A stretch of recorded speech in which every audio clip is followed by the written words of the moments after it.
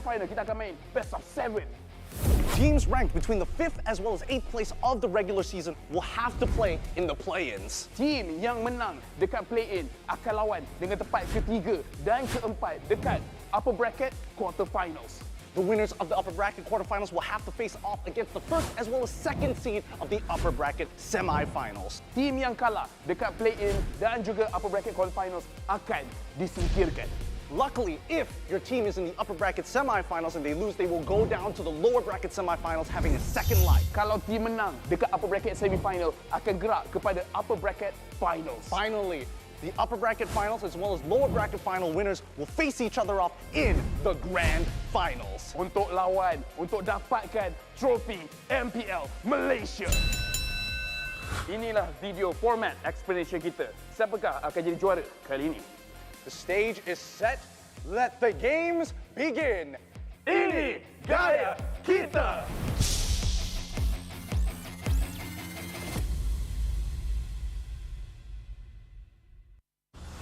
Nadi sebuah bandaraya. Rentak berterusan yang menggalakkan kita ke depan.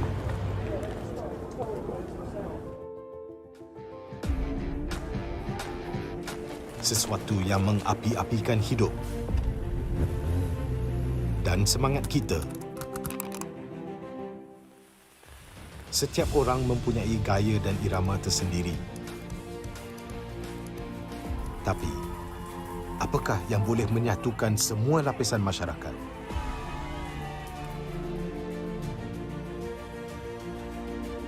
Yang akan menarik perhatian seluruh negara dan mengujakan fan-fan dan players kita.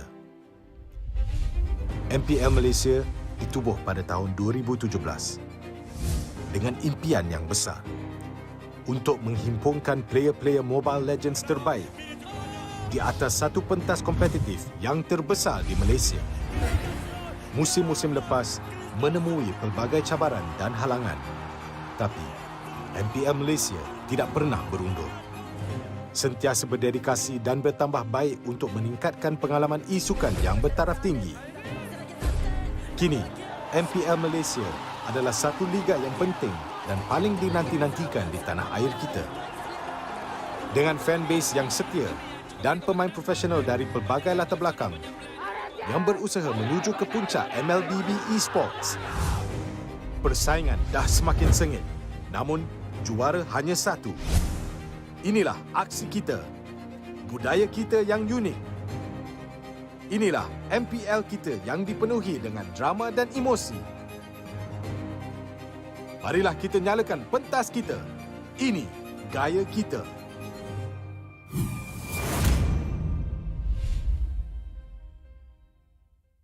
Bulan lepas, tim Malaysia yang layak ke tournament peringkat antarabangsa telah gagal.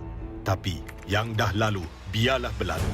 Kita akan bangkit semula dengan semangat reformasi yang terus membara. Tahun ini, kita berbeza.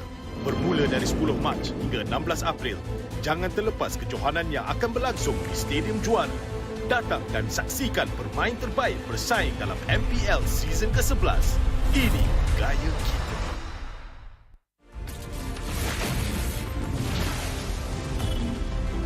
Pain is the proof that I'm still alive.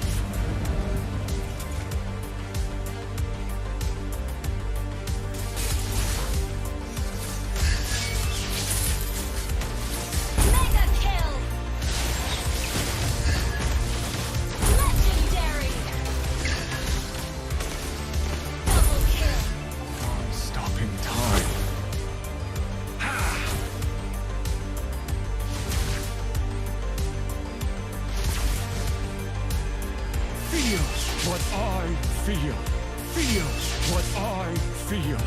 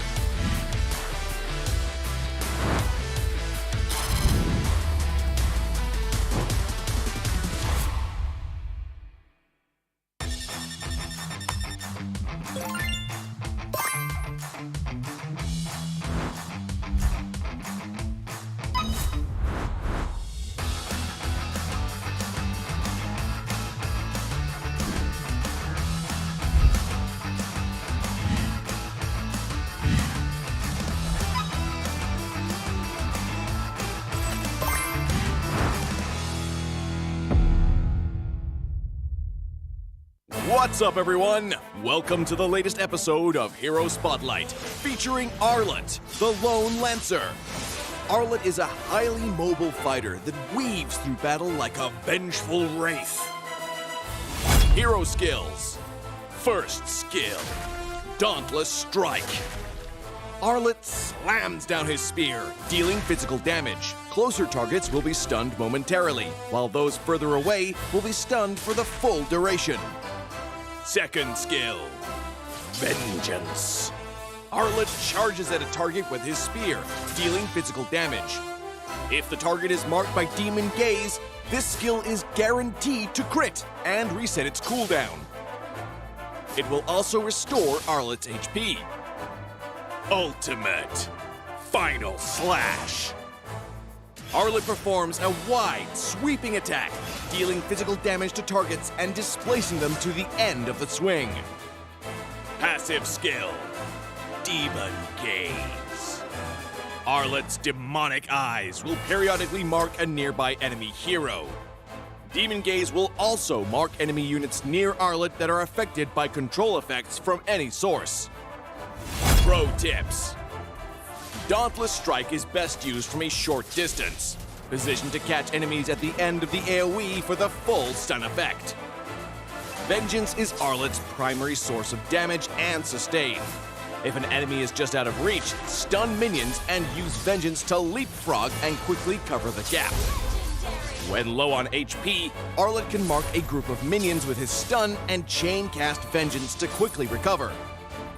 Final Slash is a powerful displacement ability that can push enemies out of position for picks or unleashed at the perfect moment to catch the entire team. Combo tips. During the laning phase, wait for your passive to mark the enemy hero. Then strike them with Vengeance, followed by Dauntless Strike to stun and reapply the mark. Use Vengeance again and weave in a basic attack before finishing with another Vengeance. When going into a team fight, look for opportunities to use Vengeance on marked enemies. Use Final Slash to mark and group up enemies and tear into them with skill resets. Use Dauntless Strike to stun low enemies and finish them off with Vengeance. Tactics. Arlet is a formidable hero in the early and mid-game. By repeatedly marking the enemy, he can use Vengeance multiple times in quick succession to wear down his opponent while healing himself. After gearing up in the late game, Arlet becomes an even deadlier force, with more defense on top of his mobility and the constant healing from Vengeance resets. Arlet can sustain himself through the fight to continue dishing out damage. For his role as a fighter, we recommend this equipment build to bolster his damage and self-sustain. Choose the fighter emblem to further enhance his survivability, and for battle spells, we recommend Petrify to synergize with his passive and Vengeance skill. Arlet, the Lone Lancer, coming February 14th. 30% off during launch week. Get his Wandering Spear skin for only 51 diamonds the first 2 weeks. And until next time, we'll be seeing you in the Land of Dawn. Arlet, Lone Lancer, official release 0214.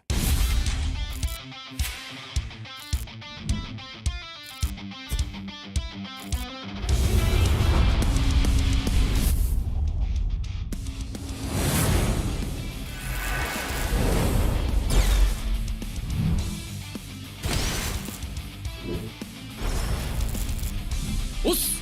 決まってこうぜ! 少し乱暴しようか。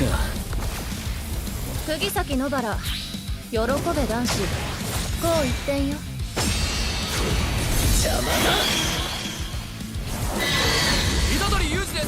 好みのタイプはジェニファー・ローレンス。よろしくお願いします。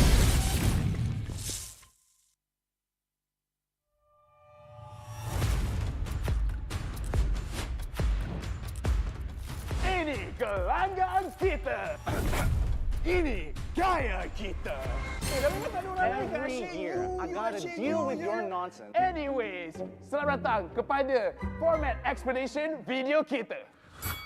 This season, a brand new game format has been introduced, and we are thrilled to be presenting it to you. The MPL MY has been waiting for this revolution. Format kali ini lebih dramatic, lebih hangat. So let's begin. 10 teams will be seeded into one group. Masa regular season, 10 pasukan akan main sesama sendiri satu kali saja. That's right, and these teams will score based on those games. Bila cerita pasal markah, kalau menang 2-0, 3 markah. 2-1, 2 markah saja. But if they lose 1-2, they will only earn 1 point. But if they lose 0-2, they won't score at all. Markah yang terakhir akan menentukan kedudukan terakhir mereka. And the lowest 2 scoring teams will be relegated at the end of the regular season. And the top 8 will then advance to the playoffs. Sekarang, mari kita tengok format untuk playoff. All games in the play-ins will be a best of 3. Kecuali upper bracket final dengan lower bracket final, kita akan main best of 5. Best of 5. And grand final, kita akan main best of 7. Teams ranked between the 5th as well as 8th place of the regular season will have to play in the play-ins. Team yang menang dekat play-in akan lawan dengan tempat ketiga dan keempat dekat upper bracket quarterfinals.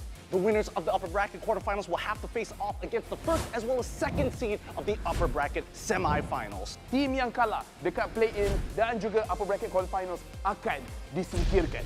Luckily, if your team is in the upper bracket semifinals and they lose, they will go down to the lower bracket semifinals having a second life. Kalau team menang dekat upper bracket semifinal, akan gerak kepada upper bracket finals. Finally, the upper bracket finals as well as lower bracket final winners will face each other off in the grand finals. Untuk lawan, untuk dapatkan trofi MPL Malaysia. Inilah video format explanation kita. Siapakah akan jadi juara kali ini? The stage is set. Let the games begin.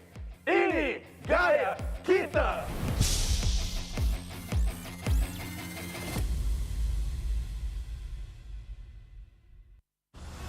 Nadi sebuah bandaraya.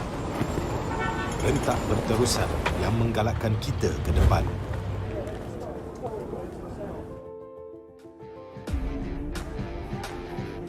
Sesuatu yang mengapi-apikan hidup dan semangat kita. Setiap orang mempunyai gaya dan irama tersendiri. Tapi, apakah yang boleh menyatukan semua lapisan masyarakat?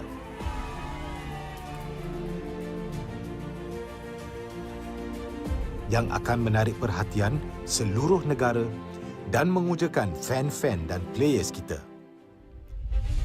MPL Malaysia ditubuh pada tahun 2017 dengan impian yang besar untuk menghimpunkan player-player Mobile Legends terbaik di atas satu pentas kompetitif yang terbesar di Malaysia. Musim-musim lepas menemui pelbagai cabaran dan halangan, tapi MPL Malaysia tidak pernah berundur. Sentiasa berdedikasi dan bertambah baik untuk meningkatkan pengalaman e-sukan yang bertaraf tinggi. Kini, MPL Malaysia adalah satu liga yang penting dan paling dinanti-nantikan di tanah air kita. Dengan fanbase yang setia dan pemain profesional dari pelbagai latar belakang yang berusaha menuju ke puncak MLBB Esports, persaingan dah semakin sengit, namun juara hanya satu. Inilah aksi kita, budaya kita yang unik. Inilah MPL kita yang dipenuhi dengan drama dan emosi. Marilah kita nyalakan pentas kita. Ini gaya kita.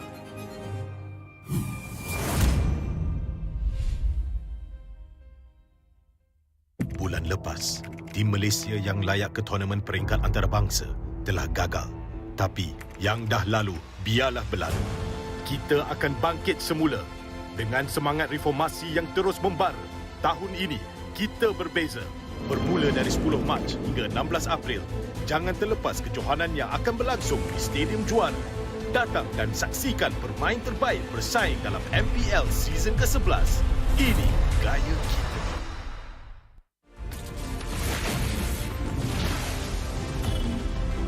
Pain is the proof that I'm still alive.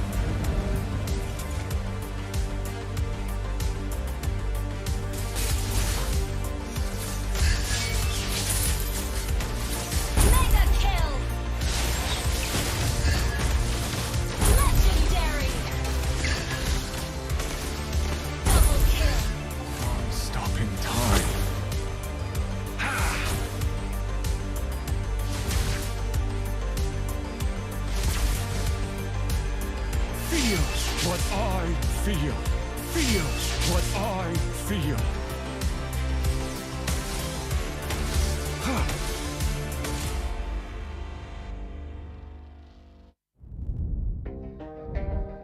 Ay, ay. I'm a rock star. Yeah, rock star. Ay, ay, ay. I'm a rock star, baby. I'm a rock star. I'm a rock star. I'm a rock star. I'm a rock star. Panggil aku rock star. Ini kejohanan kita semua orang rock star. Kita rock star, kita buat saja gaya kita. Makin panas apinya sudah membara. Macam mana pun kau menempuh segala. Demi negara kau buat semua bangga. Step into my world, you know I'm always in my zone. You know I got my team, no I'm never alone. Bring out my best, buat yang terbaik. Jadi juara perlahan kita naik. Aku nak push, naik-naik jadi lebih bagus. Jadi hero, ku ada skill. Berapa banyak musuh aku dah kill. Ramai cuba mencapai, cause they envy me. Tiap game aku pasti jadi MVP. Easy. I'm a rock star, baby, I'm a rock star. I'm a rock star, I'm a rock star. I'm a rock star, panggil aku rock star. Ini kejohanan kita semua orang rock star.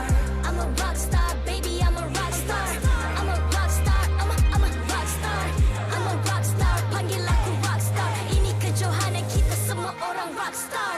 Tengok nanti siapa yang juara. Ni peluang kita bawa pulang piala. This is my game, this is my time. Menang semua, everything will be mine. Kalau jatuh kau pasti kembali.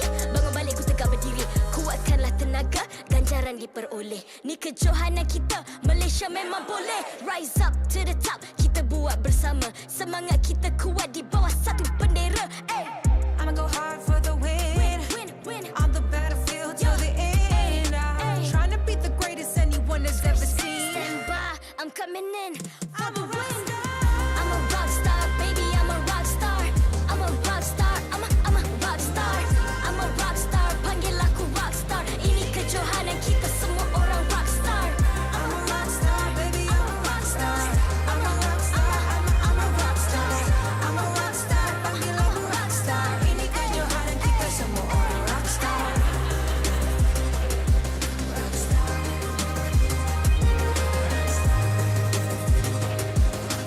Ini kejohanan kita semua orang rock star. I'm a rock star, baby, I'm a rock star. I'm a rock star, I'm a rock star. I'm a rock star, panggil aku rock star. Ini kejohanan kita semua orang rock star.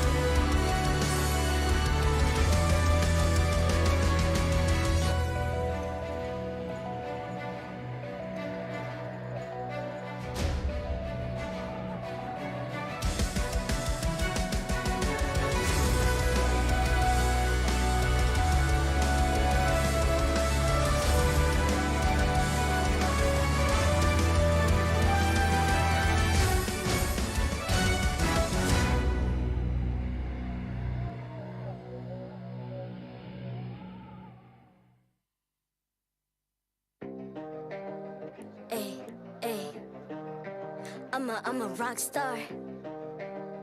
Yeah, Rock star. Ay.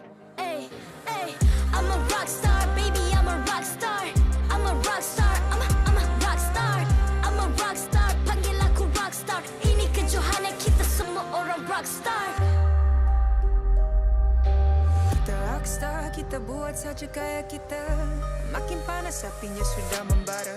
Macam mana pun kau menang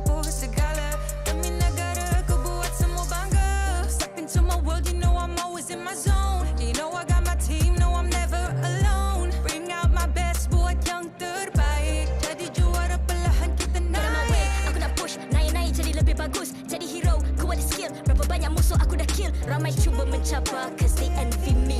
Tiap game aku pasti jadi MVP. Easy. I'm a rockstar, baby, I'm a rockstar. I'm a rockstar, I'm a rockstar. I'm a rockstar, panggil aku rockstar. Ini kejohanan kita semua orang rockstar. I'm a rockstar, baby, I'm a rockstar. I'm a rockstar, I'm a rockstar. I'm a rockstar, panggil aku rockstar. Ini kejohanan kita semua orang rockstar. Tengok nanti siapa yang juara. Ni peluang kita bawa pulang piala. This is my game, this is my time. Menang semua, everything will be mine. Kalau jatuh kau pasti kembali. Bangun balik ku tegak berdiri. Kuatkanlah tenaga, ganjaran diperoleh. Ni kejohanan kita, Malaysia memang boleh. Rise up to the top, kita buat bersama. Semangat kita kuat di bawah satu bendera. Hey. I'ma go hard for the win. Win. On the battlefield till the end. I'm trying to beat the greatest anyone has ever seen. Stand by, I'm coming in for the win. I'm a rockstar, baby, I'm a rockstar. I'm a rockstar, I'm a rockstar. I'm a rockstar, panggil aku rockstar. Ini kejohanan kita semua orang rockstar. I'm a rockstar, baby, I'm a rockstar. I'm a rockstar, I'm a rockstar. I'm a rockstar, panggil aku rockstar. Ini kejohanan kita semua orang rockstar.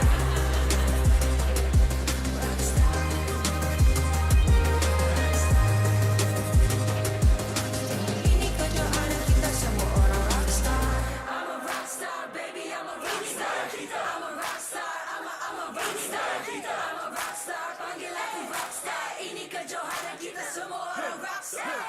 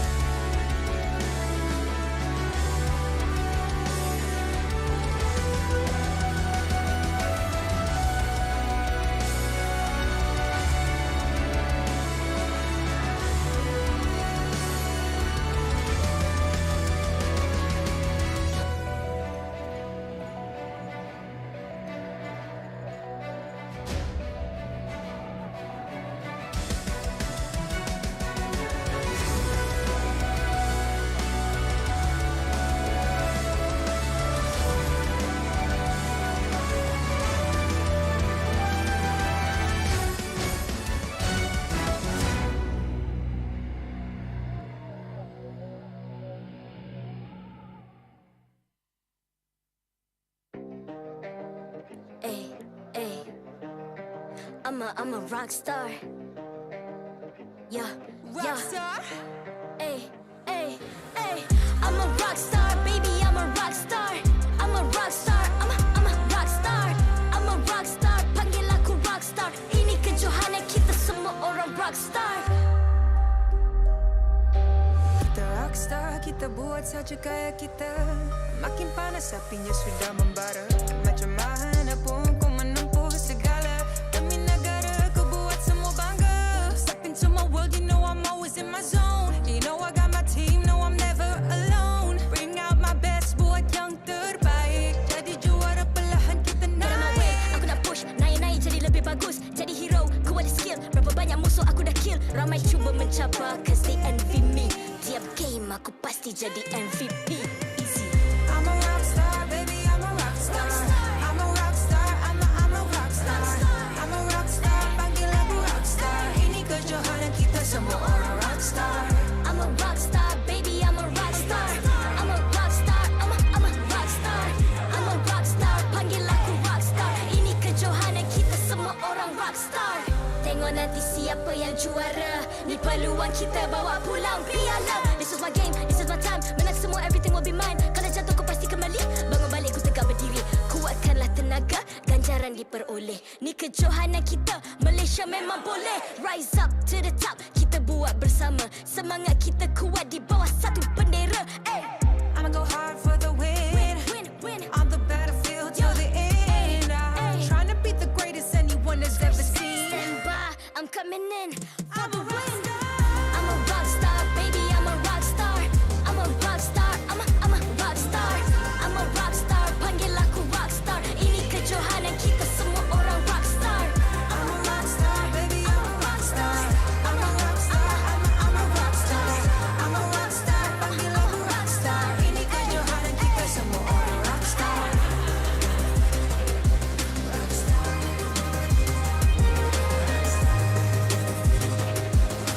Ini kejohanan kita semua orang rock star. I'm a rock star, baby, I'm a rock star. I'm a rock star, I'm a rock star. I'm a rock star, panggil aku rock star. Ini kejohanan kita semua orang rock star.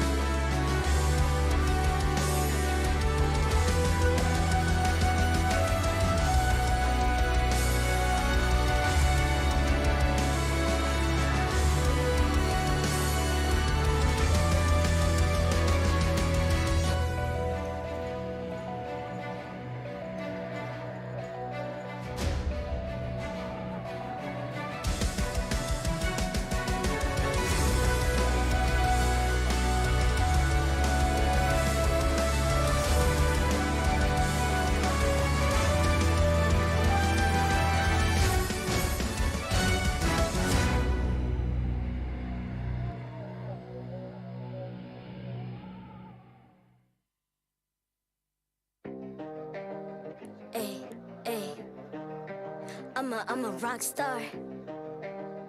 Yeah, Rock star. Ay. I'm a rock star, baby, I'm a rock star. I'm a rock star, I'm a rock star. I'm a rock star, panggil aku rock star. Ini kejohanan kita semua orang rock star. Kita rockstar, kita buat saja gaya kita.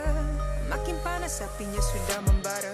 Macam mana pun kau menempuh segala. Demi negara kau buat semua bangga. Step into my world, you know I'm always in my zone. You know I got my team, no I'm never alone. Bring out my best, buat yang terbaik. Jadi juara perlahan kita naik. Aku nak push, naik jadi lebih bagus. Jadi hero, ku ada skill. Berapa banyak musuh aku dah kill. Ramai cuba mencabar, cause they envy me.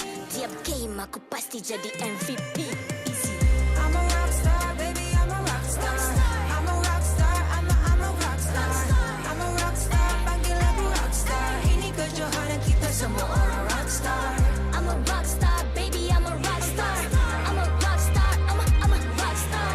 I'm a rockstar, panggil aku rockstar. Ini kejohanan kita semua orang rockstar. Tengok nanti siapa yang juara. Ni peluang kita bawa pulang piala. This is my game, this is my time. Menang semua, everything will be mine. Kalau jatuh kau pasti kembali. Bangun balik ku tegak berdiri. Kuatkanlah tenaga, ganjaran diperoleh. Ni kejohanan kita, Malaysia memang boleh. Rise up to the top, kita buat bersama. Semangat kita kuat di bawah satu bendera. I'ma go hard for the win. On the battlefield till the end. I'm trying to beat the greatest anyone has ever seen. Stand by, I'm coming in for the win. I'm a rock star, baby, I'm a rock star. I'm a rock star, I'm a rock star. I'm a rock star, panggil aku rock star. Ini kejohanan kita semua orang rock star. I'm a rockstar, baby, I'm a rockstar. I'm a rockstar, I'm a rockstar. I'm a rockstar, panggil aku rockstar. Ini kejohanan kita semua orang rockstar. Rockstar.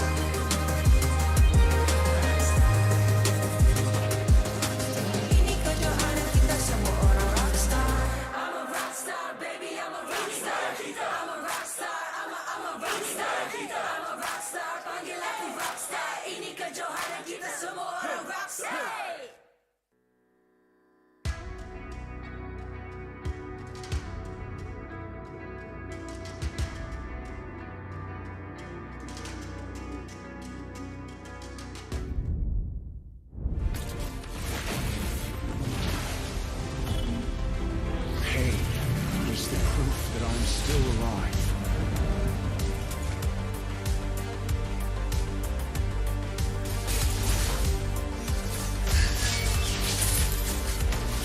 Mega kill! Legendary! Double kill! I'm stopping time.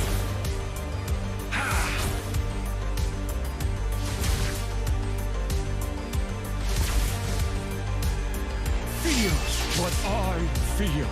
Feel what I feel.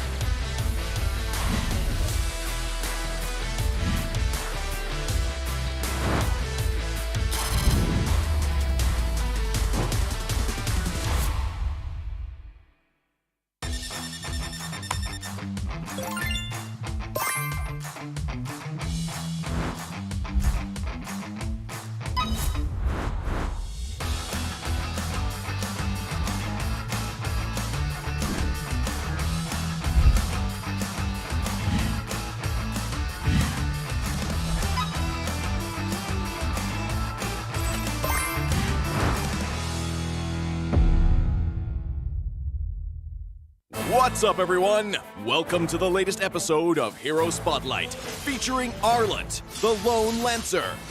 Arlet is a highly mobile fighter that weaves through battle like a vengeful wraith. Hero skills. First skill, Dauntless Strike. Arlet slams down his spear, dealing physical damage. Closer targets will be stunned momentarily, while those further away will be stunned for the full duration. Second skill, Vengeance. Arlet charges at a target with his spear, dealing physical damage. If the target is marked by Demon Gaze, this skill is guaranteed to crit and reset its cooldown. It will also restore Arlet's HP. Ultimate Final Slash. Arlet performs a wide, sweeping attack, dealing physical damage to targets and displacing them to the end of the swing.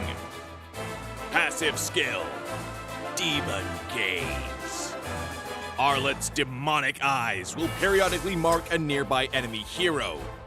Demon Gaze will also mark enemy units near Arlet that are affected by control effects from any source. Pro tips. Dauntless Strike is best used from a short distance, positioned to catch enemies at the end of the AoE for the full stun effect. Vengeance is Arlet's primary source of damage and sustain.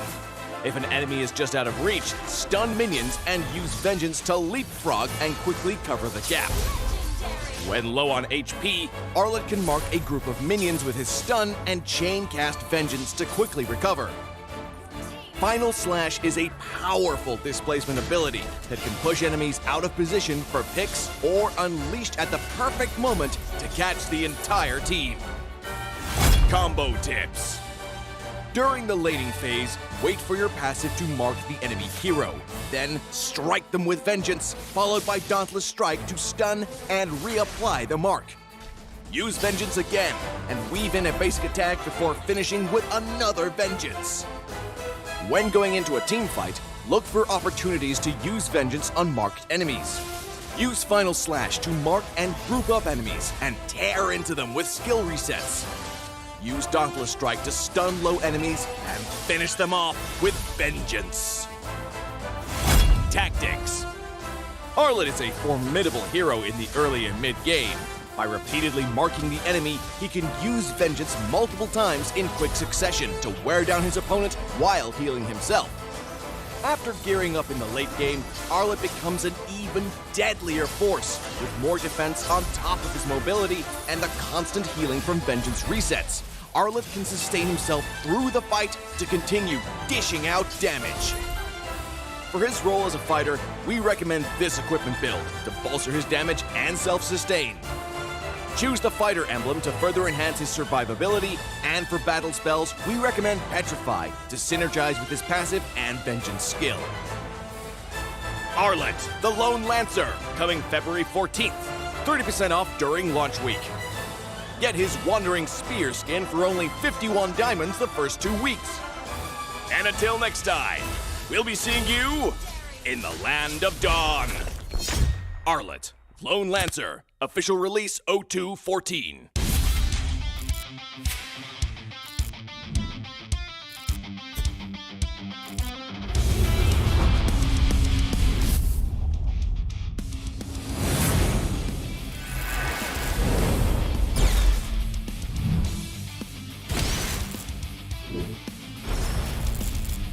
Oss! 決まってこうぜ。少し乱暴しようか。釘崎野原喜べ男子こう一点よ。邪魔だ。虎杖裕二です。好みのタイプはジェニファー・ローレンス。よろしくお願いします。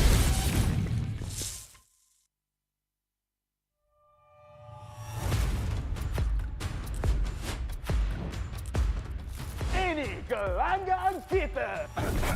Ini gaya kita.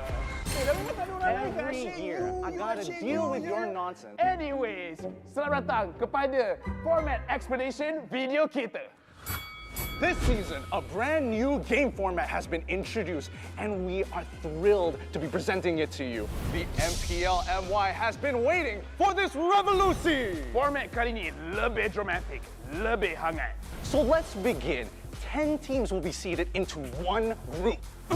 Masa regular season, 10 pasukan akan main sesama sendiri satu kali saja. That's right, and these teams will score based on those games. Bila cerita pasal markah, kalau menang 2-0, 3 markah. 2-1, 2 markah saja.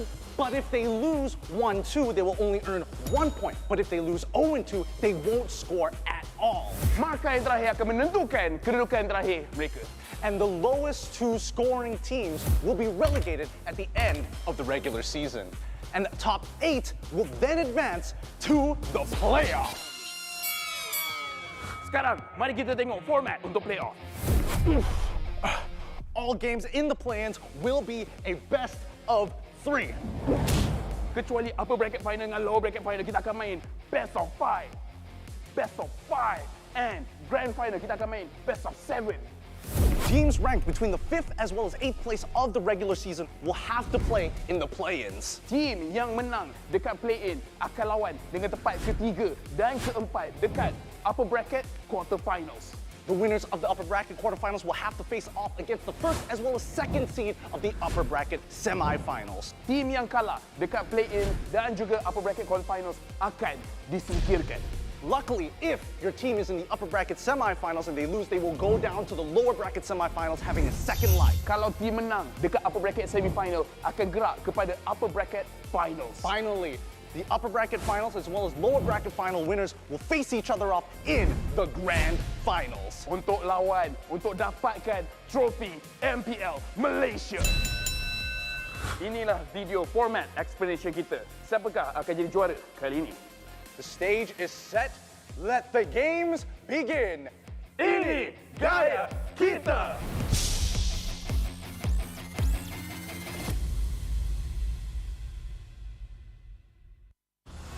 Ladi sebuah bandaraya. Rentak berterusan yang menggalakkan kita ke depan.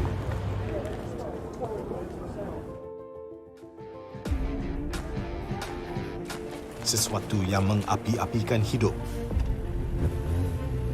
dan semangat kita. Setiap orang mempunyai gaya dan irama tersendiri. Tapi apakah yang boleh menyatukan semua lapisan masyarakat?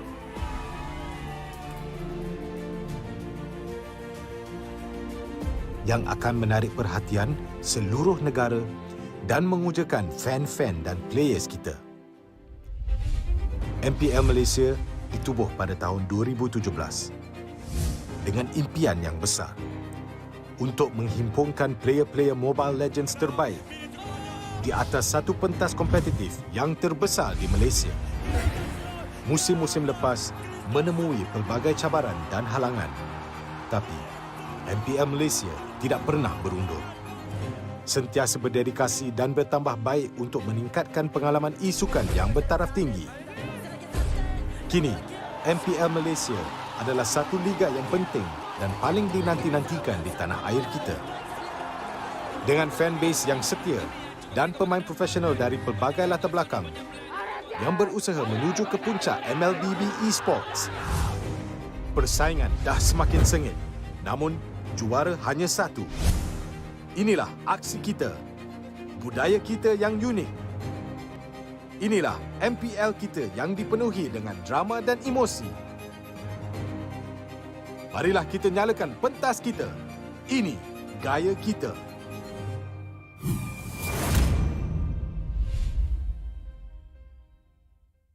Bulan lepas, tim Malaysia yang layak ke tournament peringkat antarabangsa telah gagal.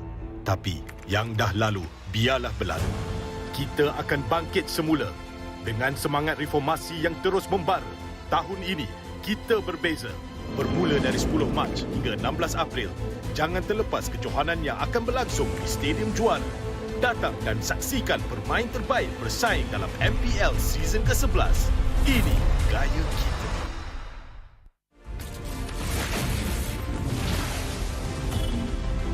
Pain is the proof that I'm still alive.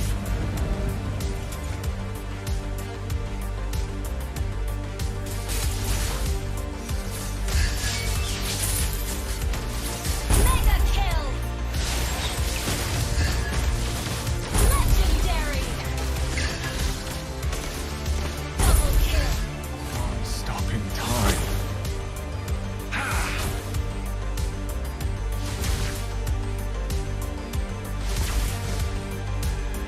Feel what I feel. Feel what I feel.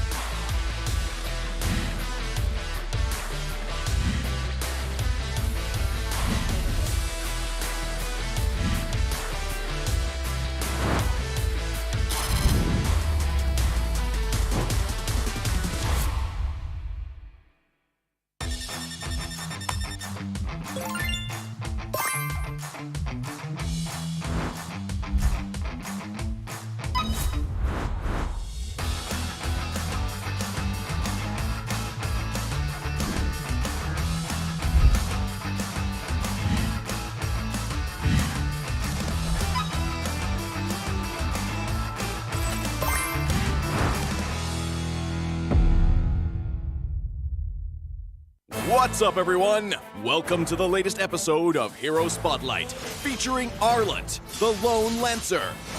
Arlet is a highly mobile fighter that weaves through battle like a vengeful wraith. Hero skills. First skill, Dauntless Strike. Arlet slams down his spear, dealing physical damage. Closer targets will be stunned momentarily, while those further away will be stunned for the full duration. Second skill, Vengeance. Arlet charges at a target with his spear, dealing physical damage.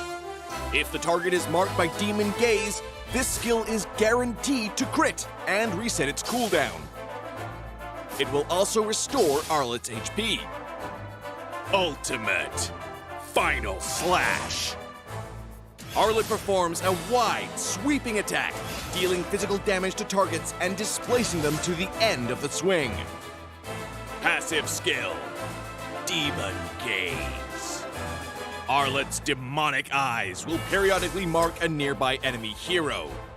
Demon Gaze will also mark enemy units near Arlet that are affected by control effects from any source. Pro tips. Dauntless Strike is best used from a short distance, positioned to catch enemies at the end of the AoE for the full stun effect. Vengeance is Arlet's primary source of damage and sustain.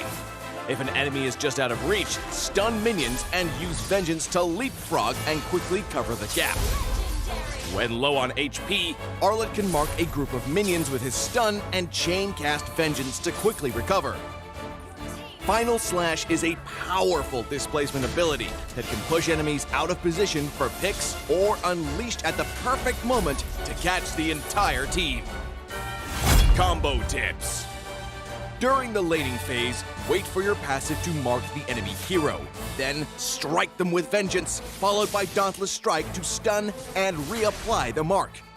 Use Vengeance again and weave in a basic attack before finishing with another Vengeance. When going into a team fight, look for opportunities to use Vengeance on marked enemies. Use Final Slash to mark and group up enemies and tear into them with skill resets. Use Dauntless Strike to stun low enemies and finish them off with Vengeance. Tactics. Arlet is a formidable hero in the early and mid-game. By repeatedly marking the enemy, he can use Vengeance multiple times in quick succession to wear down his opponent while healing himself. After gearing up in the late game, Arlet becomes an even deadlier force, with more defense on top of his mobility and the constant healing from Vengeance resets. Arlet can sustain himself through the fight to continue dishing out damage. For his role as a fighter, we recommend this equipment build to bolster his damage and self-sustain. Choose the fighter emblem to further enhance his survivability, and for battle spells, we recommend Petrify to synergize with his passive and Vengeance skill. Arlet, the Lone Lancer, coming February 14th, 30% off during launch week. Get his Wandering Spear skin for only 51 diamonds the first 2 weeks. And until next time, we'll be seeing you in the Land of Dawn. Arlet, Lone Lancer, official release 0214.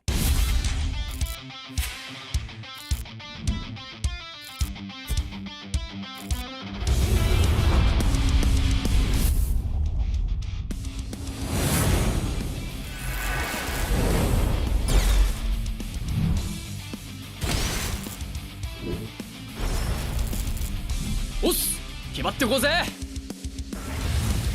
少し乱暴しようか釘崎野原喜べ男子こう一点よ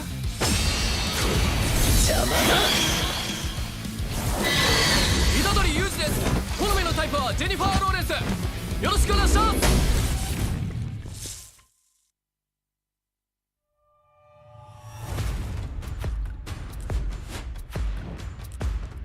Ini kelanggaan kita. Ini gaya kita. Every year, I gotta deal with your nonsense. Anyways, selamat datang kepada format explanation video kita. This season, a brand new game format has been introduced, and we are thrilled to be presenting it to you. The MPL MY has been waiting for this revolution! Format kali ini lebih dramatic, lebih hangat. So let's begin. 10 teams will be seated into one group. Masa regular season, 10 pasukan akan main sesama sendiri satu kali saja. That's right, and these teams will score based on those games. Bila cerita pasal markah, kalau menang 2-0, 3 markah. 2-1, 2 markah saja. But if they lose 1-2, they will only earn 1 point. But if they lose 0-2, they won't score at all. Markah yang terakhir akan menentukan kedudukan terakhir mereka. And the lowest 2 scoring teams will be relegated at the end of the regular season. And the top 8 will then advance to the playoffs. Sekarang, mari kita tengok format untuk playoff. All games in the play-ins will be a best of 3. Kecuali upper bracket final dengan lower bracket final, kita akan main best of 5. Best of 5. And grand final, kita akan main best of 7. Teams ranked between the 5th as well as 8th place of the regular season will have to play in the play-ins. Team yang menang dekat play-in akan lawan dengan tempat ketiga dan keempat dekat upper bracket quarter finals. The winners of the upper bracket quarterfinals will have to face off against the first as well as second seed of the upper bracket semifinals. Team yang kalah dekat play-in dan juga upper bracket quarterfinals akan disingkirkan. Luckily, if your team is in the upper bracket semifinals and they lose, they will go down to the lower bracket semifinals having a second life. Kalau team menang dekat upper bracket semifinal, akan gerak kepada upper bracket finals. Finally, the upper bracket finals as well as lower bracket final winners will face each other off in the grand finals. Untuk lawan, untuk dapatkan trofi MPL Malaysia. Inilah video format explanation kita. Siapakah akan jadi juara kali ini? The stage is set. Let the games begin. Ini gaya kita.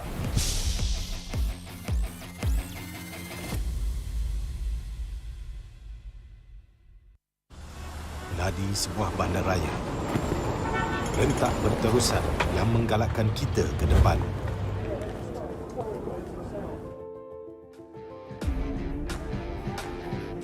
Sesuatu yang mengapi-apikan hidup dan semangat kita. Setiap orang mempunyai gaya dan irama tersendiri. Tapi, apakah yang boleh menyatukan semua lapisan masyarakat?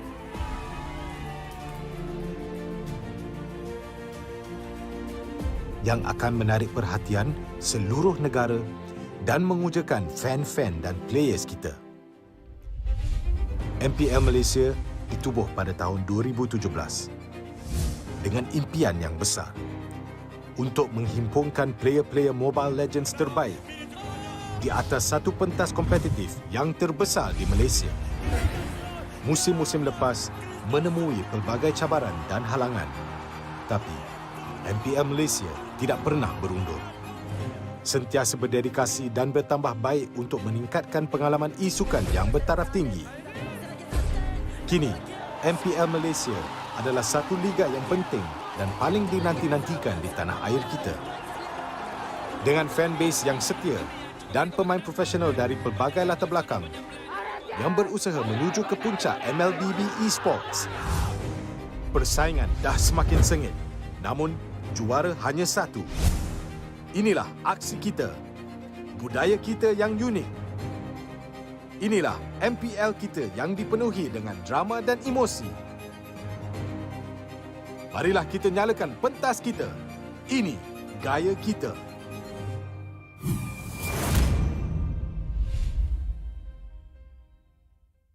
Bulan lepas, tim Malaysia yang layak ke tournament peringkat antarabangsa telah gagal. Tapi yang dah lalu, biarlah berlalu. Kita akan bangkit semula dengan semangat reformasi yang terus membara. Tahun ini, kita berbeza. Bermula dari 10 Mac hingga 16 April, jangan terlepas kejohanan yang akan berlangsung di Stadium Juara. Datang dan saksikan permain terbaik bersaing dalam MPL season ke-11. Ini gaya kita.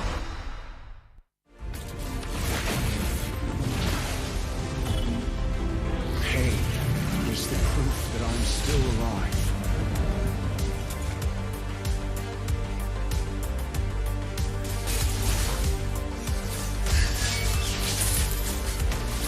Mega kill! Legendary! Double kill! I'm stopping time.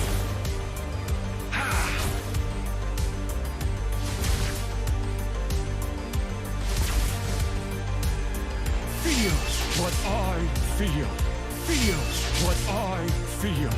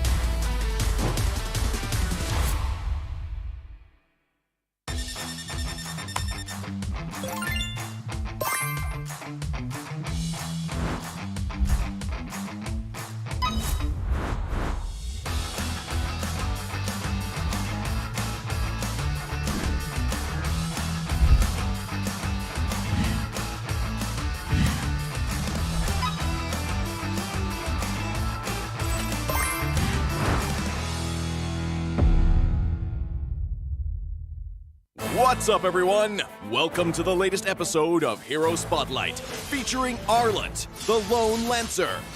Arlet is a highly mobile fighter that weaves through battle like a vengeful wraith. Hero skills. First skill, Dauntless Strike. Arlet slams down his spear, dealing physical damage. Closer targets will be stunned momentarily, while those further away will be stunned for the full duration.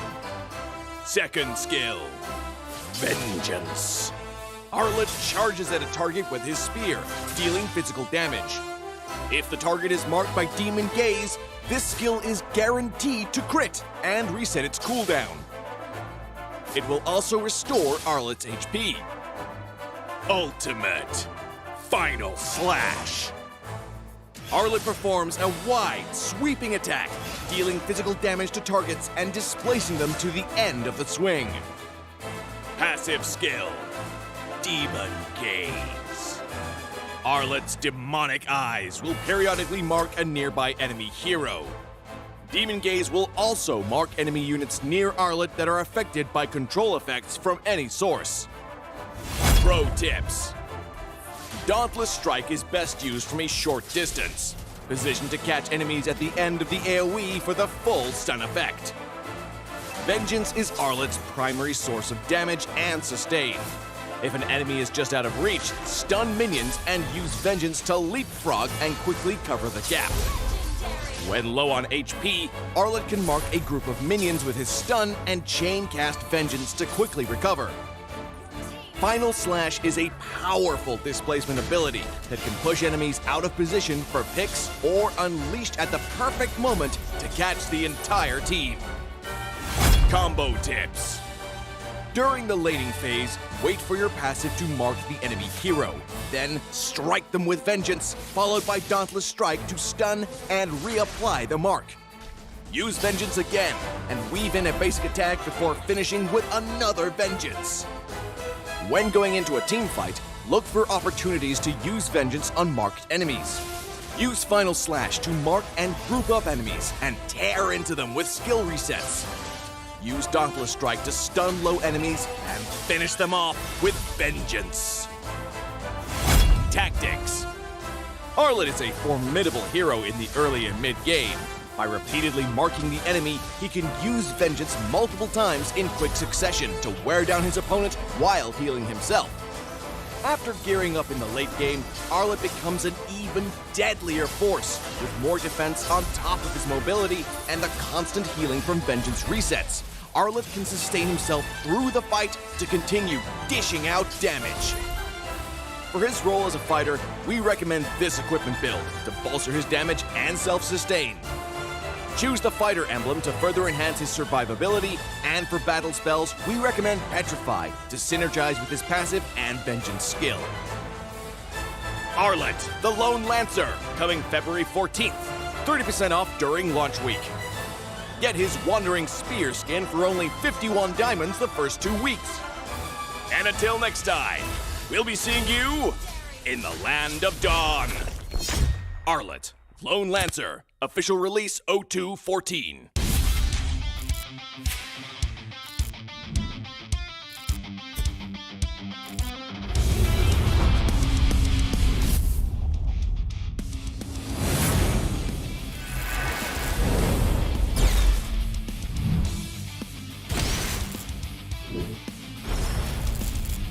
Oss! 決まってこうぜ少し乱暴しようか釘崎野原喜べ男子こう一点よ邪魔だ虎杖裕二です好みのタイプはジェニファー・ローレンスよろしくお願いします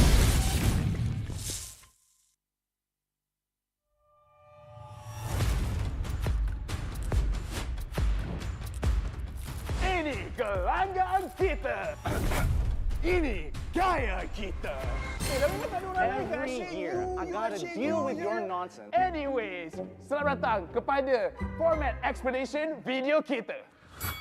This season, a brand new game format has been introduced, and we are thrilled to be presenting it to you. The MPL MY has been waiting for this revolution. Format kali ni lebih dramatic, lebih hangat. So let's begin. 10 teams will be seeded into one group. Masa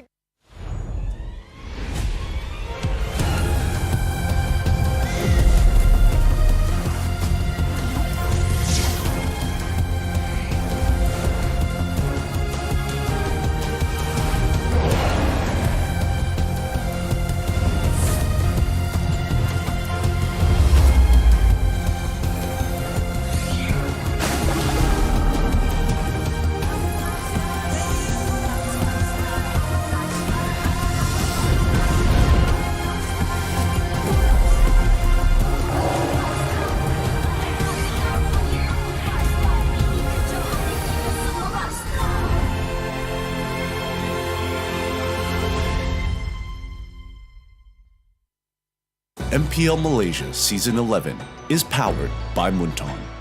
Official mobile internet, Hotlink. More internet, more speed, more Gaia with Hotlink. Game like a pro with ROG phone. Republic of Gamers, the #1 gaming brand in Malaysia. Champion Extra GG with Garnier Men. Fight 99.9% acne-causing bacteria in just 10 seconds. Official gaming chair, OSIM.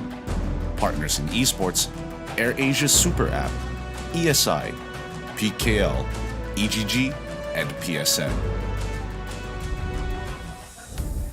Ladies and gentlemen, welcome back to MPL MY Season 11. We would like to formally apologize for the delay. Unfortunately, we ran into some technical difficulties before the game began, but we would like to tell all of you that it has been officially resolved. And of course, thank you very much everyone for your patience and willingness to wait for another day of MPL MY. Welcome to the English cast. My name's Tafa, and alongside me is Gideon. Yes, and once again, we're making sure that our priority is always going to be towards the players, towards the teams who are going to be competing here today. Integrity is always going to be key. But yes, we've got a lot of interesting matches here today. And I think, after how the week has been shaping up to be so far, we're starting to see that power gap starting to occur. Yep, it's an unfortunate thing. You never really want to have to see a power gap within the league, but it also goes to demonstrate just how much a lot of these teams have improved, how much evolution the MPL MY has gone through, that the competition has become this tight. And speaking of competition, we've got 3 incredible matches for all of you today. Yes, in case you were wondering, today's matches is going to start things off with Red Esports up against Madness Esports, Todak up against HAQ, a replay of the grand finals previously, as well as Lunatix up against Team Secret. Again, a lot of these teams, especially even our highlight match of today, these teams have taken significant losses over the past week.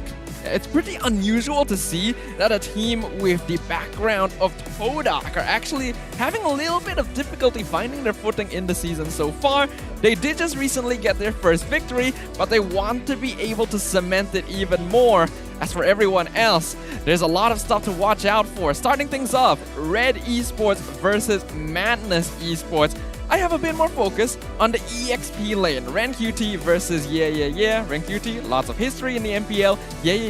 A really strong new EXP laner to the MPL. With the importance of this lane in the meta now, this is something that we have to pay attention to. Honestly, he had a pretty good showing up against the Red Giants previously on Friday's matchup, but I'm more concerned about Sonic here. He just finished SPM. He came back from his holidays. Maybe there's a bit of an adjustment period that needs to be made. Based on what I heard when I was having a chit-chat outside with some of their management, he's literally had 3 days together after he came back with the team just for practicing. So stage day, probably he was going to be a little bit rusty, but hopefully today we get to see a little bit of that shape and form that we saw previously when he first debuted in the MPL.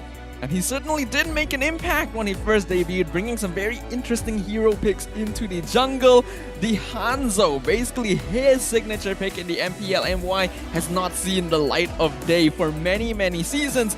And if this is the time to bring it back, I certainly would welcome it. But with the meta shifting, twisting and turning in ways none of us could have ever predicted, it's going to be very interesting to see what happens in the Land of Dawn. Yep, it's going to be a little bit awkward, and especially when other regions are looking to kind of build their repertoire in terms of hero pool and also innovation. It's kind of hard to tell where exactly Malaysia is going to be maybe 3 or 4 months down the line. But for the most part of it, it's still going to be 3 tanks, 2 carries. That's what we're expected to see.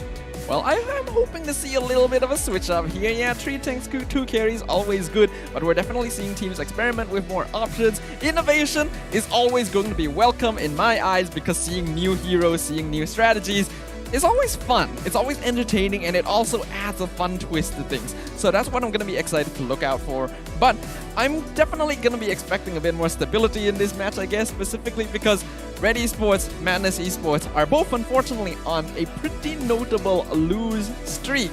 So they gotta buckle up. They really do. And I think, Red Esports, they did have a very good showing against Todak. They actually pulled it all the way to 3 games. Again, very impressive for a team who had an outstandingly disappointing week number 1.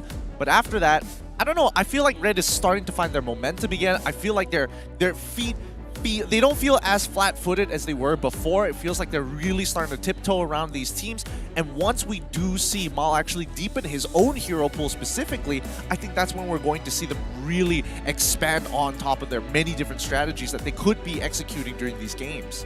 Red Esports has been a long time standing team within the MPL's ranks, and it is sad to see that they're having a bit of difficulty climbing back up. But like you mentioned, there does definitely seem to be a spark of foundation coming in for these players, and I hope to be able to see them return to form.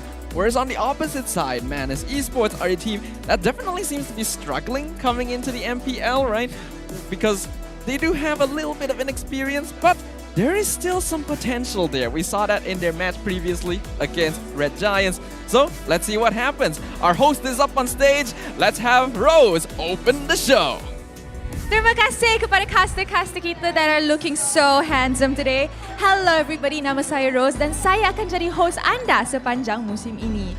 And now, it is now time for Red Esports versus Madness Esports. Stadium Juara, let me hear you. Mari kita invite kedua-dua pasukan ke atas pentas MPL. Red Esports. This is it, the lineup that stirred their opponent on Friday. Transferring his role from gold laner to roamer, Mal kelihatan semakin adept dengan tugas barunya. Di samping Ren QD yang bijak mencari backline, juga bersama new teammates mereka. Will they get their win?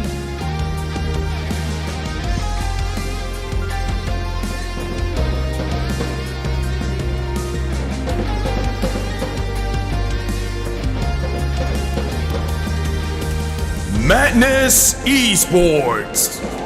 Tetap tampil bersemangat, they are mad thirsty for victory. Dengan kembalinya Sonic untuk bermain, starting to warm up. With the other team members that are high in spirits, can they achieve their first win and start to climb up the chart? Kita akan saksikan apa yang mereka akan hindari.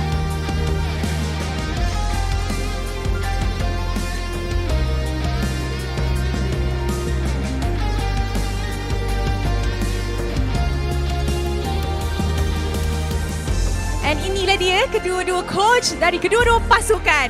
From the side of Red Esports, kita ada Sora Payung by himself as usual. And from the side of Madness Esports, Coach Min dan juga analyst TAs. Let us continue for the fist bump, showing our sportsmanship and professionality. Inilah gaya kita. Inilah semangat kesukanan kita. Kawan di luar gelangan, lawan di medan perang. And now, while both teams are taking their seats, let us introduce the one who officiates the match and maintains MPL's integrity. Mereka inilah yang akan memastikan perlawanan sentiasa berjalan dengan adil dan lancar. Head of League Ops, Jay. Head Marshal, Nicholas. Kedua-dua Marshal, Wenyi dan Haikal. Thank you for your hard work. And now that the teams are seated, Stadium Juara, come on! Louder! Okay guys, good job. Let me hear the cheers from the side of Red. Let me hear the cheers from the side of Madness. Everybody Are you ready? And with that being said, let us get into our first match. Teams, this is your moment. Game on.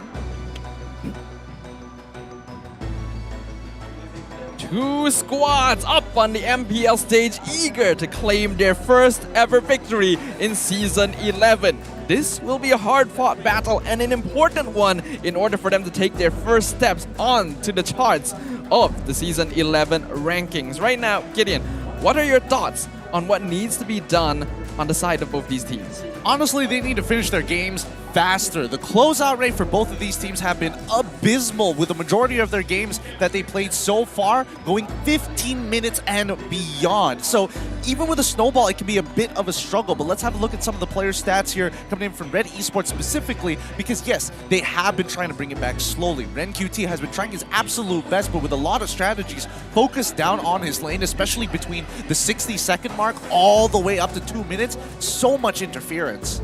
Absolutely. Red Esports is a lineup with players that have very solid gameplay foundations, but still seems to be struggling to find that synergy, finding that way to close things out and extend advantages. On the opposite side, Madness Esports, a promising group of young rookies led by the expertise of Mali and Sonic, who of course have MPL experience prior to this, but they still seem to be struggling with a little bit of inexperience on the stage itself. Gameplay seems a little bit passive, and the way that they play is more responsive rather than looking for tempo themselves. That's absolutely true. And out of the 4 players here, the one that I'm most concerned about is Pozan. I would really like to see him actually try to make a play that isn't too safe. So far, every single time he's made a play, made a play, he either gets punishes or gets cancelled. So maybe this could be the day. It could be his moment rather than his overall team's, because they've been performing, or at least trying to get these wins. Well, I am certainly looking forward to it if they're going to be able to bring up a brand new showing for us. Now that we are in week 2, day 3, competition continues to grow fiercer as the MPL progresses. And as we enter the drafting phase, we can see the first few heroes already being removed. Red Esports have first pick. They've elected to ban out Arlit.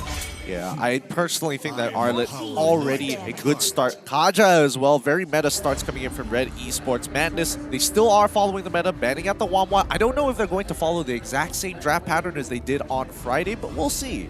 Yep. Usually we see red side, you will ban out the 1-1, they'll ban out the Joy as well. These are pretty typical openers for the red side, because these are just heroes you cannot allow for first pick to give away to.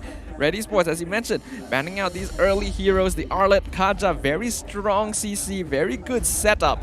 We currently know that Mal's success rate as the roamer ever since he switched roles hasn't been all that good. What are your thoughts about this? Honestly, he needs time, and I feel like I brought this up earlier. His hero pool seems very, very small. There are times where we are seeing him force Ruby when there are very clear indicators that, you know, other supports in that same role probably would have gotten the job done much faster, much more efficient, and way better as well. But Mal just feels comfortable on this Ruby. He can play it, he's mechanically adapt to it. So I think if he had a deeper pool, it'd probably be a different story. Yeah, I think I would have to agree with you there, especially now where early game makes a big difference and the utility of your roamer towards the late game is massive in contributing to your chances at victory. Having a wider hero pool in that role specifically makes a lot of difference. The problem is, I feel like there's a similar issue with Mali on the other side as well. He doesn't seem to play a lot of different types of heroes, and it feels like he spends more time babysitting Zavs rather than looking for openings on the opposite side. Well, this could lead to one or two things, right? Either they've been scrimming in this particular manner where they want to play around Zavs as much as they possibly can, so babysitting him, giving him that lane advantage is always good, but we do see the inefficiencies with the duo, right? We do see inefficiencies of, hey, when do you start giving farm over to Zavs? When can you start actually hitting those structures? When can second you start taking position on the map. And those are things that Madness Esports hasn't cleaned up just yet. Now, based on what we're seeing on the draft, things are very clear. You know, expected opening with the Fredrin coming in from Red Esports is just too good to let go. The question is, how do people respond on that red side? Yep, that's what we'll see for now. It's pretty common for Farsub to be picked up on the red side fairly early on, and it does look like that's going to be the case. We've already seen Pozan play this hero a few times, but as you highlighted earlier, his positioning on the Farsa seems to leave a bit to be desired. The thing is, it's not wrong what he's doing. It really isn't. The question is, where is the ceiling? How much do you want to step out of your boundaries? Because there is playing to make the play, and then there's playing not to make mistakes. And I think Pozan is in that category of not wanting to make a mistake. Well, it's an understandable sentiment, especially since it's his first time joining the MPL stage as well. There's a bit of pressure to show that you are truly worthy of being up on stage with MPL mainstays, with MPL veterans. So being able to work out of that shell is going to be important, not just for Pozan, but for the rest of Madness Esports. As Red, they're going to be finishing off their first half, Valentina and Claude. Valentina, Claude, okay, that's not bad. I feel like a lot of teams are devolving back to Claude because it's really difficult picking up some of the meta marksmen in the meta as of yet. Yes, they are good, but they also have some significant flaws. Like Melissa, for an example, right? Needs 4 items and requires Inspire to do hella damage to farm his compositions all across the board. Carry, previously meta, I think a lot of teams really feel comfortable with the carry overall, but we've seen a lack of Brody.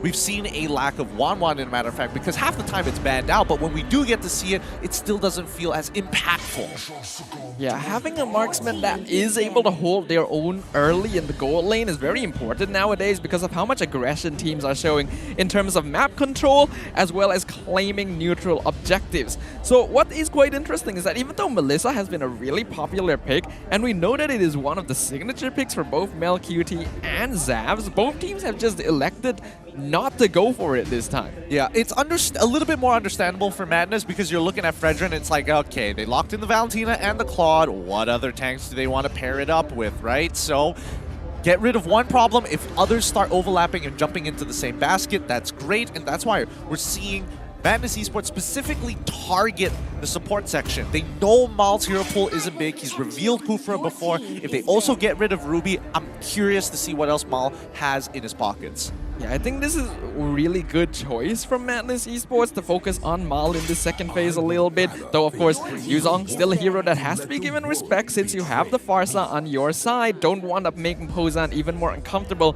than he already may be. Seeing the Valentina and the Claude instantly does give Madness Esports a bit more opportunity to make moves in the early game. Because if they can take control and snowball before Valentina and Claude can get off the ground, that would be good for them, but it does go out of their typical style of play. Of course, but it also depends on who the support is, right? Right now, if we're talking about mid lane is kind of volatile. We're expecting Valentina to be looking for trades against the Farsa to clear the waves while still trading against a close range type.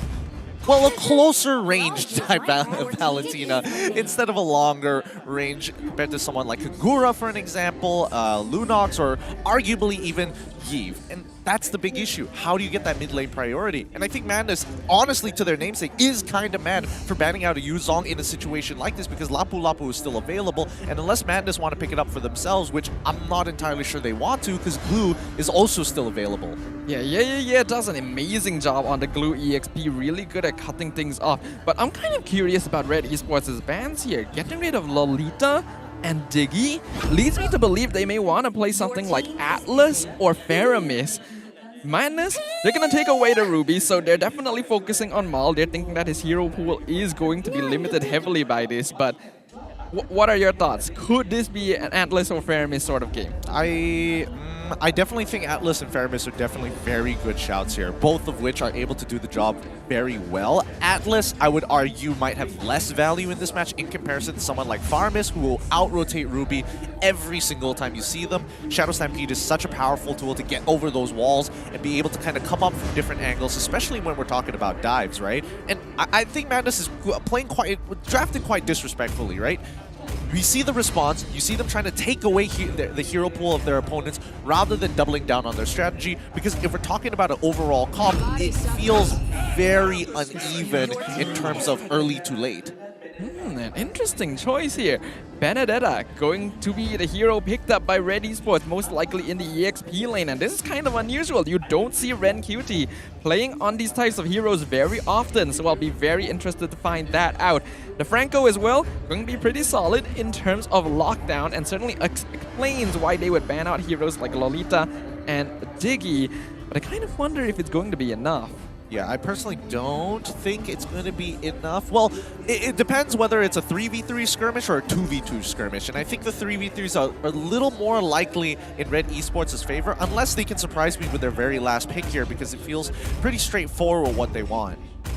All right, let's see what's going to be the final choice from the side of Madness Esports here. The final few seconds ticking down. Barats. So they're going to put Martis or Ruby into the EXP lane. Most likely Martis. Yes. Yeah, it is Martis. Martis versus Benedetta. What are your thoughts there? Dude, I wish Benedetta was Arlet. At least Martis has like a very good chance against it, but I would expect Benedetta to do what she does to every single EXP laner. Clear the wave and then bugger off. Well, we're going to be very interested to see how this game develops right now. This is going to be Sonic playing on the Barats as well. The hero used to be one of the tankiest junglers around, but hasn't been so effective currently. Looking at the draft predictions, it does seem very heavily focused towards Madness Esports' draft, as Red only really come out on top in terms of kill pressure. Now let's keep in mind that even though that this is a prediction over the draft and the composition styles that they do have, a lot of the people, especially if we're talking like early to mid game, people pushing that number has been put into the EXP, so we won't see that kind of pressure across the map. Well, let's find out what happens. The Land of Dawn beckons. This is going to be Red Esports versus Madness Esports, and ooh, that's a bit unfortunate right there. No! Like we're going into a short pause. Make sure that everything is okay. Again, technical integrity must be maintained. We got to make sure that the players are able to operate at 100% form, because otherwise, it just wouldn't be a fair competition. Dude, today I woke up thinking, you know what? I woke up with violence in my heart, and I wanted to see some Mobile Legends to really get it out of me, really let loose on Cass, but now we gotta wait. Well, now that we have the chance to actually wait and think about things a little bit, let's talk about these drafts. We already highlighted early game going to be important in this meta no matter which teams are playing. In terms of early game pressure, I do think that it still slightly leans more towards Madness Esports due to the fact that they have Ruby, they have Farsa, they have Barats. Very difficult to get pickoffs on these, and Claude and Valentina will take time to get off the ground. But a lot of that also comes down to the pressure of the EXP laners. I would agree, but I think for the most part, Red QT, similarly, I would say that when we're looking at Red Esports' comp, right, Claude and Benedetta are known to be the Swiss Army knives of their individual lanes. They don't have good matchups. They don't have too many good matchups. They never lose their bad matchups either. And that's the beauty of these heroes, right?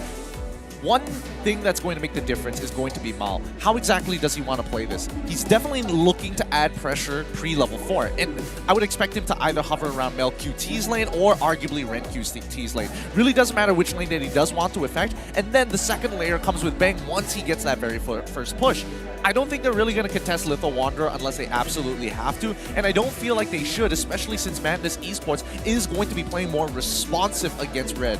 I think ideally what should happen here is that since Red Esports will probably not need to apply a lot of mid lane pressure to start off with, they don't necessarily need to contest objectives, because although Fredrin is strong, Barats is still a difficult hero to deal with, and I do think that they can leave MelQT alone for the most part since he's playing on Claude. Some EXP lane focus to get Ren QT ahead might help here, especially since he's up against Yeah. Look, we say that, right? But it comes down to the decision-making of Red Esports. If they can figure out where this Barats is starting in the jungle and they play on the opposite side, the vertical jungling potential is great because their side laners can always force priority and be there if it does break down into a 3v3.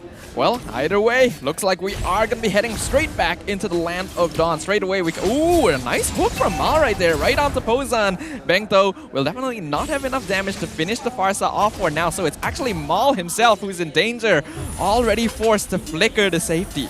Kinda weird. I would have expected Bang to keep on going with that trade, because if he did, Pozan would be put less than 40% HP and he would have to back off. I would argue he might have to flicker there, but I guess this is the best that Madness is going to get. For now, it doesn't look like there's going to be a particular focus for the side lanes just about yet, as Mal is going to be moving up towards the gold lane instead. So RenQT is still going to be left alone for the most part on the side of Red Esports. But Mal's presence definitely will be welcome since the Barats is up here as well. Oh, he doesn't throw the hook to slow it down. Yeah, right now they're not slowing down Sonic's overall farm. Amal will get one camp to steal up the top. No, he's not even going to invade. Yeah, I thought he would definitely go for that. Looks like he was trying to get the gank onto Yeah as well, but his positioning not the most ideal for it right now. Amal, he's actually going to try and force it, but he has CC immunity. That feels a bit wasted. I feel like he's uncomfortable with the timing of Martis in the EXP lane. Uncomfortable, huh? I guess that does make sense here, but I don't know, RenQT has had a lot of EXP lane experience. You'd expect him to be able to notice a little bit better and inform that to Amal, but for now, Turtle going to be the first one contested. Both Sonic as well as Amal are in the area. Yeah, right on top of the Brethren. Amal gonna be able to get the retribution as Mal comes in, gets the bloody hunt. That's really nice. Right at the electro final blow. His first blood will be claimed by RenQT. Feathered Airstrike not gonna do much there. Beautifully done. Yeah. Having no anti-CC at that point in time. Still on cooldown. Red Esports quickly collapse on him, knowing that Pozan could pose a threat later on into the fight with a Feathered Airstrike. But for now, Mal, I think he's been doing his job, right? He's maintaining pressure across the map. He is pulling people aside, and he doesn't necessarily throw his hooks willy-nilly. Yeah, I do like that, but I do wonder if part of that is Mal being a little bit concerned about playing over aggressively. As for now though, since his team is quite content with scaling for the late game, playing responsibly and using the Bloody Hunt on targets that go too far is probably ideal. I think Red Esports can do more. I think they need to start fishing for Madness Esports at this point. Oh, that's what we want to see. We want that constant pressure. We want the laners to not want to move from under their turrets. Oh no. Well, he's gonna find Sonic, but this is 1v3 right now. He will dash. Oh wait, the ult went for Franco instead. So Mal is gonna be bursted by the Feathered Airstrike. Meanwhile, stuns in the backline. Mal gonna be taking a lot of damage for his team, as MLQT doesn't have enough damage to continue this. Amal still gets the taunt, gonna force Sonic into the electro final blow. Barat's dropping real low, but yeah, jumps in, gets the kill onto Bang. RenQT will trade out Sonic. In exchange, Amal 1v2. He doesn't have his ultimate, so he'll get picked off as well. Oh, a lot of resources being blown there. We're getting a flicker coming in from MLQT should be able to hold this lane no problem, and Mal comes to save the day. Oh, flicker forward with a bloody hunt onto Zavs means that he can't go anywhere. A nice kill fed to MLQT. That's what we want to see. Constant pressure. Every time Mal has his flicker up, you want him to dive onto a target, especially these side laners. They shouldn't be able to get away with pushes like that. Absolutely. I'm liking what Red Esports is doing right now. Their tempo definitely could be faster, but this is already improvement from the style of gameplay we are used to seeing Red Esports in, which means that Madness are the ones being pushed back a little bit. They ideally should be in a better spot right now. Yeah, much better spot. After this turtle as well, it's going to increase the EXP lead that Red Esports has developed for themselves, but notice the way that Madness plays, right? We're seeing a lot of these mid-rotations down to the EXP, sometimes even the gold lane, just patiently waiting to get a free kill. And we can see Mali up here with Zavs once again hiding himself. They're trying to bait MLQT in. Little do they know, Mal and Bang are right here. Oh, Mal even knows the Ruby might be in there.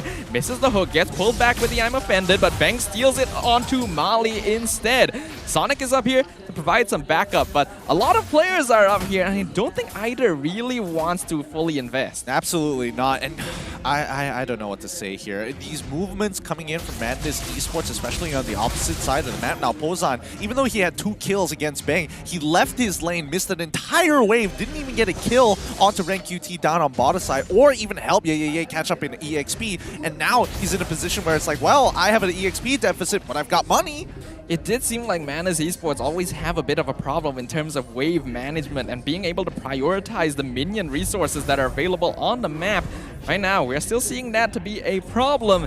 As we can see, more first items being completed. 4-man rotation up to get onto MLQT, but literally nothing is done here. Now Amal is the one looking to cut off the escape. not going for the taunt. Ooh, nice electro final blow, cuts off the backline entirely. Mali pulls back with the flicker, but doesn't do anything as Mal gets the bloody hunt onto Pozan and feeds it to the hands of MLQT, who is now blazing duet onto the Ruby, gives the kill over to Bang. Oh! Yeah, coming in, he's looking for the kill, looking for the decimate. He will get it onto Mal. Does he want to continue? He has his eyes on the Valentina. Bang in a lot of danger right now, but Amal is there, not able to get the taunt in time as RenQt looking for the split push. Yeah, wants to clear the wave. He wants to go for a kill, but there's not much he can do. 1v3, and the Martis will be secured. Oh boy, Martis is in. That's. The decision-making going through, it's interesting. It really is. Like, Madness Esports are trying to do some unconventional things to maybe try and catch Red Esports off guard, but if Red Esports just keep playing this consistent game, they don't even have to be that aggressive. Madness will keep making these mistakes. They're too responsive. Yeah, unfortunately, they just don't really seem to be eyeing the map, providing vision to the team and locating where the members... Oh, another gank by Mal in the top lane means that Zavs falls once again. This Claude getting real fed right now. Yeah, and even Zavs missing out on his flicker just means that Mal is going to be back up here in about 30 more seconds just to flicker on top of Zavs. So this is going to be a rough position, and MLQT is just getting bigger and bigger. He's very comfortable now. He's going to get targeted by Yeah, but he's absolutely fine. Mal and Bang are both up here. Iron Hook going to miss. Mali looking for the I'm offended, but he's not going to be able to find anyone here with the conceal play.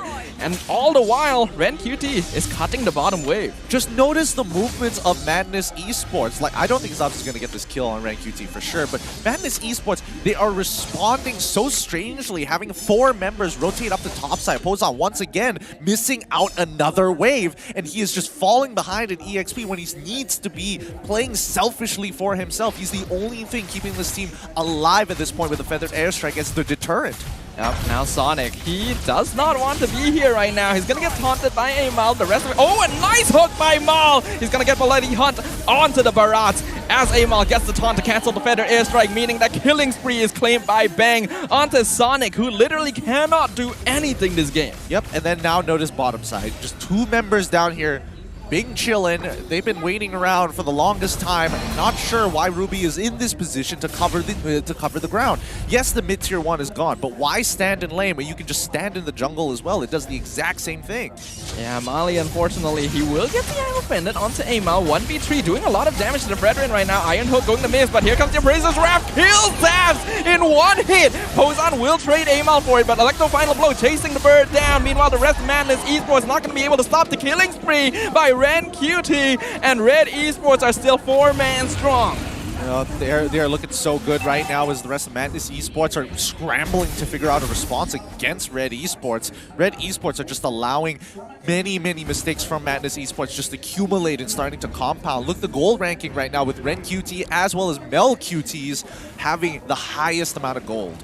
This is so strange right now, honestly, watching the way Madness Esports is playing. There's so many inconsistencies where they over-invest resources and then under-invest resources. It's as if they're not really sure, but Nali is going to be jumping back in. Feathered Airstrike going to be zoning nothing out, really. RenQt does look for the backline, but Amal will secure the Lord. And now Madness Esports, they have to go, but the flicker forward by Mal will be stopped. The Bloody Hunt onto Zav not going to be effective. MelQt does get the killing spree, though, and now Pozan will be cut off. Double kill going over to the Claude as he flickers backwards, and Mal is the one who gets the kill onto Yeah in the back line. Nicely done coming in from Madness Esports, and especially from Mal. He's been making sure that he is utilizing his resources to the max. He doesn't need to make crazy plays. He just needs to make consistent plays against Madness, who are playing extremely inconsistently. The inconsistency is really biting them in the butt right now, Madness Esports. When they don't need multiple people, they bring the entire team over. And when they do need people around to fight, they're busy managing waves. Red Esports playing circles around Madness right now as the Lord crashes into the mid-wave. Electro Final Blow cutting them off. RenQt will be able to escape with no problem at all. Madness keep their inhibitors alive, but the timer is ticking down for them. Yep, 7.5k gold lead for Red Esports so far, 10 minutes into the game. Maybe they could close out against Madness Esports faster than the 15-minute mark, but if we pull up the items, we see the bigger picture here. 3 items under Claude's belt, 3 items under Valentina's belt. Oh, wait, a fight.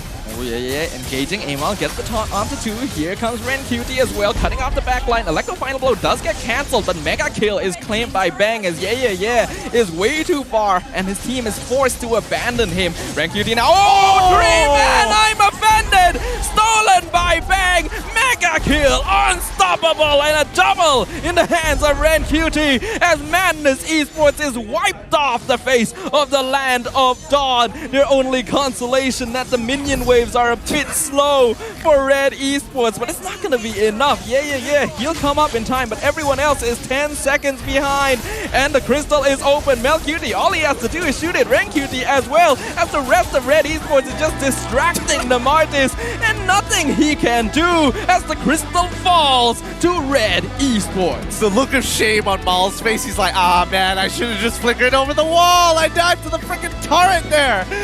GG, well played. Game number 1 still went out well. Mal did his job.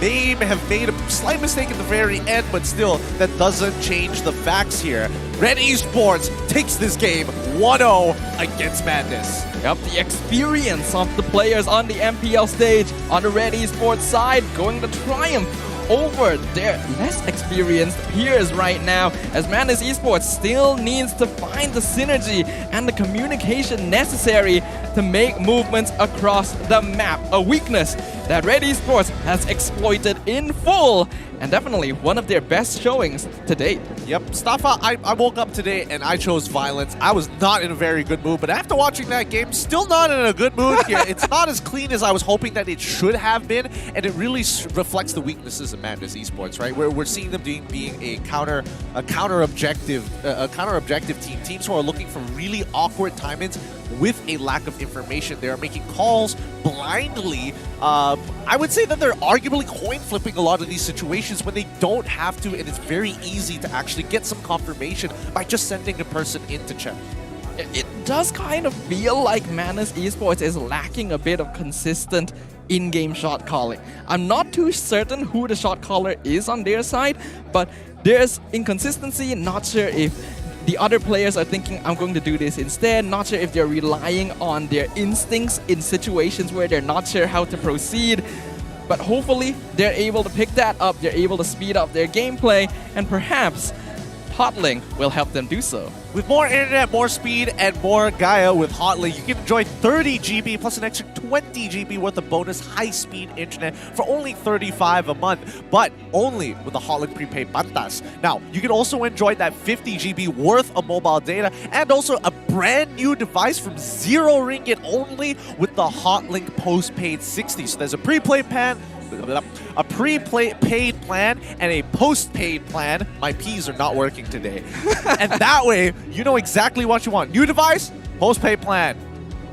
Extra data, prepaid plan. Got it? Got it? Okay, great. Because now we need to talk about this item build, right? Now, first things first, 11 minutes. Great job on Red Esports. They're closing out their games earlier than they should. But you can already notice like the discrepancies. In terms of the goal, they couldn't do too much. Pozan, unfortunately, probably should have had a third item in this game. He died 4 times, but a majority of those deaths came later into the game, where he started off the game 6 minutes in, 2-1.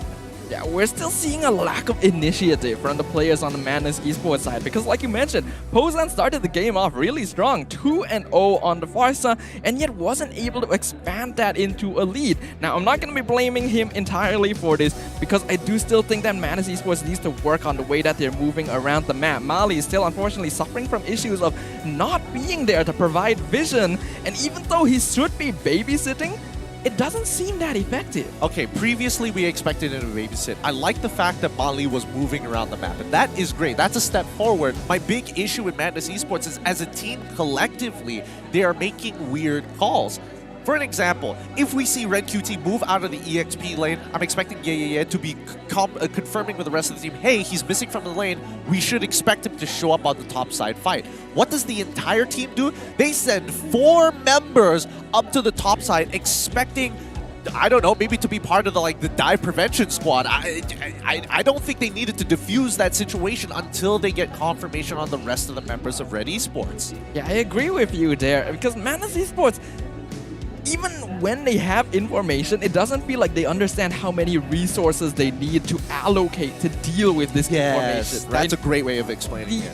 The resource utilization on Madness Esports is their biggest issue. They don't know when they need to send players to defend lanes. They don't know how many people to send to protect someone. They don't know how many people they need to gank someone. It's a huge issue. It is a huge issue, but it shows how much youth and inexperience that they have. A lot of foresight is missing, and I think that's something that Madness Esports needs to slowly develop over time, because again, there are many calls and it's very understandable. Even at the highest levels in Mythic Glory, teams do respond like Madness Esports. Oh, we need to prevent the dive up on the top side, but nobody wants to be the person who makes that very first kill, very first blood, death, or handing over gold over to the enemy team. You don't want to be the one to be blamed for. Therefore, that's why we're seeing a lot of the Madness Esports member take these passive angles rather than taking aggressive bushes just to get that free info. Yeah, usually the player that's providing information on the side of Madness Esports is going to be Yeah. I still feel like he is one of the more notable EXP laners in the season, but on the Martis, the fact that he wasn't able to win lane against Ren QT is already not ideal. I mean, it's a terrible matchup for Yeah. And then Mal, all he really needs to do is press his ultimate when the Martis is in front, and the rest of the team can zone them out, and it's a free kill to Red Esports. Well, I mean, pretty much, but I would make an argument that Yeah is the least valuable team member from Madness Esports that you want to use the Bloody Hunt on. I mean, there's so many more, there are way better targets out there. Sonic is actually a legitimate target because of his retribution. Zav's obviously getting, targeted multiple times in lane and in the middle of team fights, and Pozan especially. He's basically a free kill as soon as you hit that Bloody Hunt. So I'm just saying, Yeah, yes, he was playing with a handicap, technically one hand tied behind his back with the hero pick that he was given, but he kind of had no choice. Now our MVP of this game goes over to Mel QT. He just needed 1 or 2 kills and immediately started dominating the lane, even getting a solo kill on the carry before Mal showed up to try and go for the Bloody Hunt play.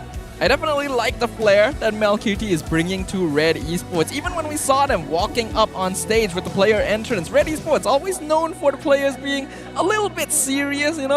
They're always staring down. They have their thoughts, the game plan in their head. But Mel QT, he's just vibing. He's having fun.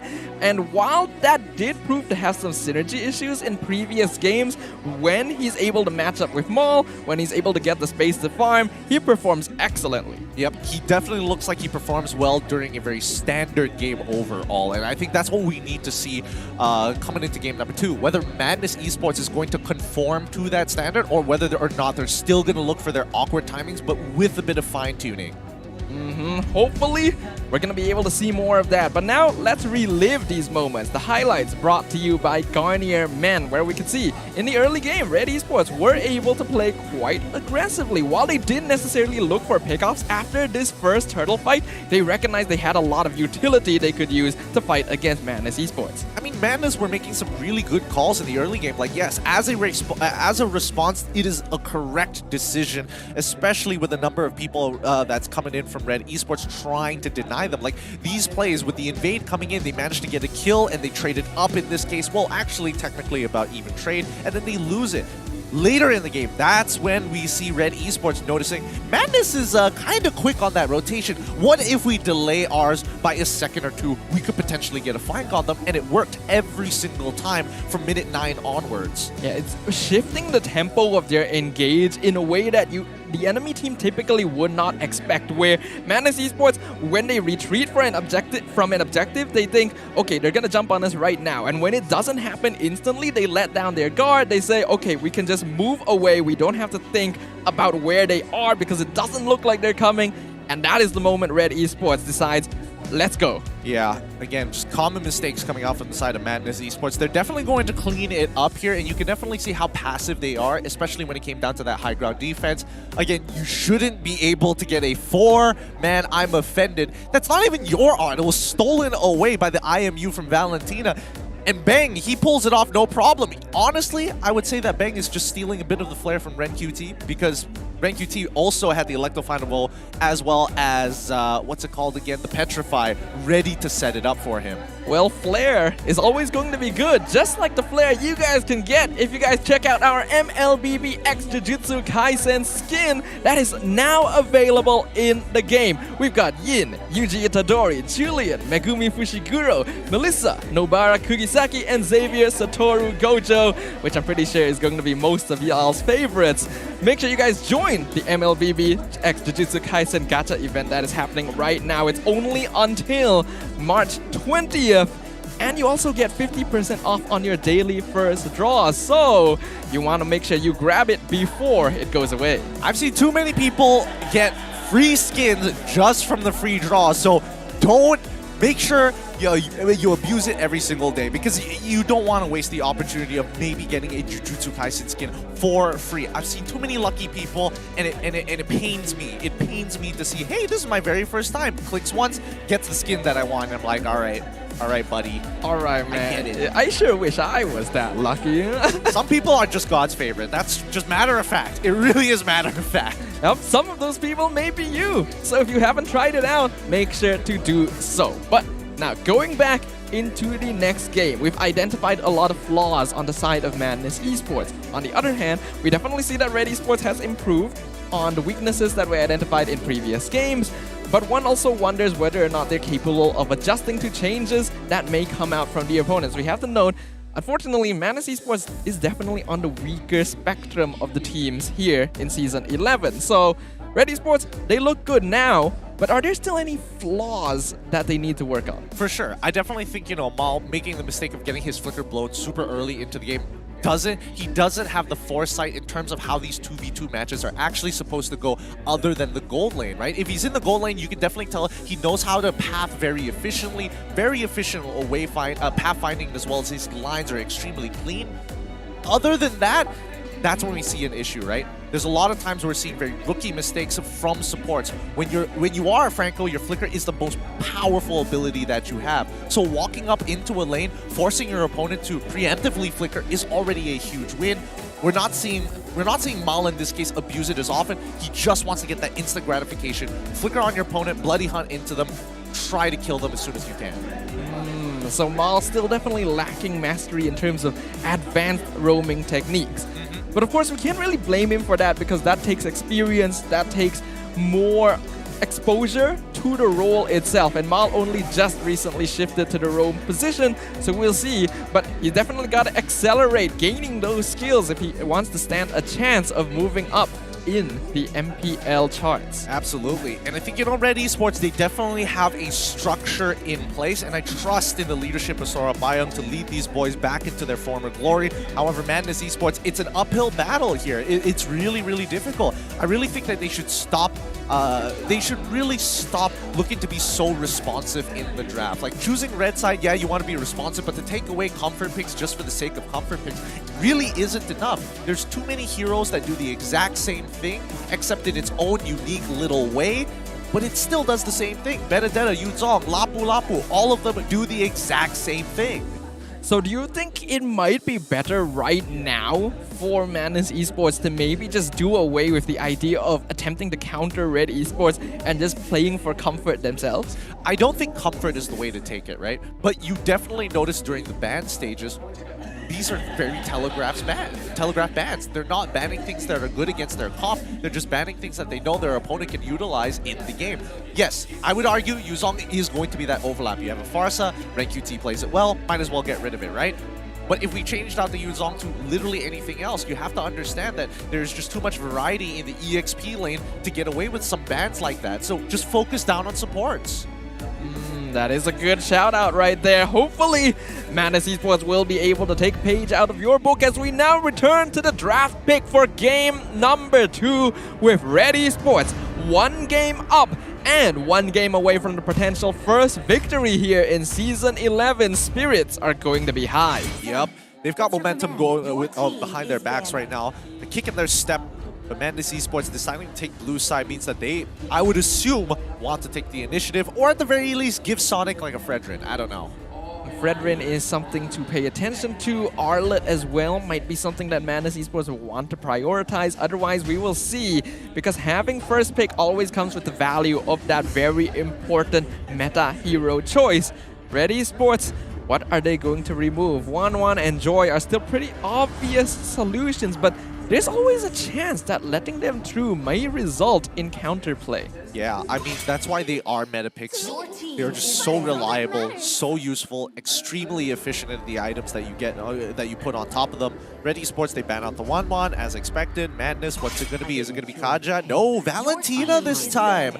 All right, they're taking away a flexible pick from the side of Red Esports. Now, this is kind of interesting, right? Because when you are on the red side, Valentina is actually a great pick because it doesn't matter what artillery mage you double down on at the end of the day, because I can just steal your ult.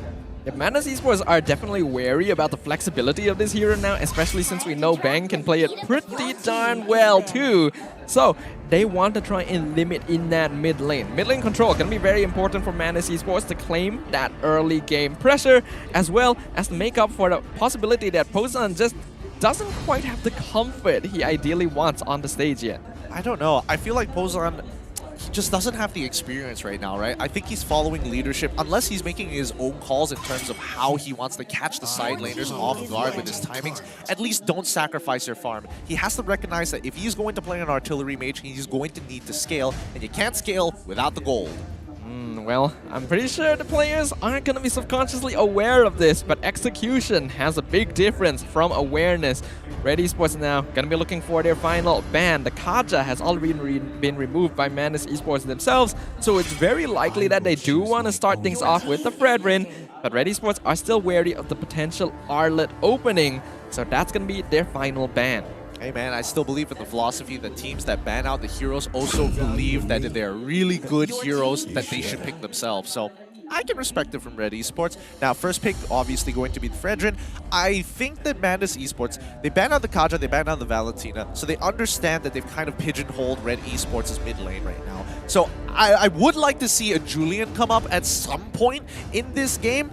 It probably won't, but at least he looks cool. I mean, I love watching Julian being played, and Bang was easily the best Julian player of the last season. So there's also Stormy. Okay, that's fair.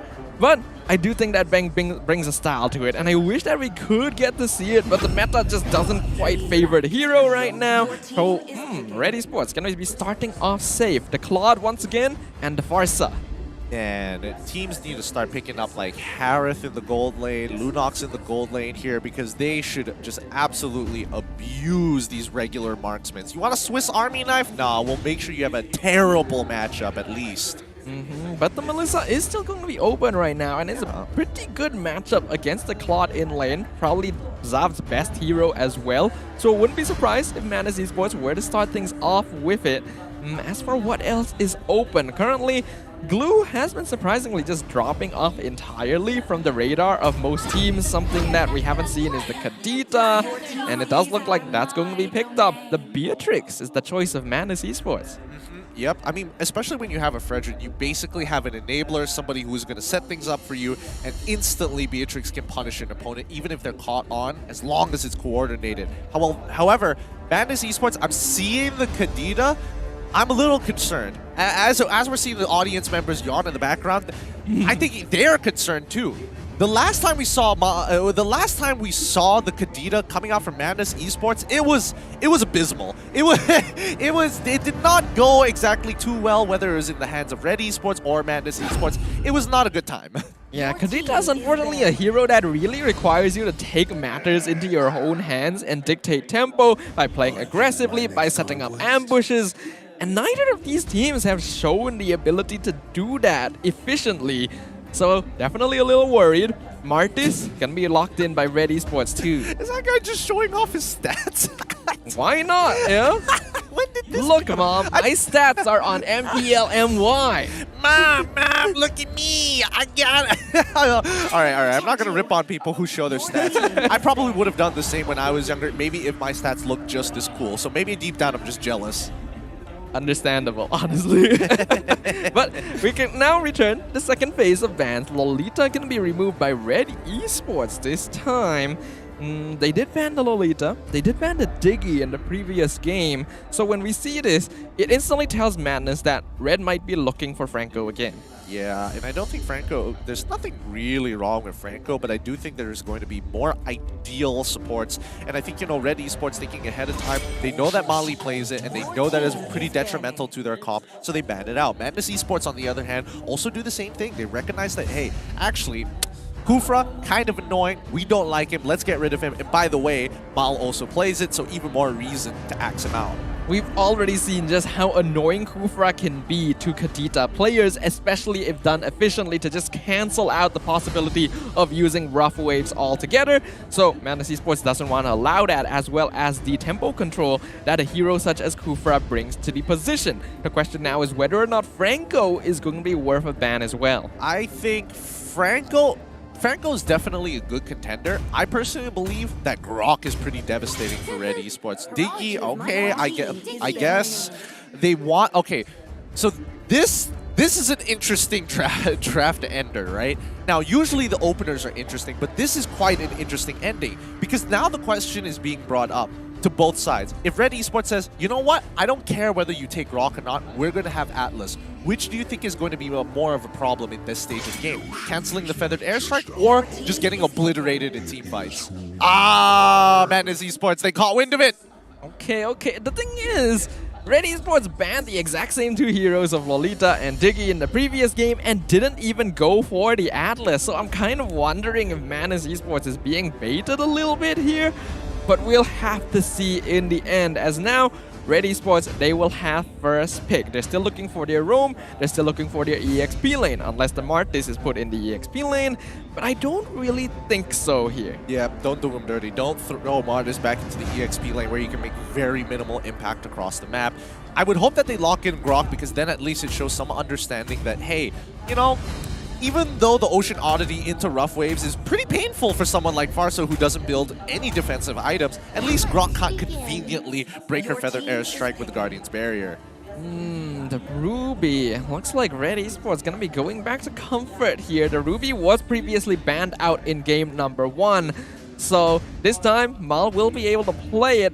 Even though I love the hero, I still do think that there are better options in the role, so this does worry me a little bit. That's his comfort. That's his comfort. I mean, I feel like this is why I've been a little hypercritical on Mal specifically, right? It's clear that his hero pool isn't as deep as other people's, but Madness Esports locking in the Lapu Lapu as well as Franco, at least now they have another dedicated way to jump into these fights, and that's great because now Bang has a lot of weight on his shoulders, a lot of pressure in a matter of fact. As soon as he pops that Feather Airstrike, he could get into a lot of trouble. Yep, that's pretty scary for the far side right here, but ooh, a Yu Zong pick. 2 Ren QT to finish off the draft here for Red Esports. Lots of team fight potential on the side of Red. Really good front line, good damage from the back line as well. I do think this time though, Madness Esports has a lot more flexibility in the way that they want to play their composition. I think that's actually more balanced in the end, but it requires heavier execution from their players. Sorry, I got distracted by the Ace's old teammate there. All right, now let's have a look at the compositions one more time. With Madness Esports, as Mustafa has mentioned before, way more flexible in terms of how they actually want to play the map, way more options in their skirmishes, but Red Esports, if they play as 5, they should win as 5, and that is going to be the bottom line. This is going to be a proving ground for not just Red, but for Madness Esports as well. A lineup that can be incredibly powerful in the correct hands. And it is now time to show the audience of MPL MY that Madness Esports are indeed the correct hands to execute on it. The Land of Dawn shall be witness to a game that could potentially make or break the tournament for both these teams. Look, I love Mali as a person. He is great, but he plays like an absolute rat here. As an EXP laner, I feel you, Red QT. I feel you. This is the most annoying start, and he doesn't even know it just yet. Oh, Mali just buggered off.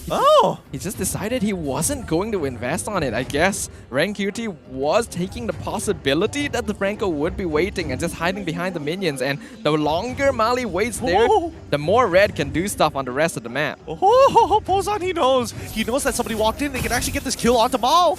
Ooh, Mal in a lot of danger right now. Breath of the Ocean gonna knock him out right into the Iron Hook. But Sonic doesn't have the taunt right now, so that allows for Mal to flicker away to safety. I don't know. I definitely think that was first blood there for sure. Pozan wanted to commit his Petrify as well, but all right, sure. You know what? Let it through. No harm, no foul here. Madness Esports continue to control the map. Very good responses so far, but at least this time it feels like they're playing on their own tempo rather than being like, what's Red Esports going to do? Do I have to move up here? Do I not have to move up here? And yeah, great game sense so far, knowing that Amal started on the bottom side. Ooh, Mali gonna get a nice Iron Hook down here. Obviously, not quite enough damage yet to get that kill, but that does show to Red Esports that Madness are meaning business this time, so it's time to up the stakes. Yep, let's see how much they are going to up that stakes, because in 9 seconds we're going to see the very first turtle of this game, and we're still seeing Mali just babysitting the bottom side of the map, so it's going to be a 3v4 on top side. That's ideal for Red Esports, of course. They already do have a pretty strong team fight combination right now, as we can see. They're going to be giving the top lane over to Bang to get him to level 4. Meanwhile, RenQT going to be scouting out, sees Sonic, jumping in. Amal already got the turtle, so Madness a little bit slow here as the Black Dragon form looking for the back line. RenQT, he doesn't have Petrify, so he's not going to be able to engage on this, and Red will walk away. Very good call, and Mali is just running marathons. He's like, I'm going to run up to the turtle. Oh, it's done. Run back down to the gold lane, baby. Man's a planet. He's got a gravitational pull looping around, hoping to catch MLQT here. And MLQT, he's so aware. He's so aware. Yeah, it's honestly impressive just how the way that he's playing is baiting for any potential ambushes. It's a good thing there that Mali didn't fall for it, but RenQT is gonna use his Petrify right here. Petrify comes out. Oh no! He's just barely not able to jump out of the circle, and first blood goes to Bang. Oh, that's the worst feeling in the world when you... Oh, I totally get what happened. So basically the interaction is when you use that Bravest Fighter to hop over, he probably aimed towards the turret, and therefore the direction just slammed him right into the wall, so he didn't even get max distance. That's a rough there, and definitely out of character for the He usually is able to handle the EXP lane with a lot more finesse than this. But right now, 4 members again. Mali, he hits the hook, but he's in the middle of that Ashura aura, so Amal not going to get pulled back. Right now, Madness Esports once again losing control over the map. Now Amal is just starting to play disrespectful. He might lose it. We've seen many different players try to play disrespectful like that and got punished almost instantaneously. Most notably Skylar M4. Anybody remember that one? We don't need... I think the players definitely don't want to... Oh! Mal flickers forward. 2-man I'm offended right into the feathered airstrike to cancel it a little bit too slowly. 1 man down already. Meanwhile, Mal gonna get dragged back, gets taken out by the Appraiser's Wrath. MLQT, not enough damage to finish Sonic off, and Amal still waiting for his opportunity. As why didn't Pozan go for his combo there? He had everything available. He wasn't going to make the distance here. And more importantly, Turtle is coming up, so at least Pozan had the foresight to save his abilities. If Bang shows himself here, he's dead. Oh, yeah, jumping in once again, but Amal still secures the turtle just fine. RenQT jumping in, 3-man Petrify in the Black Dragon form. Nibiru's Passion funneling them in, and now it's gonna be him that gets picked up, but Pozan will be traded as well. Oh man, that would have been such a clean fight for Madness Esports. Well, I mean, Pozan, he whiffed everything. He has to admit, it's like, yeah, I deserve to die there. That's understandable. Ooh, this is aggressive. Looks for the Beatrix. Oh, just 1 shot away from finishing it. Brother man, I don't know whether or not he actually had a different weapons alt available. If he wasn't on the sniper rifle, if he was on Nibiru, he would have 100%. Oh, he didn't have the right weapons. That's so unfortunate. This is why having an SMG in your inventory is kind of nice, but he wasn't expecting Bang to be in that position. Well, understandable then. Yeah, no one can blame him for that. Who expects the Farsa to just fly in and look for the Beatrix like that? If he if he happened to be in shotgun mode, that would have been a dead farsa. Yeah, for sure. A shotgun, SMG, like if he had one of these two close range weapons, that would have been perfect. He would have absolutely taken the 1v1 for sure and not have, well, he probably would have to use his flicker still, but at least it's a kill. Well, the kill is what matters in the end, as now we can see Red Esports focusing onto the top lane. 4 members up top. Mali misses the hook onto Mal. Not gonna look for the bloody hunt just yet, as Red Esports will claim a free tier 1 tower. Amal now in a bit of the... Oh, Pozan jumping in! Gets a burst onto Mal, but it's not quite enough to finish off the Ruby. Amal gonna be cementing in. Freezer's Wrath, not enough damage, as the bloody hunt will cancel out the Martis and not allow him to finish Sonic off. Red Esports, do they still want to continue this? I don't think that's the wisest choice. How does Sonic... I can barely see his life bar there. I could barely... It was just gray health at that point. I would have expected Madness to actually walk up sooner. I don't know why they waited so long for them to start retreating before it happened, but I guess Pozan was the one ready to actually initiate that call because he needed to be the first person in, last person out. Yeah, he wasn't able to get the burst onto Mal, but that's still a pretty good way for Madness Esports to initiate the fight and save the bloody hunt for a more important target and allow them to take Amal out of the fight. With that, they're able to take control of the turtle. Yeah, now doing his job, canceling out, zoning people, does get cancelled by the anti-CC. Here comes the Black Dragon form once again, gets the Petrify onto Sonic. The rest of Red Esports gonna be zoned out by himself. Turtle falling real low. Sonic will get it for free. Nicely done. This is what I wanted to see. Ooh, Mali! He gets the hook into the bloody hunt. Rough Waves not going to be used right here. That might be greedy. Oh, and he used it in the end! While Sams gets 1v1 by Mel Cutie! No, not like this, dude. Not like this. That's greed.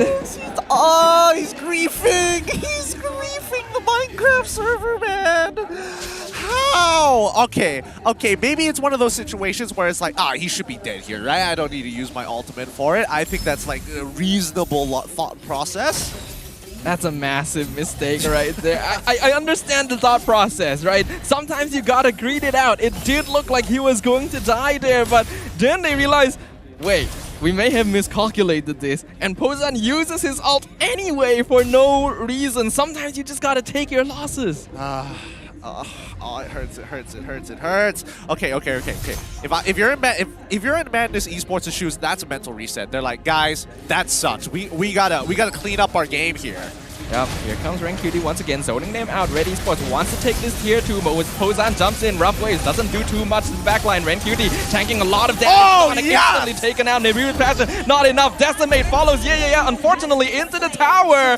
So he's gonna trade his own life as Zavs picks that up for himself. Red Esports unsuccessful in winning out that fight decisively. Okay, I like what is doing. Oh, Mali, you don't want to be here. Why? He tries to go for the bloody hunt, but he gets picked off with a killing spree. Mistake after mistake, and now Red Esports gets a tower they had no business claiming. I can't. I'm gonna have an anxiety attack watching this game. I'm gonna have a why is everybody hitting their flicker buttons? Come on. Focus up, boys. Focus up. Madness Esports, they're playing really nervous here. I guess the mistakes are starting to add this layer of pressure on top of them that they have to perform, but at this point, the people who are brave like and Sonic are doing their best, but Madness Esports, they're in like a psychological limbo. Yeah, psychological damage has definitely been dealt now to Madness Esports. They've made not one but 2 pretty notable mistakes that are very easy for people to identify, and that's the inexperience, that's the immaturity on the stage right now showing its true form. The fact that they make mistakes and then they make further mistakes to try and remedy it, sometimes you just have to accept, okay, I'm going to die here, let's not waste any further resources. Oh, now with Lord falling into the hands of Red Esports, things are not going better. They're not getting better for Madness Esports. The combo! He didn't use Petrify! Oh my god! Mega kill for Bang! Alright. Red Esports aren't letting that go. They're dancing on his body at this point. They're making sure that these mistakes coming in from Madness Esports is going to be ingrained in them.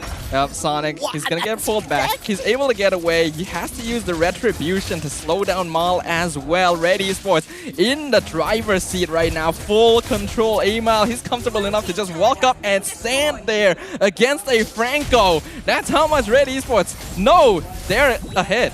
Yep, and look, both of us can't be negative here. There's got to be some kind of positivity for Madness Esports. Well, we'll see. Rank QT, he's going to be jumping into the backline. He's going to be targeting Zam, zoning out the side of Madness Esports. Rough Waves is used to clear off the lane for now. Sonic gets a nice taunt. Mal jumps in the backline, gets bloody hunted. He will sacrifice his life. Okay. Yeah. Still surviving in the front line. Rank QT taking a lot of damage from the Praetor's Wrath, but he's going to heal up most of it and retreat for now. Huge for Madness Esports. Okay, the mental reset is back in. Yeah is able to jump into the middle of the fight with the help of Sonic to actually get the taunt to allow Zavs to be enabled. They don't care. The tier 2s are gone, but at least nobody died there, and they traded up for no cost whatsoever. One of the benefits, one of the plus points of Madness Esports is that the fact that they often take fights as 4-man, as 5-man, they're very good at these team fight positionings. Because of that, we have seen in the past, Madness Esports' base defense is actually pretty solid. So now it's Red Esports who has to force their way in, and this is a chance for Madness to do something. Oh, conceal? Mal's gonna spot him. Yeah, Mali. Oh, that's a flicker forward by Mali. Bloody Hunt. Not sure if they're ready to follow up, though. That's too soon from Mali. Rank QT jumps in the backline. He knows that Zavs is exposed. He's going to zone him out. Meanwhile, Mali going to get zoned out by Red Esports, fully controlled by 5 members. And Madness back to a wall again. Some may say Mali may have deserved that for missing the Iron Hook. I would say he's having a bad day. Well, the bad day may just get worse right now as Red Esports. They're looking for an inhibitor now that they won that last fight, even tanking the tower in order to take it away from Madness Esports. The base is open. 1 tower standing. Do Red Esports want to go for the crystal? Nope. Looks like they're going to play it safe. Yep. Lord is about to come back up in 25 seconds, so I think, this is the smart decision. Honestly, I feel like Red Esports could have disrespected Madness Esports some more, but I think they understand the amount of pickoff and the amount of play space they have is actually a lot more limited compared to Madness Esports, who can very easily get on top of MLQT if he's caught not moving. Wow, what an interesting spread from Red Esports. They basically cut the map in half, and more importantly, they're just covering the orange side jungle too. Yeah, they're just basically looking for anyone that they can ambush one right now, because they know that Madness Esports, as long as 1 or 2 members are missing, their team fight is lacking a lot of power. The Lord down to 30%. Sonic, he'll find Bang, but he's dropping real low. He's gonna get taken out. Unstoppable for Bang, no problem at all. Black Dragon Form zoning them out once again. Amal gets a free Lord. Red gets the Petrify onto Zap. Pulled back by the flicker hook from Mal. Yeah, and Mali are still going to survive, but they're the only survivors right now, and they're trying to stop Red Esports. Bloody Hunt, what's that for Mali? Triple kill for Bang. Yeah, the only survivor. This is a very no situation for Madness Esports as Amal catches him out, beats the kill. Red Esports gets the wipeout once again with a clean sweep victory over Madness Esports. This is what Red Esports has been looking for. Some confidence, a little bit of momentum, but most importantly, 3 points in the back pocket. A 2-0 victory is always going to be greatly desired by any of the MPL teams because, like you mentioned, 3 points gonna push them up heavily. The fans are excited and happy that Red Esports have finally taken their first step up the rankings of MPL Season 11. Congrats to Red Esports once again. They're doing well here. Madness Esports, they had a rough game. They're definitely not looking like they are in shape, and I think worst of all, they're just having a very bad performance overall. Maybe just for today, but definitely not as good as week number 1. Yeah, we definitely expected more potential from them, but there was definitely a bit of a mental and psychological block. Once they made one mistake, it accelerated that progress. Let's see what the host has to say with Red Esports up on stage. Dan itu dia kemenangan pertama untuk Red Esports! Okay, Mal, I nak tanya. Friday dengan Todak, it was a very close game kan? And I'm pretty sure masa korang dapat game yang sangat-sangat close, mental korang akan disturb sikit. Hari ni pula kita nampak clean 2-0. Macam mana korang regain balik momentum tu dengan mental since yesterday? Korang break semalam, hari ni main. Okay, so dapat kekalahan lawan Todak tu, kita orang just Reset kita orang belajar daripada kesilapan korang and kita orang try to bounce back balik untuk hari ni. Okay, Mal sebelum ni main gold lane kan? Sekarang dah main roamer. How different is it? Macam mana Mal adapt? Sebab kita boleh tengok Mal tadi perform. So, macam mana you adapt dengan, you rasa berapa lama tu you ambil untuk adapt? Actually, sekarang saya masih tengah belajar lagi. Sebab roamer ni dia banyak benda yang nak banyak belajar, banyak benda, banyak teori. So, sekarang saya masih lagi tengah keep improve lah. I see. Sekejap. Esports macam tengah sunyi ni. Hello? Lagi kuat? Cheer sikit. Cheer dengan dorang. Go, cheer.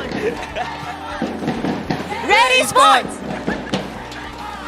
Okay guys, kita dah tanya pendapat Mal. Are you guys ready untuk MVP of the match? MVP of the match? I nak tanya, korang rasa siapa MVP of the match? Siapa? Sora, coach, sini coach. I nak tanya coach juga, tadi hilang. Coach, first win of Red Esports. Is this going to set the momentum for future games? 2-0. So, kami harap untuk kemenangan hari ini kami boleh dapat win streak lah untuk lepas kali ni. Untuk bagi momentum, untuk bagi tim kami tetap kuat. Tapi saya harap player still tak selesa. So, diorang boleh still fokus kat stream dan still untuk improve lagi lah. Untuk belajar lagi. Jangan selesa lah. Saya harap macam tu. Okay. Okay. Are you guys ready for MVP of the match? Okay, count down with me. Everybody tahu. 1, 2, 3. Mel Cutie! Itu dia Mel Cutie. Okay, Mel. I nak tanya. Apa? I nak tanya. Sabar, belum tanya. I nak tanya Mel. Tadi Mel main gold lane kan? Okay. For Mel, apa hero yang you rasa sangat-sangat wajib untuk belajar? Untuk gold lane? Untuk gold lane. Yang you rasa, kalau gold lane ni, I kena master hero ni. Yang you rasa, Hanabi. You master Hanabi? Lain macam. Sebab Coach, next game boleh nampak Hanabi tak? Mel. Halilah. Depends on capability player tu lah. Kalau dia boleh bawa dengan bagus lawan hero meta, why not kan? So guys, I think it's a sign kita boleh nampak Hanabi next game rate, okay? Okay, now masa kita untuk invite satu fan naik stage. Tapi kali ni dia bukan fan. Mari kita invite Ambassador Red Esports, Capsha. Aduh, dia malu pula. Hello. Hai semua, Assalamualaikum. Cakap hai. Capsha nak cakap apa dekat Red? Okay, untuk tim Red Esports, congratulations, korang dah buat yang terbaik. Dan korang berjaya kalahkan tim Magnus. Untuk tim Magnus, korang dah buat terbaik. Dan especially for the Ace, saya nak cakap satu je. The Ace biasa je. Capsha ganas hari ni.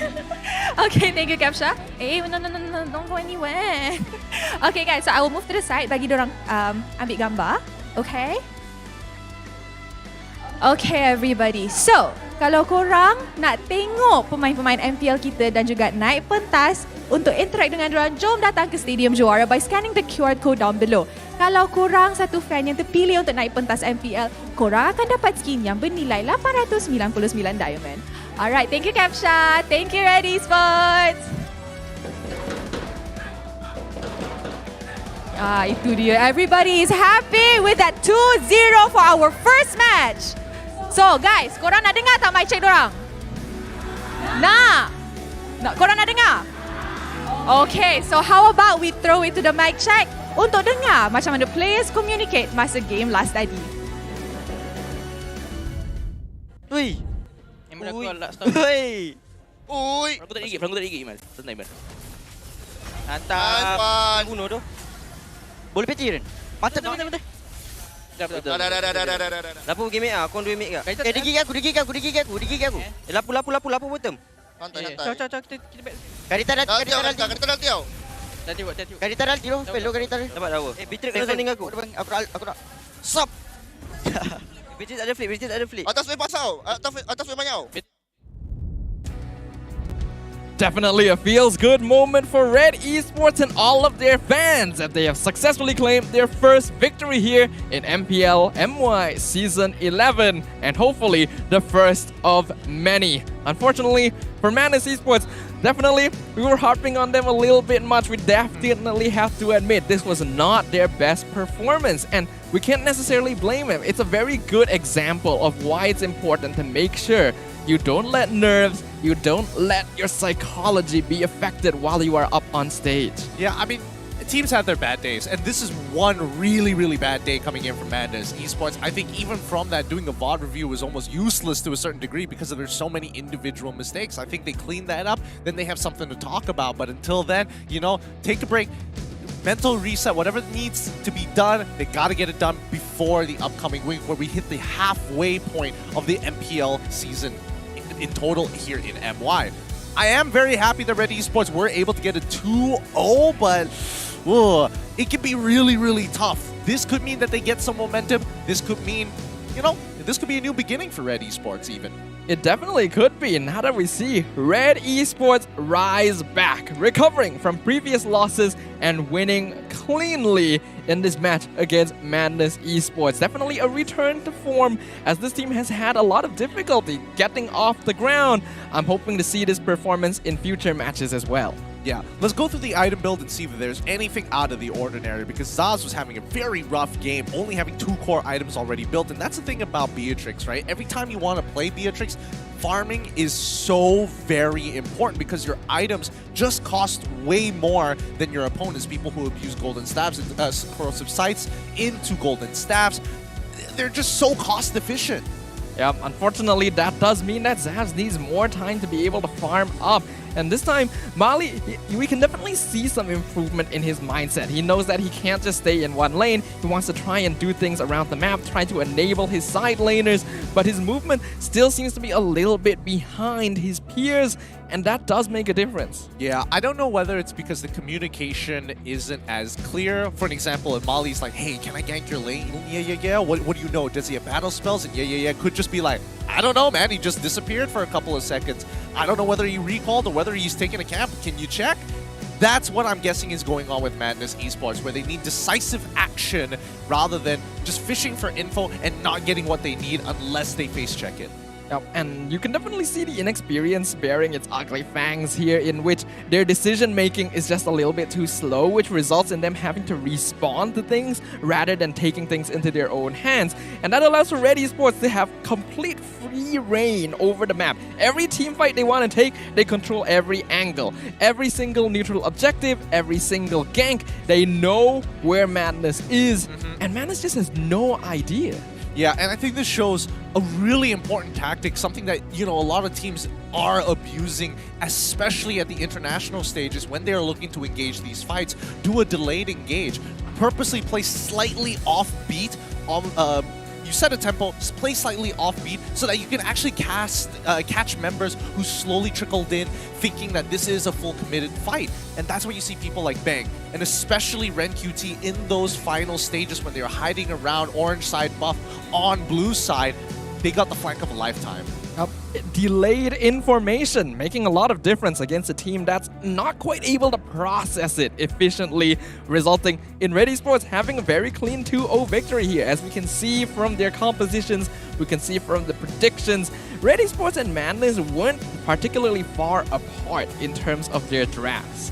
Yeah, absolutely. I think, honestly, I would have expected to see Madness Esports to punish the early game a little bit harder in game number 2, but considering what they got early flickers out of the side from the side of Red Esports, but they weren't able to translate it into active trades, and most of the time the trades were trading down rather than trading up, which is the unfortunate reality. But game number 1, that's where there's a lot of questions for me. I would argue game number 1 from both Red Esports as well as Madness were kind of sloppy on either side.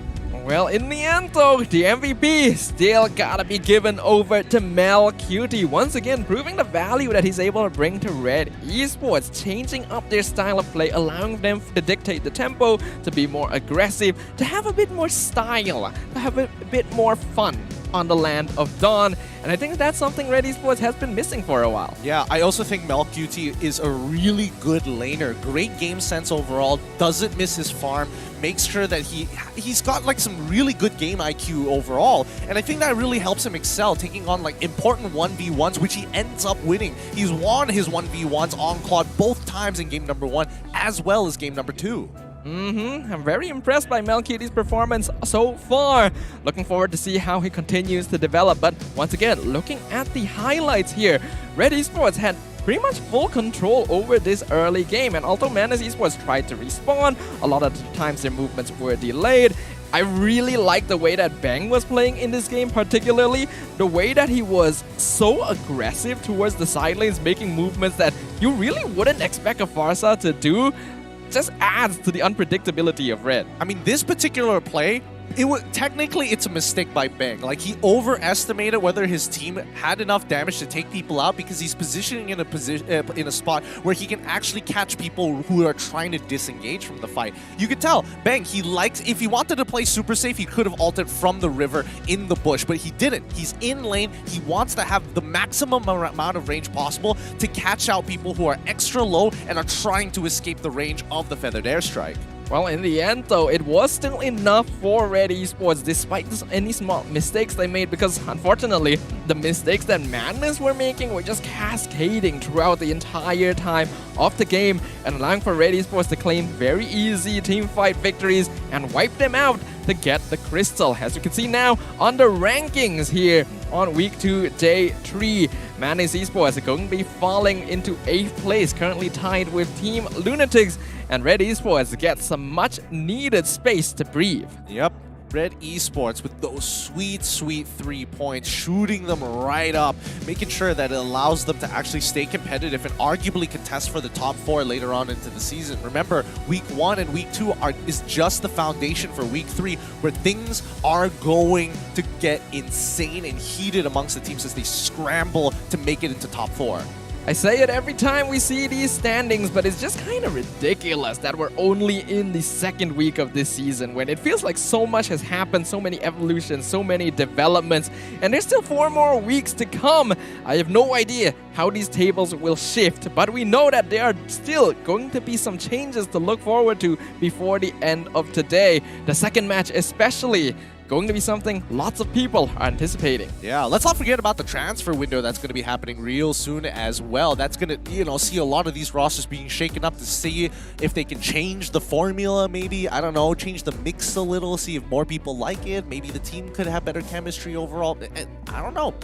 It's always going to be a switch up, and I love it. I like to see new faces on the MPL. I like to see new players grow and become MPL veterans. But, of course, when we're talking about MPL veterans, how can we forget defending champions?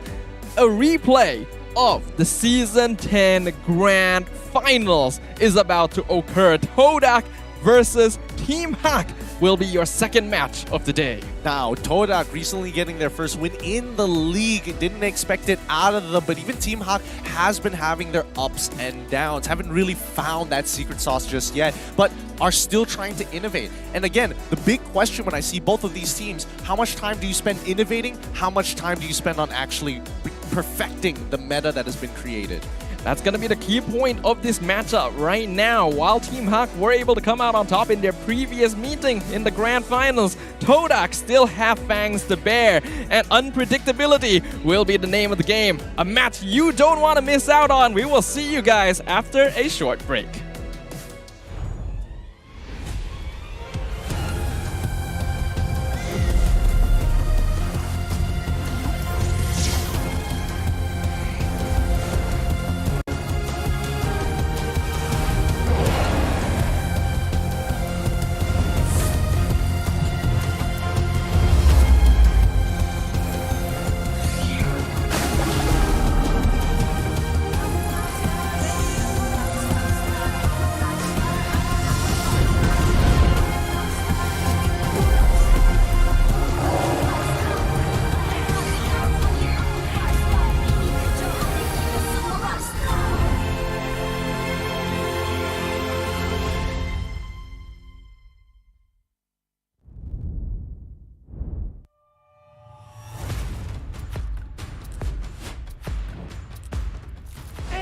Gelanggang kita.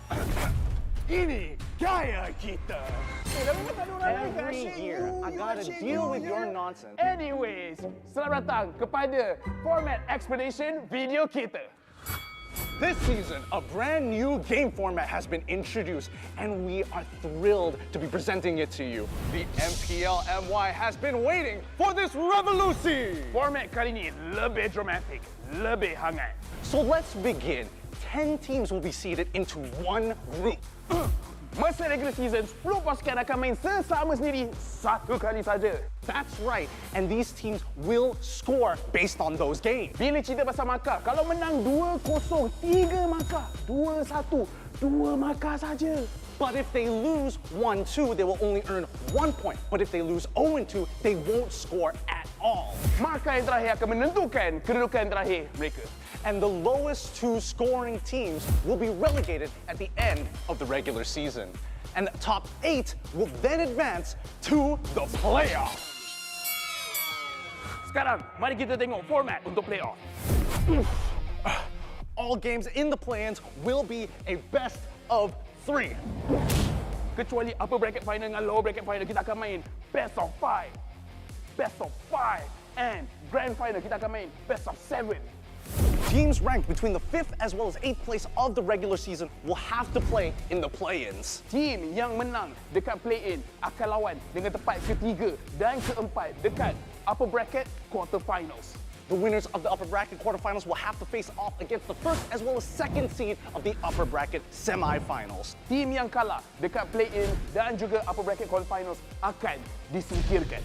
Luckily, if your team is in the upper bracket semifinals and they lose, they will go down to the lower bracket semifinals having a second life. Kalau team menang dekat upper bracket semifinal, akan gerak kepada upper bracket finals. Finally, the upper bracket finals as well as lower bracket final winners will face each other off in the grand finals. Untuk lawan, untuk dapatkan trofi MPL Malaysia. Inilah video format explanation kita. Siapakah akan jadi juara kali ini? The stage is set. Let the games begin. Ini gaya kita.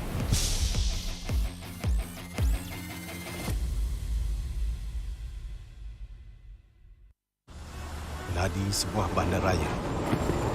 Rentak berterusan yang menggalakkan kita ke depan.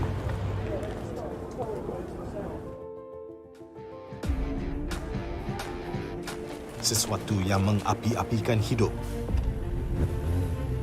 dan semangat kita. Setiap orang mempunyai gaya dan irama tersendiri. Tapi, apakah yang boleh menyatukan semua lapisan masyarakat?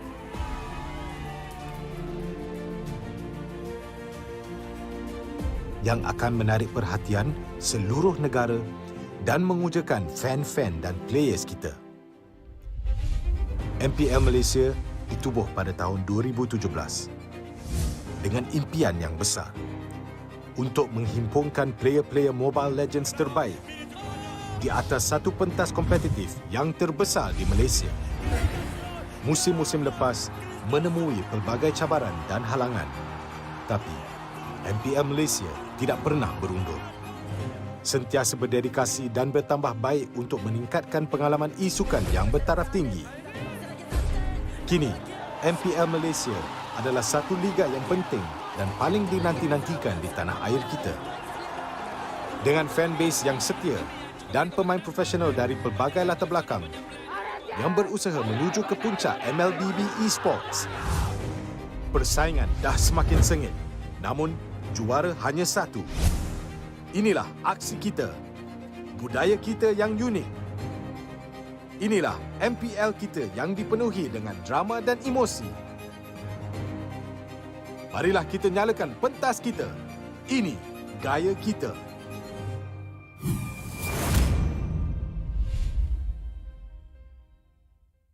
Bulan lepas, tim Malaysia yang layak ke tournament peringkat antarabangsa telah gagal. Tapi yang dah lalu, biarlah berlalu. Kita akan bangkit semula dengan semangat reformasi yang terus membara. Tahun ini, kita berbeza. Bermula dari 10 Mac hingga 16 April, jangan terlepas kejohanan yang akan berlangsung di Stadium Juara. Datang dan saksikan pemain terbaik bersaing dalam MPL season ke-11. Ini gaya kita.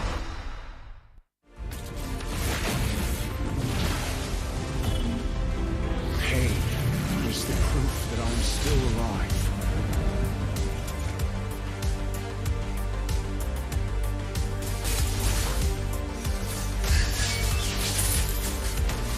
Mega kill! Legendary! Double kill! Stopping time.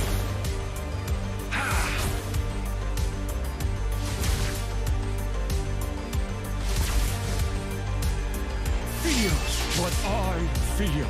Feel what I feel.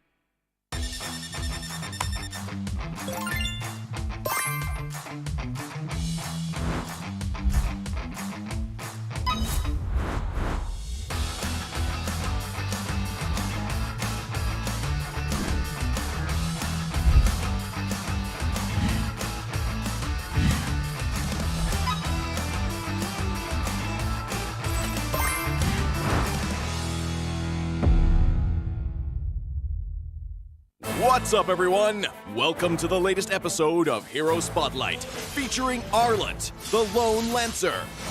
Arlet is a highly mobile fighter that weaves through battle like a vengeful wraith.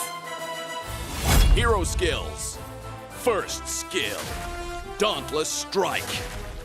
Arlet slams down his spear, dealing physical damage. Closer targets will be stunned momentarily, while those further away will be stunned for the full duration. Second skill, Vengeance. Arlet charges at a target with his spear, dealing physical damage. If the target is marked by Demon Gaze, this skill is guaranteed to crit and reset its cooldown. It will also restore Arlet's HP. Ultimate Final Slash. Arlet performs a wide, sweeping attack, dealing physical damage to targets and displacing them to the end of the swing. Passive skill, Demon Gaze.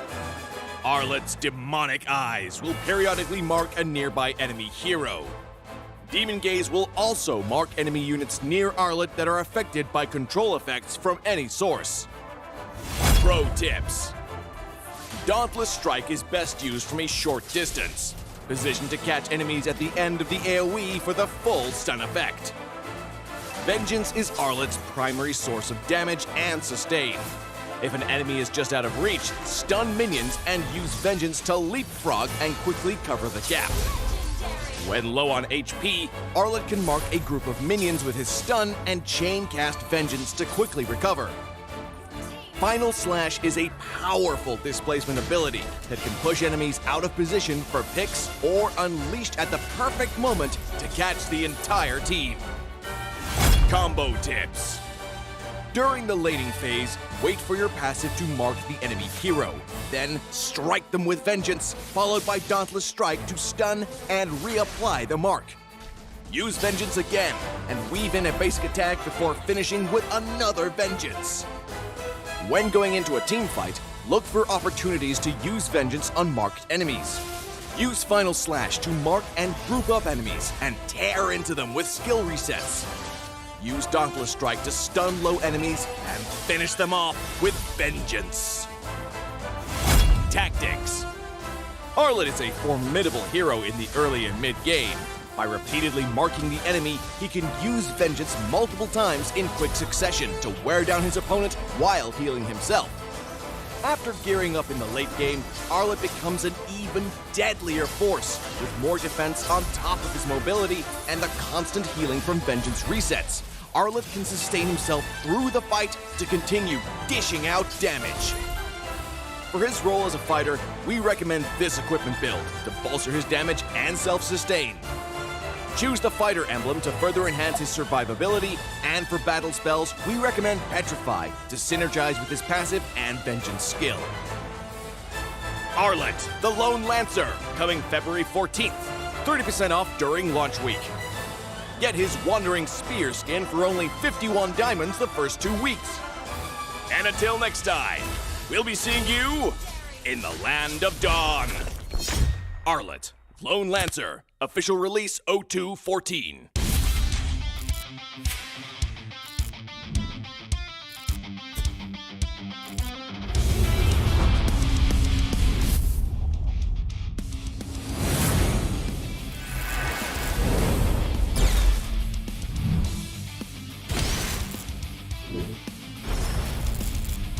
Oss!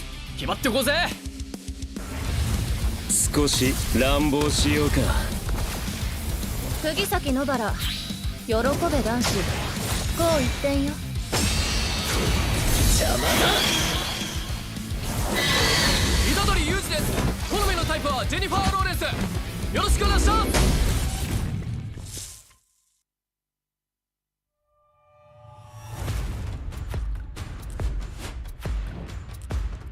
Ini kelanggaan kita.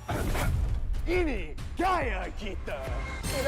Every year, I gotta deal with your nonsense. Anyways, selamat datang kepada format explanation video kita.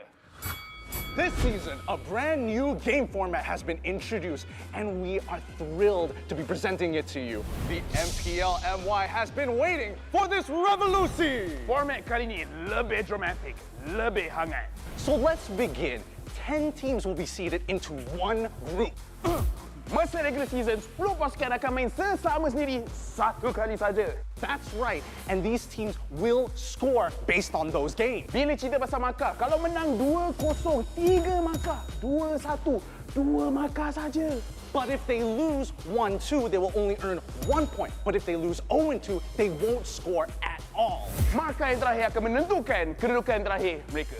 And the lowest 2 scoring teams will be relegated at the end of the regular season. And the top 8 will then advance to the playoffs. Sekarang, mari kita tengok format untuk playoff. All games in the play-ins will be a best of 3. Kecuali upper bracket final dengan lower bracket final, kita akan main best of 5. Best of 5. And grand final, kita akan main best of 7. Teams ranked between the 5th as well as 8th place of the regular season will have to play in the play-ins. Team yang menang dekat play-in akan lawan dengan tempat ketiga dan keempat dekat upper bracket quarterfinals. The winners of the upper bracket quarterfinals will have to face off against the first as well as second seed of the upper bracket semifinals. Team yang kalah dekat play-in dan juga upper bracket quarterfinals akan disingkirkan.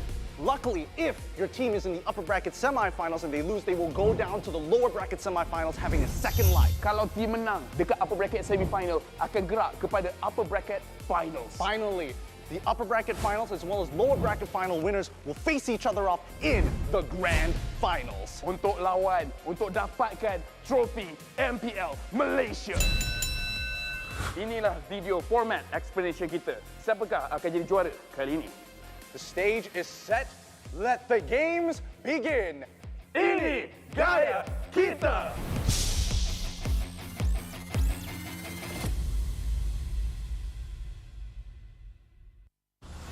Nadi sebuah bandaraya.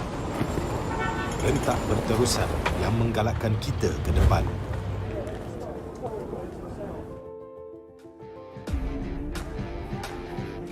Sesuatu yang mengapi-apikan hidup dan semangat kita. Setiap orang mempunyai gaya dan irama tersendiri. Tapi, apakah yang boleh menyatukan semua lapisan masyarakat?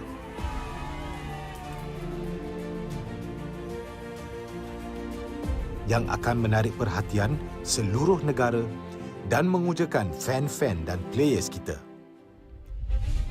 MPL Malaysia ditubuh pada tahun 2017 dengan impian yang besar untuk menghimpunkan player-player Mobile Legends terbaik di atas satu pentas kompetitif yang terbesar di Malaysia. Musim-musim lepas menemui pelbagai cabaran dan halangan, tapi MPL Malaysia tidak pernah berundur. Sentiasa berdedikasi dan bertambah baik untuk meningkatkan pengalaman e-sukan yang bertaraf tinggi. Kini, MPL Malaysia adalah satu liga yang penting dan paling dinanti-nantikan di tanah air kita. Dengan fanbase yang setia dan pemain profesional dari pelbagai latar belakang yang berusaha menuju ke puncak MLBB Esports. Persaingan dah semakin sengit, namun juara hanya satu. Inilah aksi kita, budaya kita yang unik.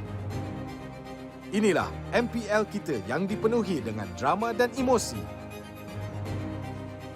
Marilah kita nyalakan pentas kita. Ini gaya kita.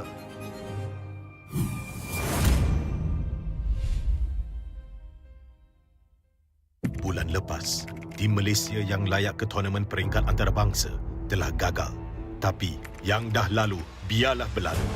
Kita akan bangkit semula dengan semangat reformasi yang terus membara. Tahun ini, kita berbeza. Bermula dari 10 Mac hingga 16 April, jangan terlepas kejohanan yang akan berlangsung di Stadium Juara. Datang dan saksikan pemain terbaik bersaing dalam MPL season ke-11. Ini gaya kita.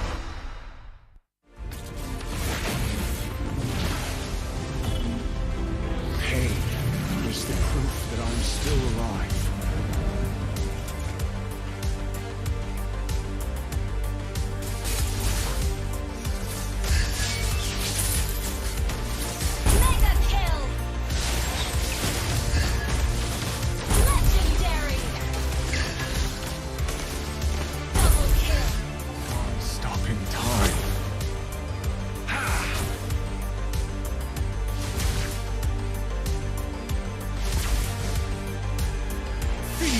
What I feel.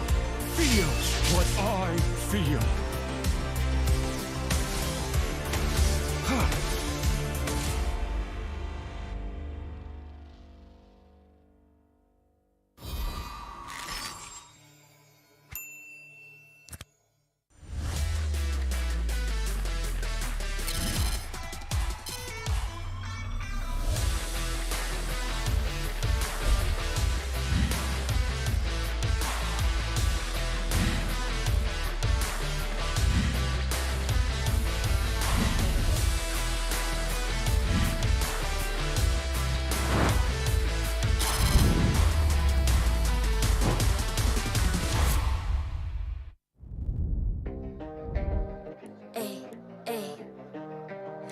I'm a rock star.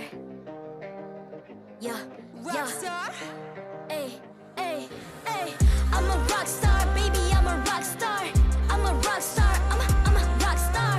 I'm a rock star. Panggil aku rock star. Ini kejohanan kita semua orang rock star. Kita rock star, kita buat saja gaya kita. Makin panas apinya sudah membara. Macam mana pun kau menempuh segala. Demi negara kau buat semua bangga. Step into my world, you know I'm always in my zone. You know I got my team, know I'm never alone. Bring out my best, buat yang terbaik. Jadi juara perlahan kita naik. Get on my way, aku nak push. Naik-naik jadi lebih bagus. Jadi hero, ku ada skill. Berapa banyak musuh aku dah kill. Ramai cuba mencabar, cause they envy me. Tiap game aku pasti jadi MVP. Easy. I'm a rock star, baby, I'm a rock star. I'm a rock star, I'm a rock star. I'm a rock star, panggil aku rock star. Ini kejohanan kita semua orang rock star. I'm a rock star, baby, I'm a rock star. I'm a rock star, I'm a rock star. I'm a rock star, panggil aku rock star. Ini kejohanan kita semua orang rock star. Tengok nanti siapa yang juara. Ni peluang kita bawa pulang piala. This is my game, this is my time. Menang semua, everything will be mine. Kalau jatuh kau pasti kembali. Bangun balik ku tegak berdiri. Kuatkanlah tenaga, ganjaran diperoleh. Ni kejohanan kita, Malaysia memang boleh. Rise up to the top, kita buat buat bersama. Semangat kita kuat di bawah satu bendera. I'ma go hard for the win. On the battlefield till the end. I'm trying to beat the greatest anyone has ever seen. Stand by, I'm coming in for the win. I'm a rock star, baby, I'm a rock star. I'm a rock star, I'm a rock star. I'm a rock star, panggil aku rock star. Ini kejohanan kita semua orang rock star. I'm a rock star, baby, I'm a rock star. I'm a rock star, I'm a rock star. I'm a rock star, panggil aku rock star. Ini kejohanan kita semua orang rock star. Rock star.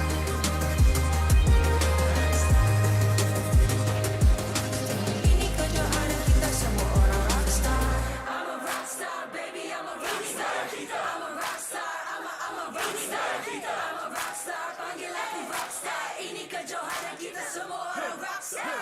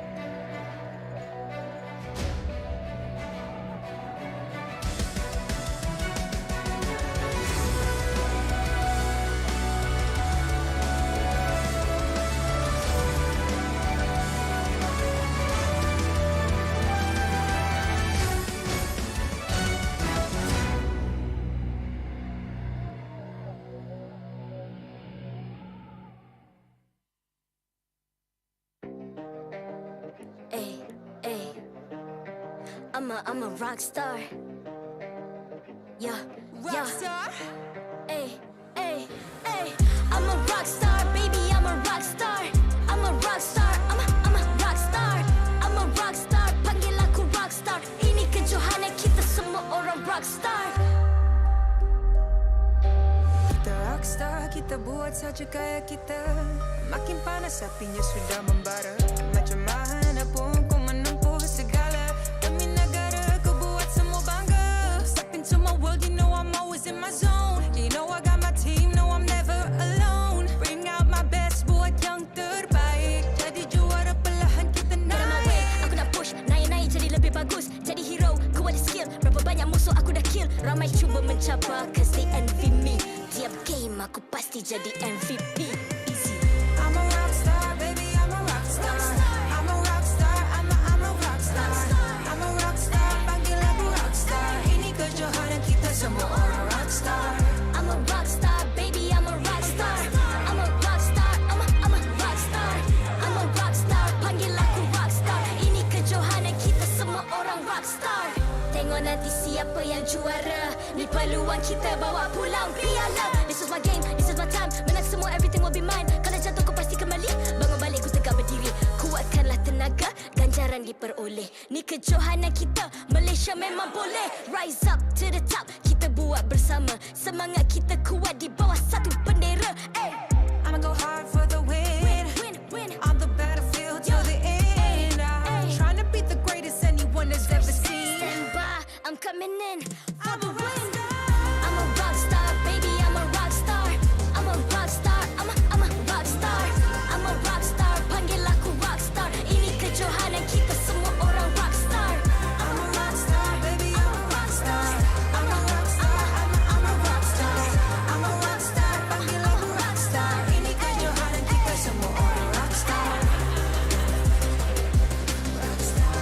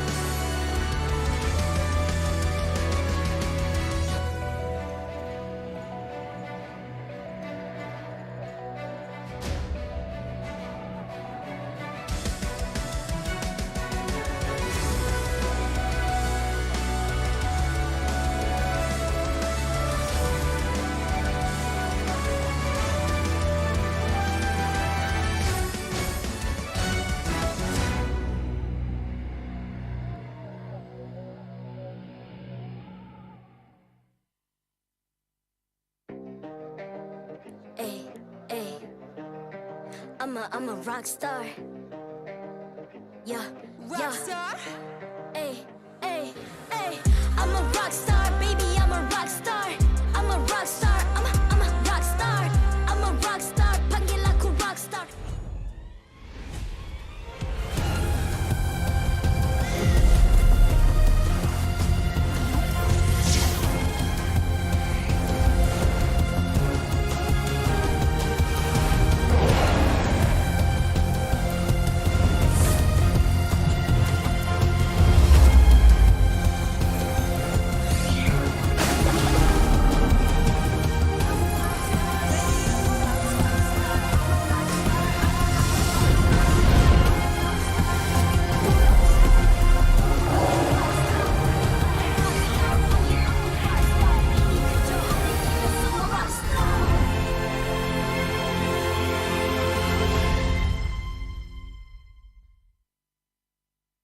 MPL Malaysia Season 11 is powered by Munton. Official mobile internet, Hotlink. More internet, more speed, more Gaia with Hotlink. Game like a pro with ROG phone. Republic of Gamers, the #1 gaming brand in Malaysia. Champion Extra GG with Garnier Men. Fight 99.9% acne-causing bacteria in just 10 seconds. Official gaming chair, OSIM. Partners in Esports, AirAsia Super App, ESI, PKL, EGG, and PSM. The impacts of the last season finale are felt to this day, but the time has come again for these two teams of warriors to clash once again. Welcome to MPL MY Season 11. The English stream is here and we welcome you. My name is Stafa, alongside Gideon, to a fantastic matchup, a rematch of champions. Yup, last season Team HAQ didn't do so well during the regular season, but Todak unfortunately did even better, which made the loss even more painful, getting swept 0-4 in the grand finals of Season 10. Today, that might change. Todak, new revamped lineup, but they've only been showing the Malaysians so far because a majority of their Filipino counterparts had to go back for the week. So in the meantime, it's going to be the all-star lineup. I don't know whether or not it's going to be Formaze or Momo who's playing today, though.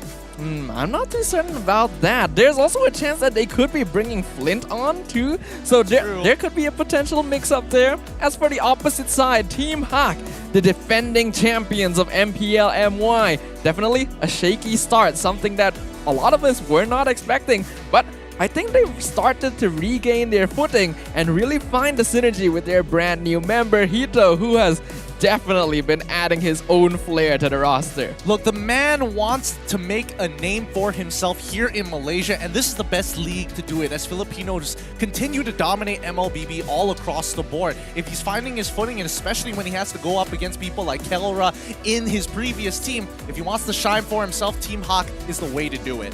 Well, I'm excited to see it. And now that these two teams are going to be clashing once again, the question on everyone's minds is going to be, will the results be the same? Either way, it's going to be exciting. It's going to be super entertaining to watch as well. So let's just get straight into it.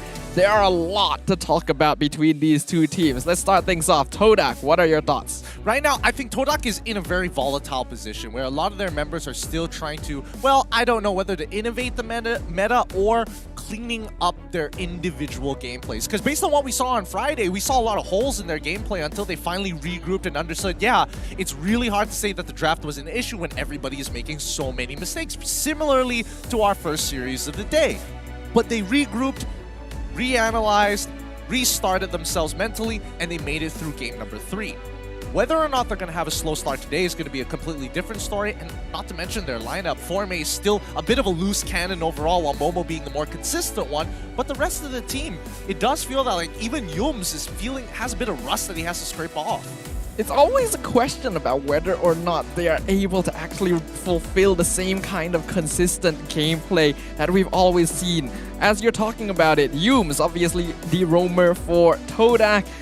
We always expect him to be the one that's reliable. He was the new addition to Todak's roster a few seasons ago, and he showed up in a massive way, which is why he's still considered to be the Todak roamer today.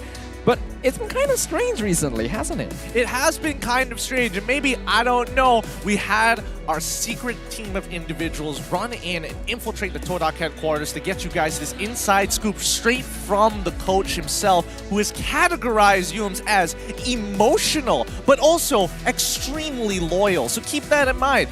He's going to be with Todak for a large amount of time, but he also follows their philosophy. They're all emotional players. They have a mood, and if they're feeling good that day, oh, they are going to pop off. Whereas his counterpart on the opposite side, we have Min from Team HAQ, one half of the 5G connection that allowed for Team HAQ to claw their ways all the way into becoming the champion of Season 10, and even showing a pretty solid performance on the international stage as well. Yes, what I can agree about his categorization coming in from his coach, Pops, I agree with it. He is a brave individual, very patient. I've been to M4 and I got into an elevator with a 4G connection. We had a bit of a conversation, and these guys, they are bold. They are extremely patient. They waited for their food for like, what, 40, 50 minutes downstairs in the lobby during M4 just to get some decent food, or at the very least food that they are comfortable with at that point of time. I gotta give credit to that. I don't have that kind of patience. That's quite interesting. Definitely did not expect to hear about their willingness to wait for their dining. Yeah. But I guess that makes sense, right? Because if you were to consider food as their opponents in game as well, they're willing to take their time with it to get the finest that dining can bring. Yeah, and as soon as the fine dining is on their face, is in front of their faces, I mean, that's when it gets messy. It gets real aggressive there. And that's to be expected coming up from Team HAQ, right? I don't, especially when they have Min as well as Man, that 4G connection allows for a lot of telegraphic plays between the two. Sorry, telepathic plays, arguably. They don't even need to communicate half the time. Well, let's talk about the teams a little bit afterwards, because we have none other than the teams ready and waiting to walk up onto the stage. Team HAQ, they are prepared. They obviously want to defend their title. They already won against Todak in the grand finals. Gary being a key player to achieve that success. Yeah, he has been a huge cornerstone for Team HAQ with this just the cleanest mechanics you've ever seen on a 19-year-old.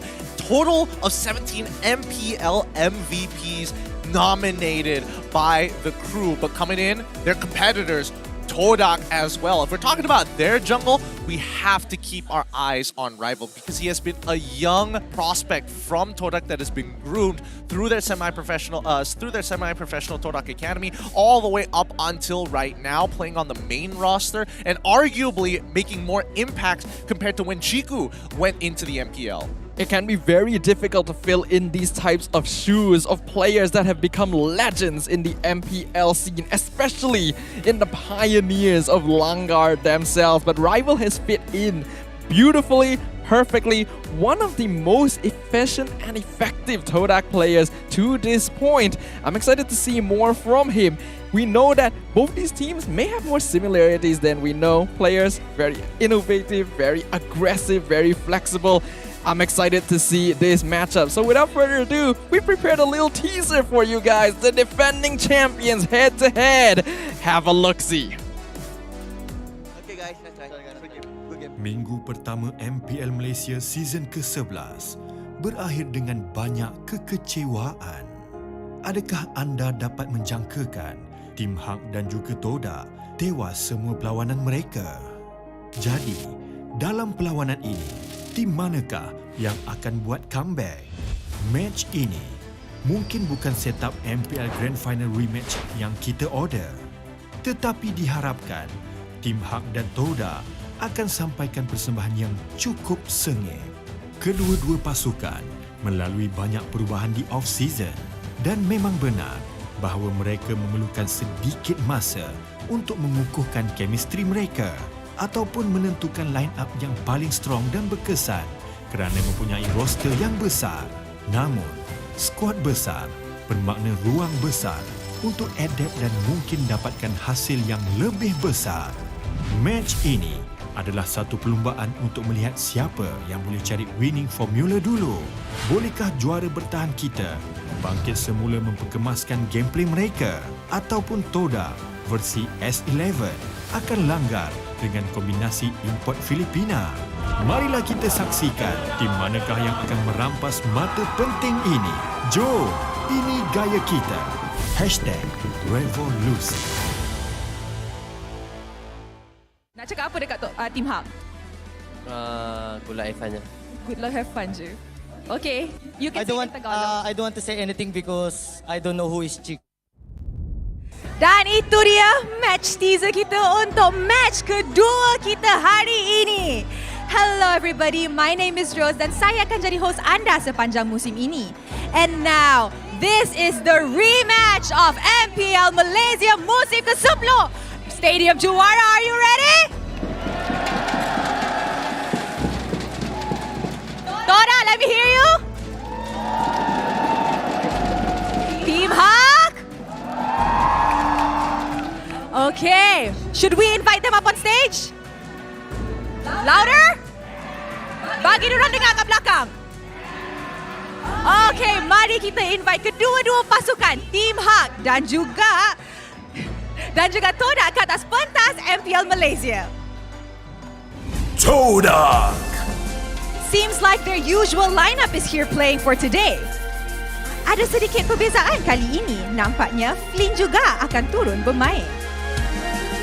Berdepan dengan lawan yang pernah mengalahkan mereka di musim lepas, adakah dengan sedikit pertukaran yang dilakukan mampu memberi kesan positif? Adakah Todak akan tetap melanggar?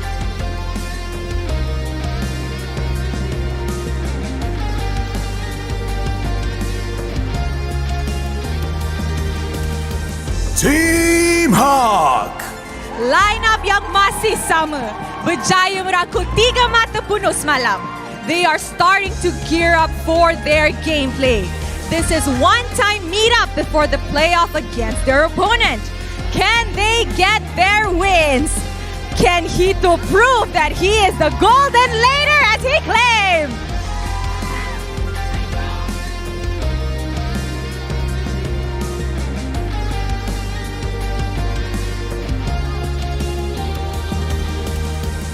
And it's now time for the brains behind the teams. From the side of Todak, Ajim hadir bersama Moon untuk membantu players mereka. And from the side of Team HAQ, Coach Pabs with analyst Aktua on his side. Let's continue for the fist bump, showing our sportsmanship and professionalism. Inilah gaya kita. Inilah semangat kesukanan kita. Kawan di luar gelangan, lawan di medan perang. And now, while both teams are taking their seats, let us introduce the one who officiates the match and maintains MPL's integrity. Mereka inilah yang akan memastikan perlawanan sentiasa berjalan dengan adil dan lancar. Head of League Ops, Jay. Head Marshal, Nicholas. Kedua-dua Marshal, Yize dan Haikal. Thank you for your hard work. And now that both teams are seated, Stadium Juara, let me hear you scream! Even louder! It seems like the crowd is ready. I'm ready. The players are ready. So what do you say? Kita start? Kita start! Teams, this is your moment. Game on!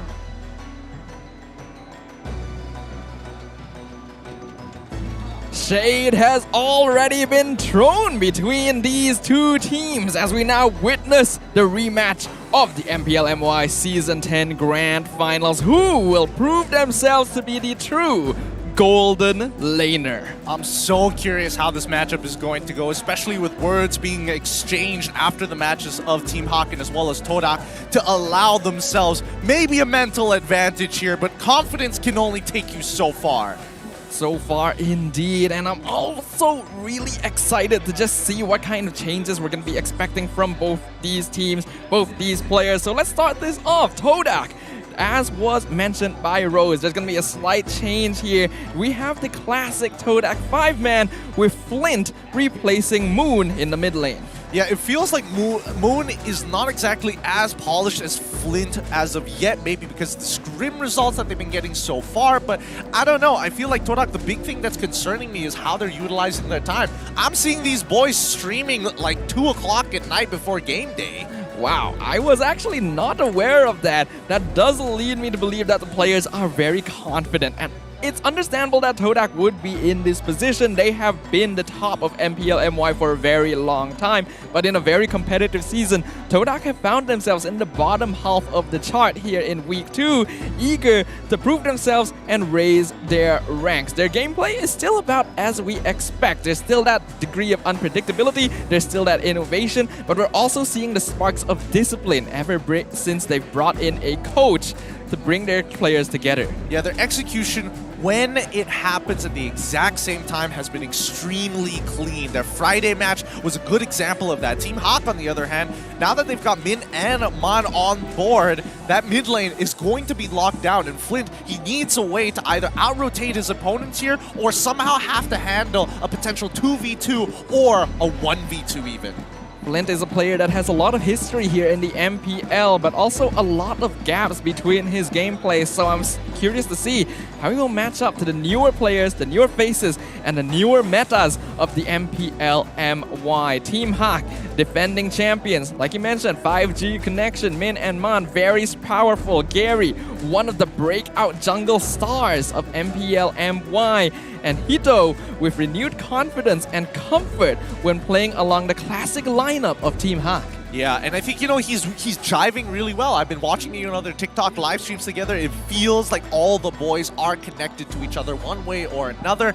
I do think there's still going to be a couple of communication issues, but that's to be expected so early on into the season. And not to mention that as long as they have those important keywords and key calls that everybody can understand, most of the comms will be clear.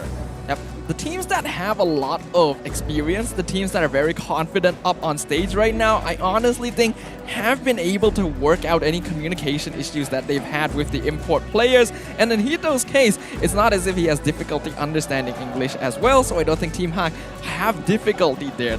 The issue was just with finding that synergy in terms of balancing out their aggression with a player that does like to add some style to the gold lane. And I think they have managed to do that since the Twins have returned. We obviously know they love to control that mid lane, so having that map control makes a big difference. Yeah, and this is going to be a big matchup. This is Chiku up against Hito. And so far, I think the good things about Hito, he's kind of like Sasa. He's extremely reliable when you expect him to actually farm in a lane, even when he has a bad matchup, or even when the roamer is actually pressuring him at the same time into these 2v1 situations, right? In comparison to Chiku, there are times where he does lose his 1v1s, but not without reason. There is a macro benefit to it all.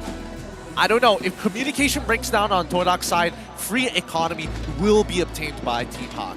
The similarities between Chiku and Hito are that they are both aggressive players that like to participate in the action very early on, despite being in a role that typically likes to stand back and farm. The difference between Chiku and Hito is that Hito does have some solid bases, he doesn't go too far off the norm, and he is capable of knowing what he is able to do. Obviously, we have to point out the quote that Hito mentioned earlier. He doesn't know who Chiku is because he is the golden laner, and now is the time to prove whether he can live up to those words. Yeah, he is a stone cold killer, man. He's coming up with these statements. It shows you the mentality that he's going into the MPL MY with. Everybody else is bots. I'm here to do my thing, and if I happen to crush them, hey, good for me. Definitely. If you're able to crush your opponent without giving them any chance to make that comeback, it's going to be excellent. And I love that, because seeing more aggression from these teams is something that I do feel like the earlier stages of Season 11 has been lacking, where teams were still feeling each other out, understanding their opponent's strategies. Now that we're at the end of Week 2, the personalities of the players are truly beginning to shine. They really are, and I love the fact that the players are actually, you know, showing that level of personality. Even like the other day with Team SMG, the one of the more quieter teams were coming out with big statements of their own. I know, right? Who would have expected that Sasa, of all people, would request to have the mic just to say, late game's your game, we take the early game. MPL MY is shaping up to be an incredible viewing experience this season, and this match is going to be no different. Before we enter into the draft, are there any heroes in particular you may want to see? From Team HAQ, and especially with the hero pool that Gary provides, he allows things like Paquito, for an example, like we saw in his hero stats, and as well as the well-known Dairoth, where he animation cancels, auto cancels perfectly, fluid motion coming out of him. But more importantly, because of the 3-tank meta that we've been seeing so far, with 2 carries, these tanks need to get shredded down quick. Anybody who can sunder armor, it already has a leg up on these tanks, especially during the earlier stages of the game.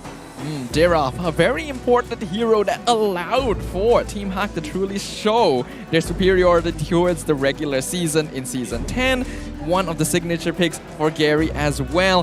Definitely haven't been seeing a lot of it recently due to how the meta has shifted. But if we're also talking about players, we've already highlighted them, but just to break down the point, Chiku guys as well as Hito, this is the matchup we're looking at today. Yep. Overall, Hito has been a team player with a high KDA, higher than Chiku's even, but a lower average GPM. That's where you see the big difference between the two, because Chiku guys, a lot of the strategies that we've been seeing from Todak is to allow him to excel at getting farm, whether it be the early gold turrets or just taking free objectives. More importantly, handing over jungle camps to Chiku whenever necessary.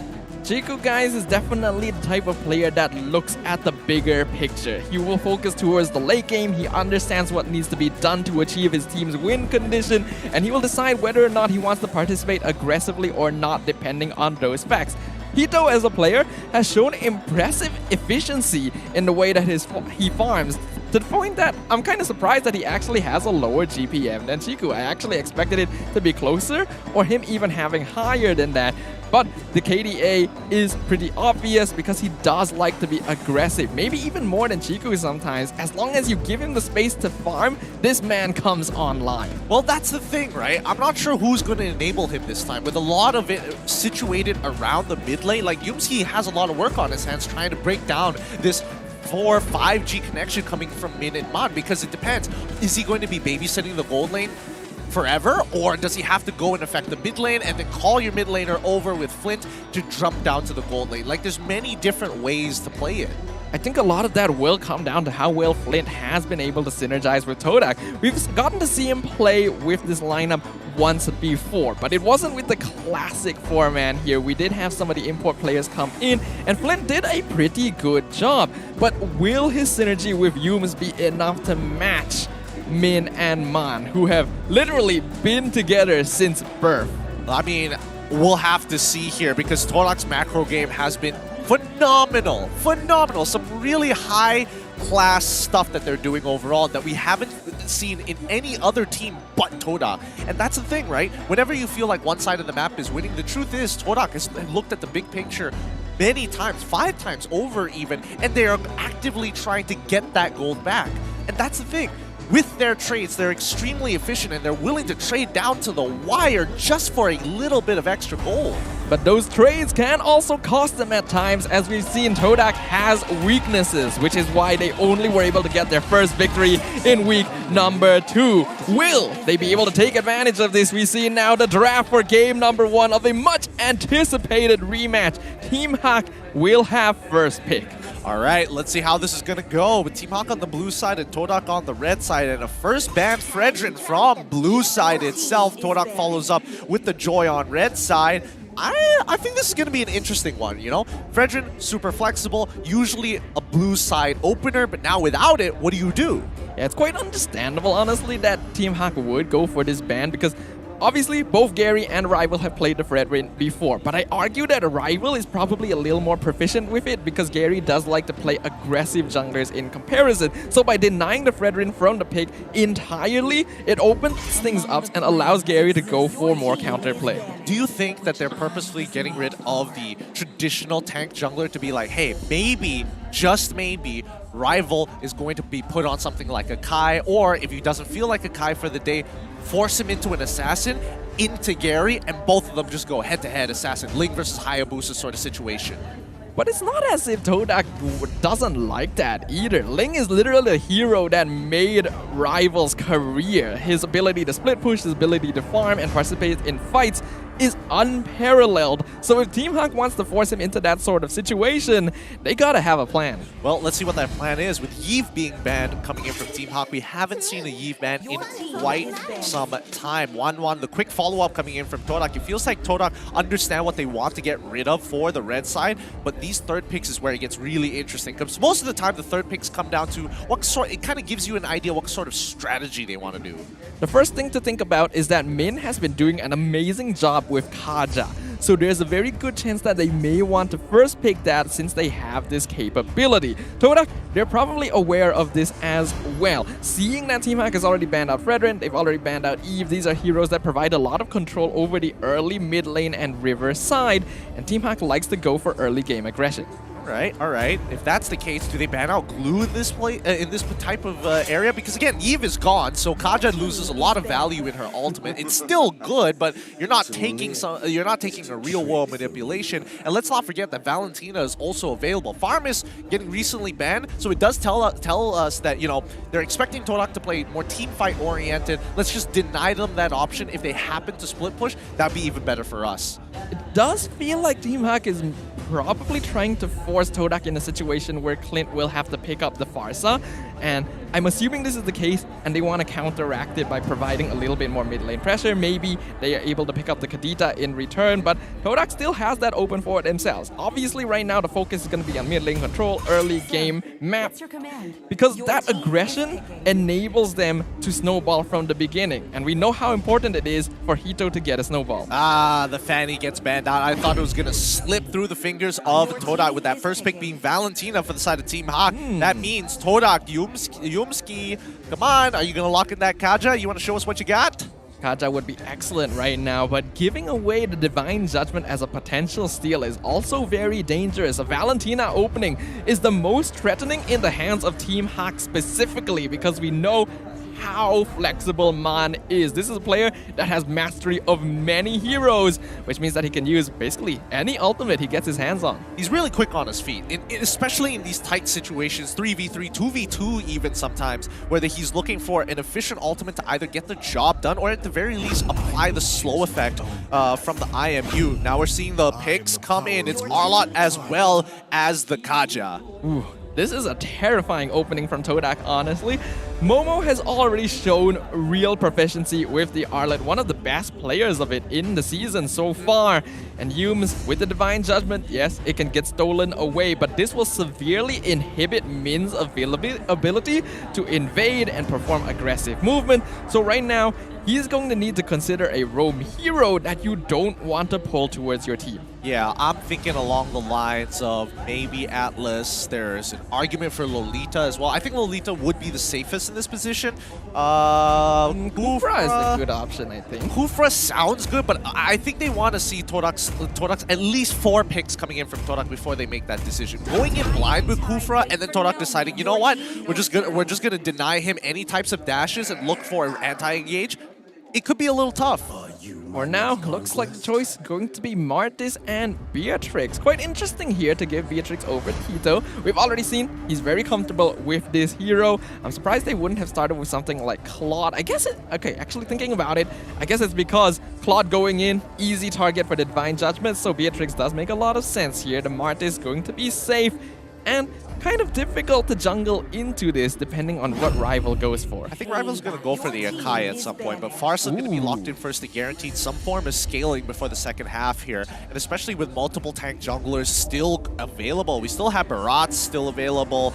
Martis is already gone, which leaves Rival at odds. We might actually get a Ling from him unless Team HAQ has anything to say about that. Trying to think about what other tank jungles are still available. There's not that many. We've seen some players, some teams go for Baxia. Unfortunately, success rate not very high right now. Todak definitely respecting Min on the Atlas. They see that the Valentina's already available. Don't want to give another strong ultimate to them. And it is one of the heroes you don't want to pull with Divine Judgment. Yeah, Team HAQ banned out the carry. All right, they know Chiku Guys plays it really proficiently, but how does that really affect their comp? I guess they are preparing for EXP as well as the roam pick. I think Todak should consider banning Glue at this point now that the carry is gone. Glue is a good shout. Besides that, Masha may need some consideration because Lola specifically plays a pretty mean Masha. Even if he doesn't necessarily win lane early, his job will just be find the Farsa, go for the Thunderclap, and it ruins a lot of teamfight potential. That's true, but I think I would prefer the Benedetta here. Todak actually listening on to the English broadcast, taking out the Kufra this time to enable them. So that does mean that Todak is actually considering Rival to be thrown into an assassin jungler position. Oh, Brody, that's a good ban coming out from Team HAQ. We really have not seen a lot of Brody, which makes me sad because Brody is such a fun hero to play, such a fun hero to watch as well. But Team HAQ recognizes they have pretty solid early right now, but they do require some late game scaling. It's important not to give Chiku a hero that outright wins the gold lane. Yeah, I think at this point they can guarantee the Melissa here, but they need to deny a couple of picks. I think the most important one is going to be people who can jump into the backline, right? The Masha, like you've mentioned before, from Lola. I would argue that Yuzong and Lapu Lapu do threaten Melissa, especially if you have a form of anti-CC to get through the get away with me. It just makes Melissa's life so freaking difficult. But then, where does this Arlong go? Oh, Dyroth! A Dyroth tank! Is this Dyroth? Is a Rival playing Dyroth jungle? Is he stealing it? It's Todak. It's Todak. For all we know, they could be like, hey, joke's on you. It's Arlet support, and then we sent Kaja into the jungle. you never know. I don't even want to think about it right now. Let's move aside from that. We'll let Todak do their own thing because, again, they have first pick in the second phase, but Team HAQ needs to kind of round out their composition. And I think what's currently missing from their composition is a good way to kind of follow up on the engagement from the Martis. How are they going to do that now that the Atlas as well as the Kufra is gone? They can make their composition a little bit more pick heavy with the Franco, arguably. Hilda or Cho. Yeah, Hilda's not that bad either. Oh, Ruby and Thomas. So we've already seen Lola play Tamas. He is literally that one pick and that one win on the hero. Pretty solid way to bolster the lane against Arlet. In fact, I'm pretty sure that's the exact matchup that he played it into previously. Yes, he did. Min playing on the Ruby. We've seen this before. Still a little worried because the hero does lack a little bit in terms of tankiness compared to others, but does provide a lot of CC that could potentially be useful here. I think the Ruby in this particular composition against what Todak have right now is incredibly good. The Dyroth is going to struggle to get in on these fights. The Arlot as well, even if he dashes in with a Vengeance, it's half a second to stun. The I'm Offended is going to make it into a full second and a half, and that's a full second and a half that the rest of the HAQ members can collapse. But Chiku locking in. Oh boy, he's locking in onto the Claude. I don't know how to feel about this one. what I feel when seeing Chiku guys playing Claude is pure terror. This is one of the scariest heroes I've ever seen Chiku play because it is that classic gold lane marksman, and he plays it with a style and aggression that no one else does. He is a very brave man when he has his Blazing Duet and stacks up, but looking at the compositions, the kill pressure from Todak at level 4 is through the roof. Their late game scaling is also going to be pretty ridiculous with Arlot as well as the Farsa and Claude. But let's not forget, Team HAQ, what they excel at is going to be team fighting, so let's see as many 5v5s as possible. One of the most powerful points of Team HAQ is their team fighting. So if they can play around that, this is a possible victory for them. But Todak is definitely not going to make it easy. Who will come out on top? The national favorites who have represented us many times, or the defending champions of Season 10. Now, both junglers started on the same side of the map as they path their way down towards gold side. Both Chiku and Hito not revealing themselves too much. Hito not even using Renner this time. He's going to be sticking with Nibiru for the time being. We'll see how that changes on. He did take Weapon Master as well, so expect him for some big damage in the late game.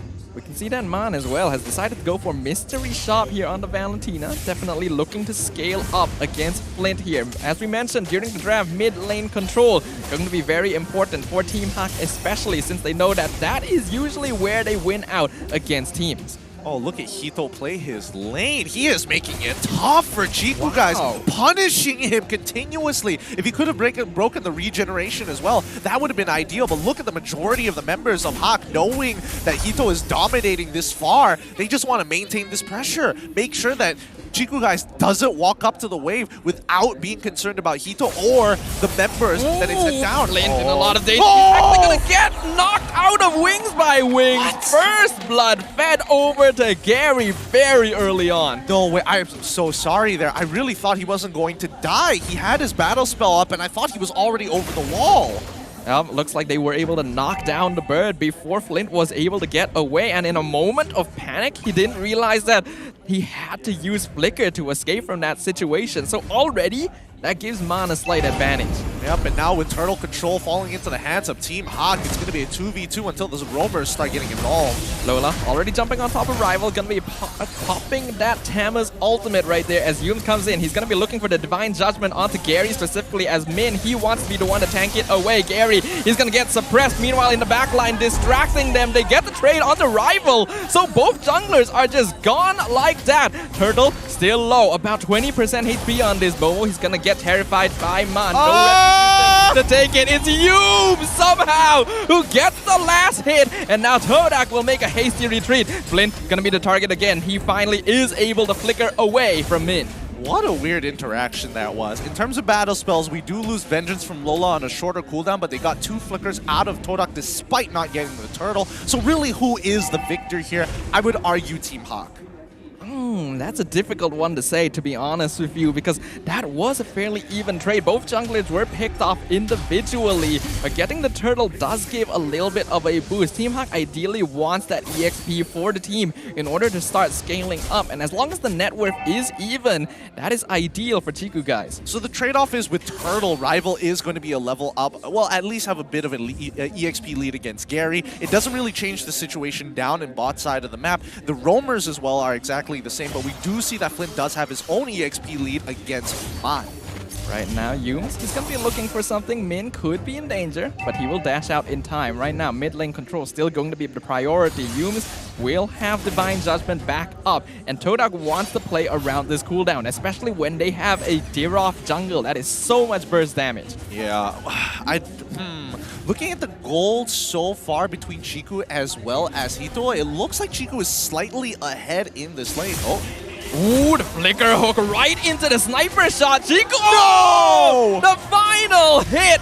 Chiku able to walk away with literally no HP. Oh man, that's so frustrating. Chiku getting so much value out of this sprint. I mean, look at that. Not many people decide, you know what, as Claude, I'm gonna take sprint.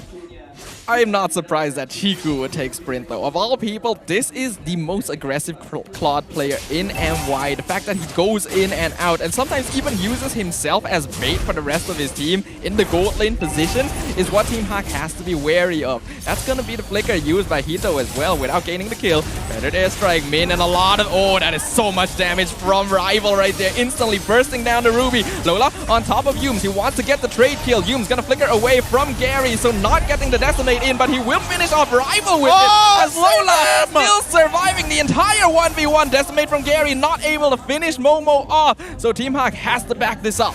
Oh my goodness, that's so frustrating. Gary had many choices of who to decimate. Does he want to kill Yumes? Does he want to kill Rival there? Does he want to kill someone like a Momo? And once again, their battle spells being exhausted here. Gary, now with his retribution back up, he needs to just hover around. Hasn't even gotten his reset, and Lola getting chunked to 10%.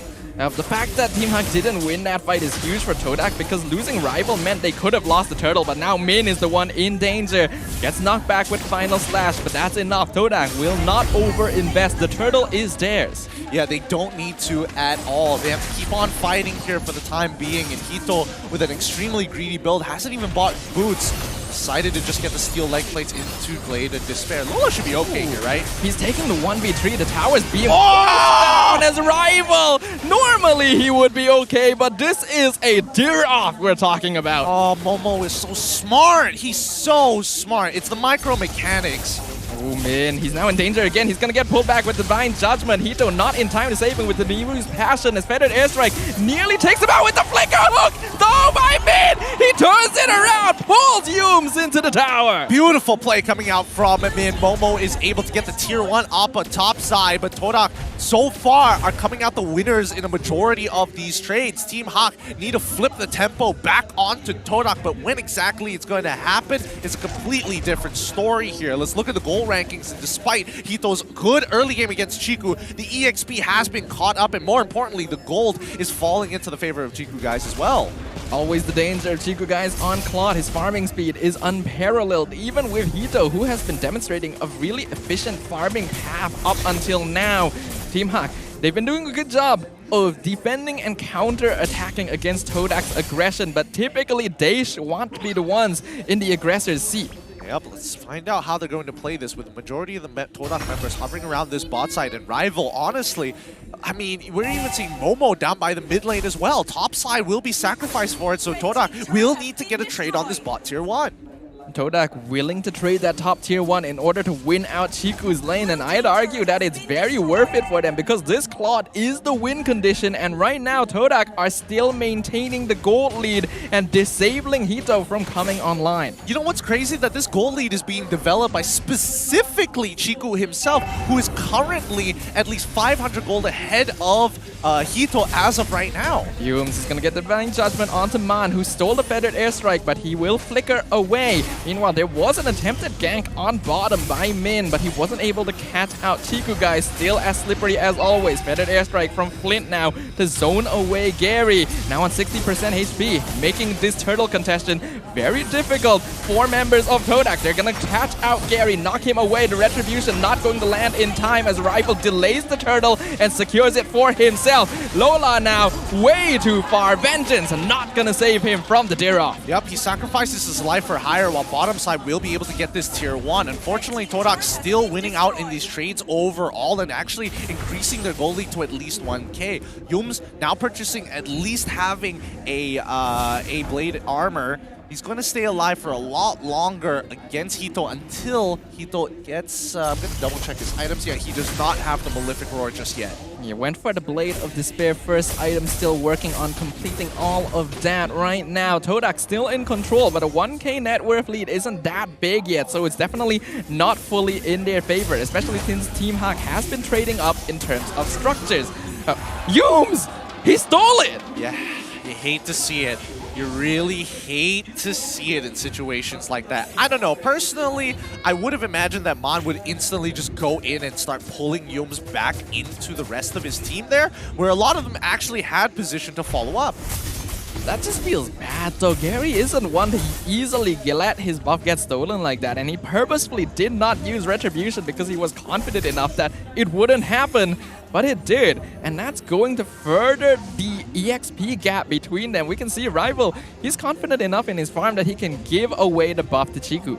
Yeah, they're going to keep this up for a while, but again, nobody has really broken even just yet. Flint baiting this really nice idea coming out from Todak's side, especially since they have pressure down bot side too. They're getting all the information. They see that Hito is on top side. They see Lola down by bot side. Instantly, they pounce on the weaker side. Yep, Yumes, he does have his Divine Judgment. He's gonna use it. Pull him out. My goodness, the Tamas melt so quickly. Killing spree going over to Jiku, guys. Meanwhile, Team HAQ wants to make an attempt. They're gonna trade the tier 2 up top, and Momo not gonna be enough by himself. Gary even cutting the midway because he knows that Todak will want to go for one more as Chiku fails to destroy the bottom inhibitor.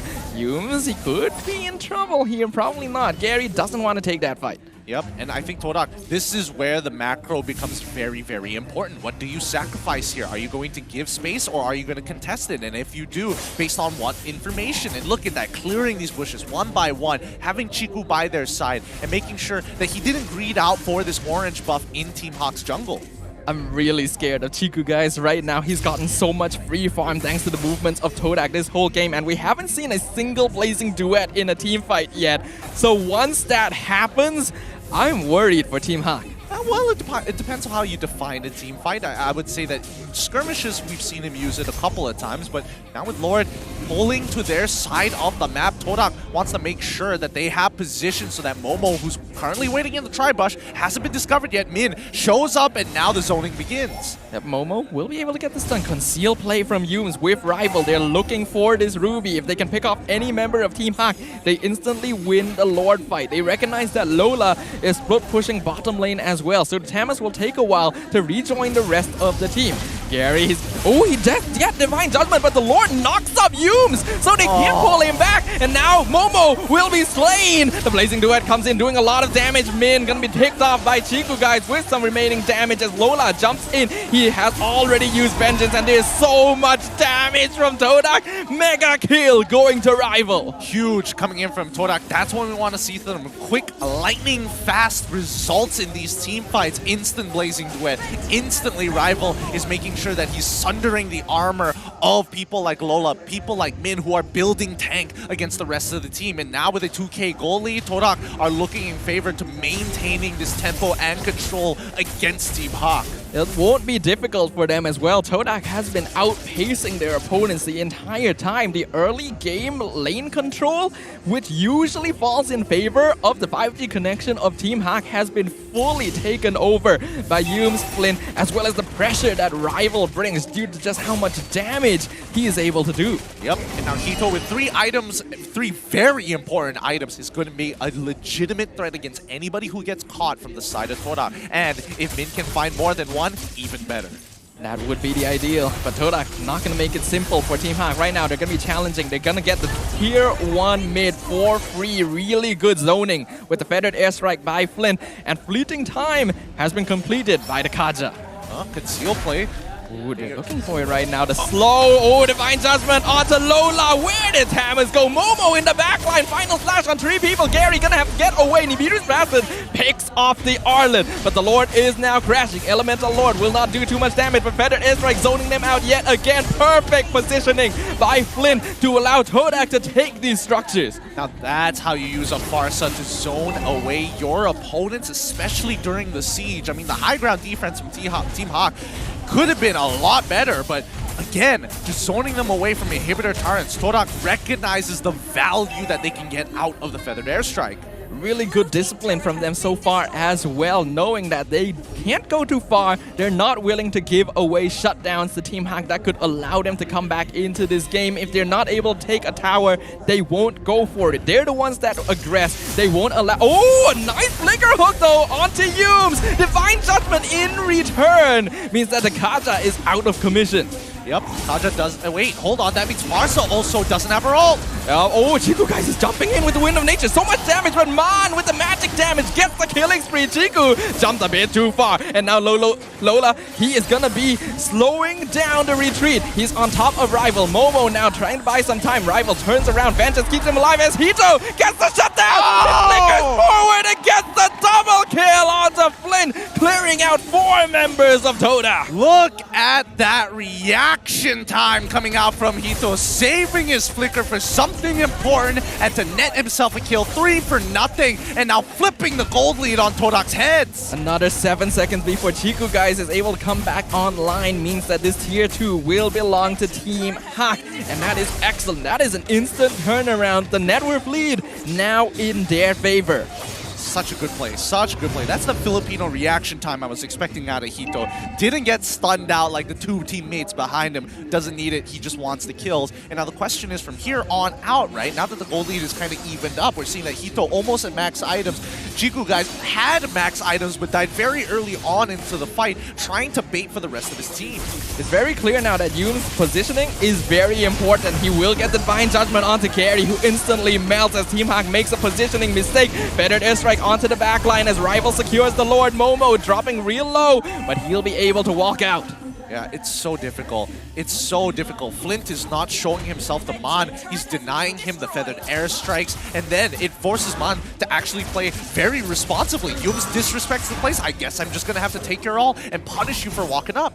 Team fight from Todak right now is impeccable, and while Team HAQ does have pretty good options, their utility is more centered around picking the members of Todak off one by one rather than going for the full 5v5 as Yums flickers forward once again with the Divine Judgment. Vengeance not going to save the life of Lola. Gary will come back up, but this will be a 4-man defense by Team HAQ as Todak, they're prepping the waves to sink alongside the Luminous Lord. This is going to be difficult. Team HAQ needs to try and keep at least one of these inhibitors alive. Top one is gone. Todak still in full control. A really nice hook by Min. 3 members into the tower, but Man is going to get shut down straight away by the overwhelming damage of Rival as Chiku jumps forward, picks up Min, gets the double kill onto Gary, and Team HAQ is wiped out as the Lord sets up a clean victory for Todak.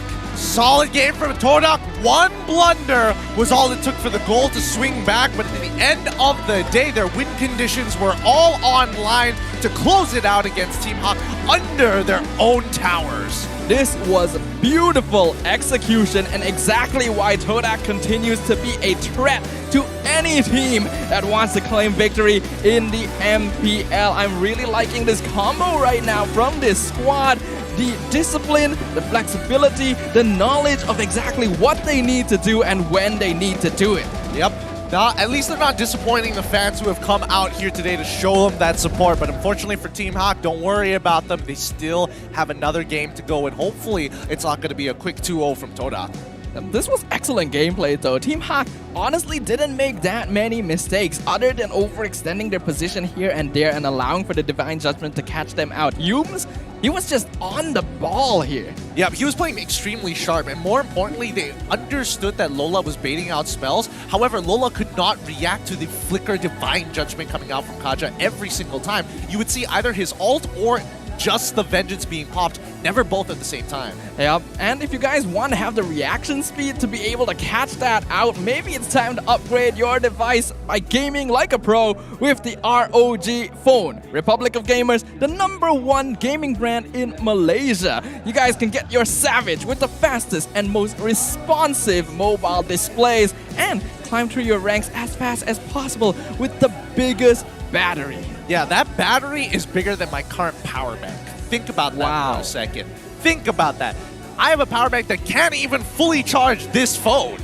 That's actually kind of insane. I think it's time to upgrade your power bank too. Dude, if ROG came up with one, I would have probably already had one. But coming back to this game of the item builds, unfortunately for Team HAQ, it's a 10-14 defeat with only a 4-kill differential. They even out the score in the 16-minute match, but unfortunately, this is what I'm talking about. When you do get artillery mages and nobody who can really successfully jump into the back line, it becomes such a difficult job. Unfortunately, I do feel like although Lola did a good job with the Tamas in the previous game against the Arlet, Momo just seems to be on a different level. And when Rival is playing on the Dirov, Tamas basically means nothing. He's just an extra large minion to break down. And every single time that Yumes is able to catch anyone out, they melt like nothing, despite really tanky builds by both Gary and Lola. Yeah, this is one of the few situations where Thamos isn't as good in comparison to someone like Lapu Lapu, who actually has damage reduction, so the armor quote-unquote doesn't matter as much. At least they have some form of counterplay. But at the end of the day, it was all about how many spells could you bait out. And most of the time, all he got was 2 before he just died instantly. It feels rough there, but Todak were definitely the ones in control this entire game. I think Hito still did an excellent job scaling up towards that late game. Honestly, I do still think he won that lane against Chiku guys in the end, but the rest of the team, that's where the difference was made. Maybe for the first 4 levels. After that, Chiku guys, the snowball started for the rest of his team, and after that very first turtle, Chiku guys evened out the gold and continued to just... I don't want to say dominate, because Hito was playing a little unreactive to him, having to react to what the team was doing at that point of time, because he has the relevancy, and especially when you get that BOD, you want to be in team fights already because you have the natural damage. Well, looking at these overall stats here, this was a 16-minute match, but the numbers are all over the place. And I think we definitely have to talk about Flint here. The carry, the highest damage done in the game, probably one of the best Farsa gameplays we have seen in the season. Yeah, he's extremely patient with his feathered airstrikes. He positions himself in good angles, and more importantly, he's extremely aware of where Momo and Yumes are, his 2 important protectors to keep his angles safe. Well, let's find out who is actually going to be getting the MVP right here, and it is none other than Rival once again. We talked about this man up on stage, how he was able to perfectly fit in with the Langar style of Todak, and this is that style in its purest form. 93% match KP. Yep, and I mean, this is the beauty of Dairoth. High burst damage and armor, can sunder armor, ensures that tanks don't feel good against him in a 1v1, so they can't disrespect his space. Rival made sure that he set boundaries for Team HAQ, and Team HAQ had to respect him. If not, they either get one shot or get put down to 1 HP, and that's when Flint's calling card is given to them with the feathered airstrike.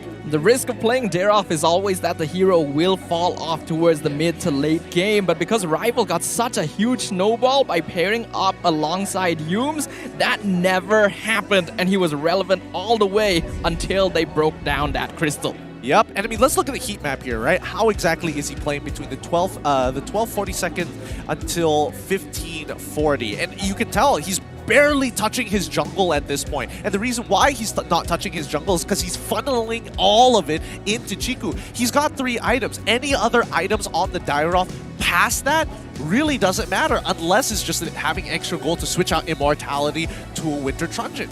For the majority of the game, he just needs to be close to his enablers, whether it be Yumski or at least somebody who can clear up the waves like Momo. The additional farm that Rival would get by farming more jungle camps at this point, like you said, will just basically fall off. So continuing to feed into Chiku guys is the ideal, and that's exactly what they did. Rival pairing up with Yumes is such a scary combo because usually Daroff does lose out a little bit because he is more of a 1v1 hero and focused on a single target. So what do? You pull a single target away from the rest of the team, apply the armor break, they disappear, you win the team fight. Exactly. And one more very minor interaction. Let's keep in mind that Arlot, his final swipe is always from left to right, no matter what position he's in. And we might be able to see it later on, but when we are seeing these interactions, Momo is literally setting them up like bowling pins just so that Rival can Daroff ult in a straight perfect line, which hits multiple people. A synergy not many people think about, but is terrifying to consider in retrospect. We can see in the highlights here, brought to you by Garnier Men, that in that early game, Team HAQ was putting up an excellent fight against Todak, even though they may have been losing out in terms of farm. But once Yumes started to come online and find pickoffs here, that is where the snowball began. Yeah, and the snowball continued to go forward in Todak's favor, right? Lola just getting continuously punished. Like, look at this. Rival just completely shreds him down. If the Divine Judgment wasn't there, I think Lola might have been able to survive because at least he could pop both of his abilities, but time and time again, he just ends up dying to Rival and as well as Chiku. Unfortunately, in this game, Lola really ends up not being able to contribute much, where yes, he's a great damage sponge, and when he's able to take a lot of cooldowns, he does get a lot of free space. But otherwise, he just ends up melting very early on, and Gary doesn't provide a lot of frontline other than that, so Team HAQ just ends up getting run over. Yeah, I do think that this is... It's a very interesting problem, right? Was it really the team? Was it really the draft? It's a little bit of both. I think there are some odd timings that Team HAQ could have taken advantage of to try and reclaim the tempo, or at least force the tempo into their favor. And I do think, unfortunately for the EXP pick in that Thamos, here, not as much value compared to something like a Lapu Lapu specifically. But something that is quite valuable is going to be your chance to grab your very own MLBB X Jujutsu Kaisen skins, which, by the way, are now available in the game. 4 amazing, wonderful skins, including Yuji Itadori for Yin, Megumi Fushiguro for Julian, Nobara Kugisaki on Melissa, as well as Satoru Gojo for Xavier. The event isn't going to last for much longer, is it, Gideon? No, it is not. It's only going to be up until March the 20th, so guys, while you still can, abuse the 50% off on your daily first draws. Again, I've seen way too many people get lucky with it. You don't have to rub it in my face, but at the very least, keep that in mind. For this second match, however, what I am keeping in mind is just the way that they're actually handling the draft. I'm curious to see how they're actually going to adapt, because I do feel like Team HAQ actually had a very fair chance of coming back into this game against Todak. The identity for Team HAQ is their ability to take control of the mid lane and even invade the jungle if they're able to get an ideal map control over the river. In this case, it proved to be very difficult when Todak had access to both Kaja as well as Farsa, not to mention that Daroff is just a hero you don't want to invade in the first place. So drafting around this position is the key for Team HAQ. Well, I'm going to do you one even further. I would say that Todak's main winning point was the fact that their neutral objective control was far superior than Team HAQ. Because Team HAQ has no real way to get into the backline, so therefore if it's a traditional front-to-front, you're going to get so much value out of Flint. And you saw 62,000 damage topping the charts compared to the rest of his team, even against Shiku guys who had full build by the end of the game. Indeed. The fact that Flint is able to find that position safely in the backline and dish out DPS is why he ended up doing the highest DPS in the entire game. So, yeah, like what you pointed out, being able to get into that backline is very important. And while Team HAQ was relying on their ability to tank the front line and find opportunities for Min and Man, Gary and Lola unfortunately were not able to live up to that position due to the armor shred. Yeah, I mean, it's just like, it feels like you're just running through the trenches. You know, you're trying to do a trench dive at your opponent and they're just going to launch everything at you. It's really tough when artillery is supporting the enemy side. So I think that's something for Team HAQ to consider, that their neutral game, the neutral creep game needs to be a little better here. Team HAQ were willing to give away the Farsa in the previous draft, and now that is up in the air. So this is going to be a very important and very interesting drafting phase for both these teams, as Team HAQ will attempt to claw their way back up and perhaps go for the reversal that we saw in the grand finals of Season 10. Interesting. It looks like more teams are actually opting to be on the blue side this time this Sunday, and we're not seeing a Yves ban coming out from Team HAQ. We're actually seeing the Kaja ban instead.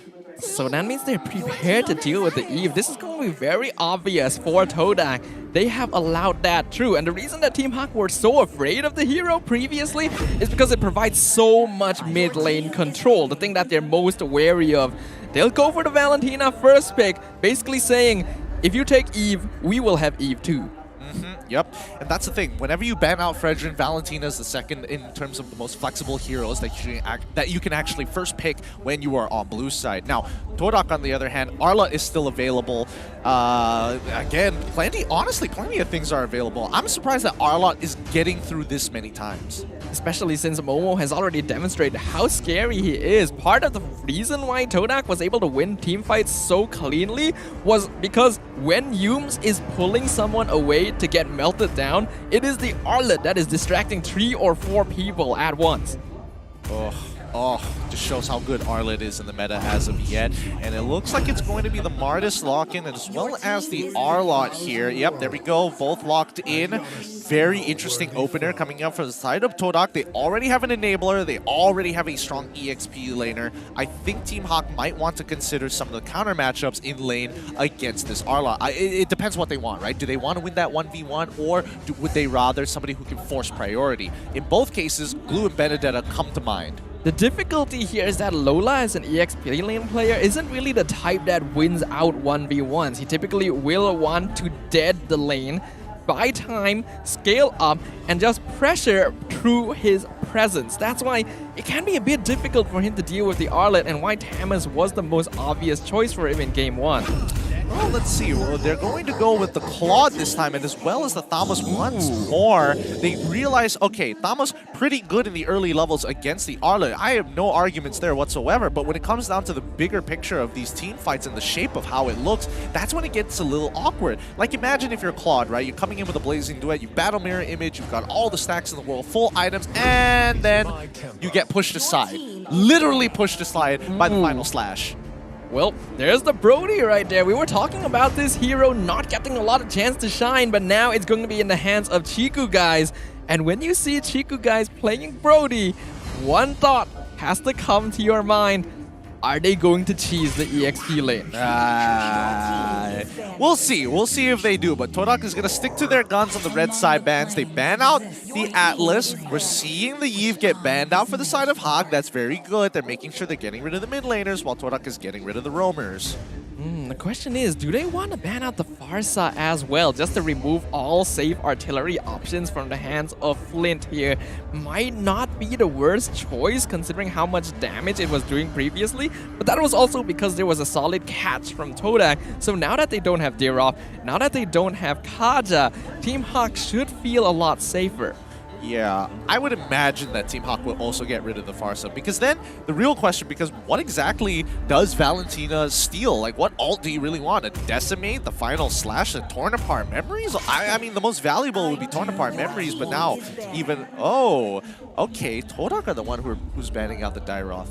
No, Interesting. I'm pretty sure the most valuable ultimate to steal right now is actually the final slash. It is just way too good. We've seen Valentina steal it, set up for the team, and Man does like doing things like that. So since they're comfortable with that, they're okay with banning Farsa, which does leave Flint in a bit of a difficult situation. Now, one mate that has been let through until now is the Kadita. Do you think this is possible? I think it's absolutely possible considering the matchups that they have. I mean, having an extra Petrify is always good, especially when the Blazing Duet is going to be a legitimate threat. But I feel like I want something interesting. You know, I woke up with I woke up choosing Violence, and I hope that Todak did too. Lock in the Julian. Ooh, I would love to see that. Julian going to be able to provide a fair bit of early game pressure once he does hit that level 3. Alternatively, something like Lunox provides... Ooh! Kagura for the... I can't believe it's the first time this whole season that we're seeing Kagura. I think it's a hero that's just consistently very reliable, but does lack in terms of consistent damage. When we're talking about... I hate bringing up these points, but it just keeps on coming up. I thought I could save it for the rest of the season, but I'm going to bring it up now. So mid lane's Swiss Army knife is Kagura. Yes. As explained before, she doesn't have a lot of bad matchups. Even in the good matchup, she doesn't do that well. So she's kind of an in-betweener, and I think it's overall good because it denies a solid ult for Valentina overall while still being able to have that extra bit of range to zone her out.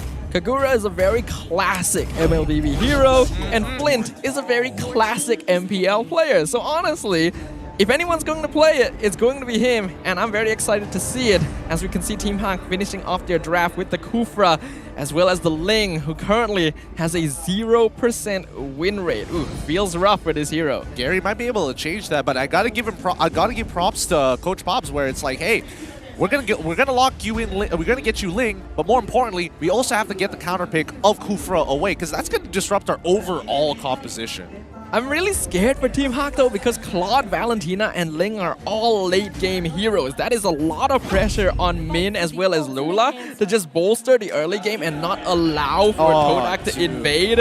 And speaking of invading, there's the Hilda. This is an early game Todak draft, and it's gonna be up to Team HAQ to see how they deal with it. Yeah, this is... Oh, it's not gonna be easy for sure. Even with the compositional AIs, was leaning more towards Team HAQ side, but I don't think it had enough time to really evaluate the entire composition that we were seeing from Todak. So I don't know. Gold lane might get really, really rough for Hito here. Let's see how comfortable he is on the Swiss Army knife of gold laners in comparison to the jock, the bully, Brody in the gold lane. I'm so excited to see Chiku guys playing on Brody once again. As we can see, Todak leaning heavily in kill pressure, pick up, early game and utility.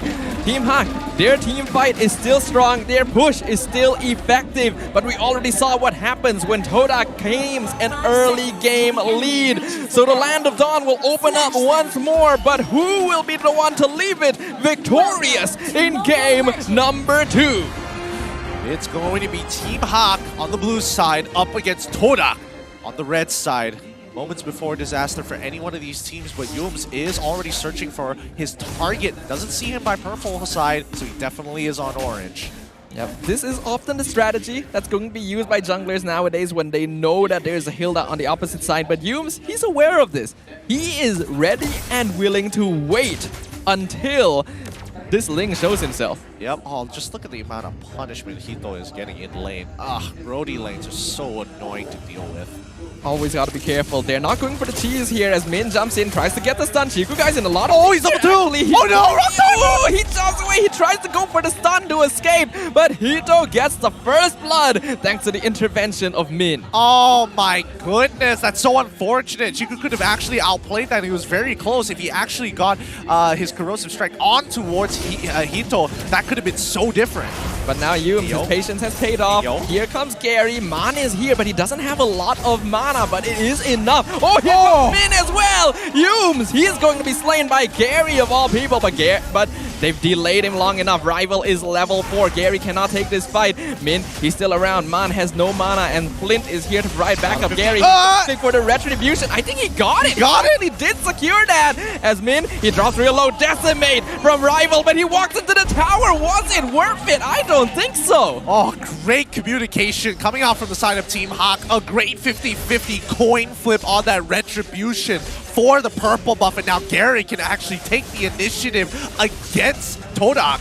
Here comes Lola. He's buying time against Yums and Momo. Yums, he's just ignoring Gary entirely, going for the Tamas, who pops the Vengeance. Lola, he's still alive. He finally gets picked off. Now Gary is the one in danger. Vengeance from Momo jumps onto him, but Gary will dash away. No HP means he cannot challenge Turtle. Yep, that was played really well by Gary as well as Momo. Momo saving his flicker until the very last second, and also getting a great fight. Oh! Ooh, nice flicker from Man. That could have been very dangerous. Flint nearly getting Yin Yang overturned. Yeah, I mean, just the commitment from these teams. They're playing as if every single interaction is the end of the world here, and they have to make the best of the situation. But now, if we were talking about tempo, Team HAQ is the one that's setting the pace. Gary, he's going to be able to steal away the jungle from Rival there. That's pretty good for him, since we see Yums is camping his orange buff as Flint misses the Yin Yang overturn there. Min jumping in, the Purify from Kagura, able to get her away in the form of her second skill. Now, I didn't mention this earlier, but oh, Lola, don't get into an interaction when I'm doing an explanation, man. Oh, he's not gonna die, right? He pops his ultimate. He doesn't have Vengeance. He's taking a lot of damage, and Rival with the Decimate will mean that that final bit of HP means nothing.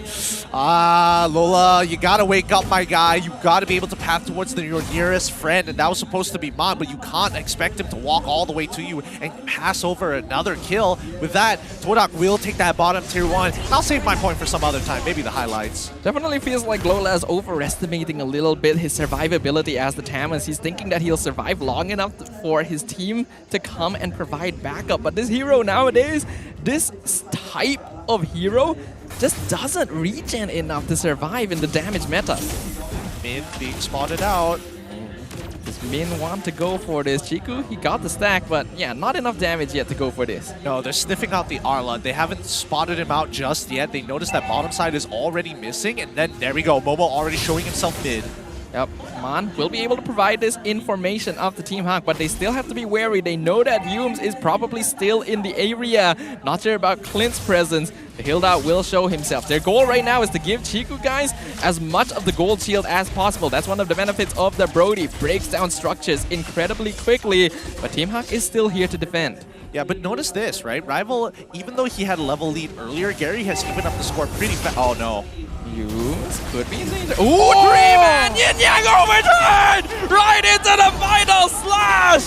Team HAQ is decimated with a triple kill to Momo. Oh, they didn't realize how bad their position was until it was too late, and now Turtle falls into their hands, and Team HAQ are scrambling for resources. They gotta get out of there. They can't afford to give more kills to Todak at this stage.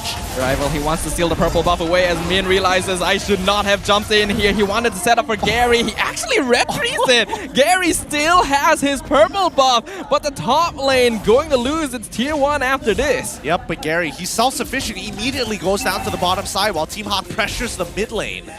This is the trade right now. Team HAQ, they know that Todak are in control of the team fight, so they gotta trade structures wherever possible. Gary, a very effective player in doing this. His split push will be the key to keeping Team HAQ in the game as of right now. He gets jumped on. Rival trying to engage up here as well. Not able to complete the fight as Gary able to escape from the clutches of Todak here as well. Oh, I thought Gary was in so much trouble. They weren't able to destroy the tier 1.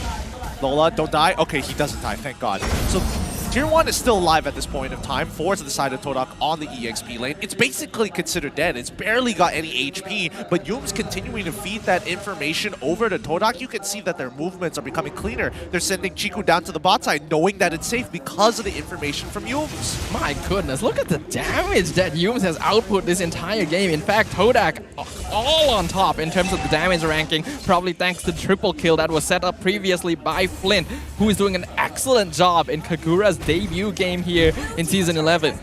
Oh my goodness, Todak is getting away with too much. They can't, I mean, Team HAQ unfortunately can't stop Yums. Nobody has enough of a lead to actually put him back into his place, so they're just covering their angles as much as they can. They understand that the purple buff is by far the most important, but so does Todak. With a 4K lead, they're on their way there. And while they're thinking about Yums, the rest of Todak is just farming off a really nice CC by Rival. Here comes Yums as well. Not sure who got that purple buff. Min gets a 2-man ultimate by the Kufra. Final slash gonna be knocking 2 people away. Here comes the Blazing Duet, doing a lot of damage in the backline as Rival will be the one picked off here. Min somehow surviving all of it. Oh, that actually worked out really well. And this is one of the few fights that Hito actually made an impact here, getting enough damage onto Rival and allowing the rest of his team to actually escape and pulling attention towards himself in the middle of a heated fight. Hito on the Claude has become his signature pick here in MPL MY, and you can definitely see why. Even though he likes to be aggressive, he still knows that he needs to scale up. He needs to know how many items that he requires in order to join fights. And as long as he can contribute that damage, Team HAQ will be able to play around him. Yeah, but now I would expect... Oh, the turtle reset. That is so unfortunate. Meanwhile, Gary gonna be using this turtle reset to get some split push in. He doesn't really mind Yums too much, but he also can't take too much damage, so he'll be forced to use the Tempest of Blades to force this minion wave forward. Yums, he's doing a lot of damage here. Gary, he knows he'll get away, but he is trading the turtle for this. Yeah, again, Todak is just harassing Gary as much as they can, especially with Yums. That's his goal. Oh! Rival, he's trying to jump in. Decimate has been stolen by Man. They're looking for this right now. Flint, he still has Yin Yang overturn available. Todak want to go for the top tier too, but Team HAQ are all in the area right now, and they're not worried about the split push because the bottom lane towers are all gone anyway. Purple buff going to be the point of contention. Min is looking for the engage. He gets stunned by Momo, so that's kind of unfortunate here. Yin Yang overturn onto Man. He is able to dash away in time as Min will become the target. He's looking for the ultimate, but he gets stopped by Rival, who dashes backwards, and Vengeance has already been used by Lola. Ooh, the torn apart memory finishing off the Tamis, meaning that Team HAQ can no longer defend this area. Yeah, too many stacks applied onto Lola. Nothing much he can really do there. Here, he is having a really, really rough game, unable to stay even against the rest of Todak and Momo, continuing to be a nuisance. But Chiku, guys, now that he has that Winds of Nature, Now with access to Winchan, Hito becomes less of an issue.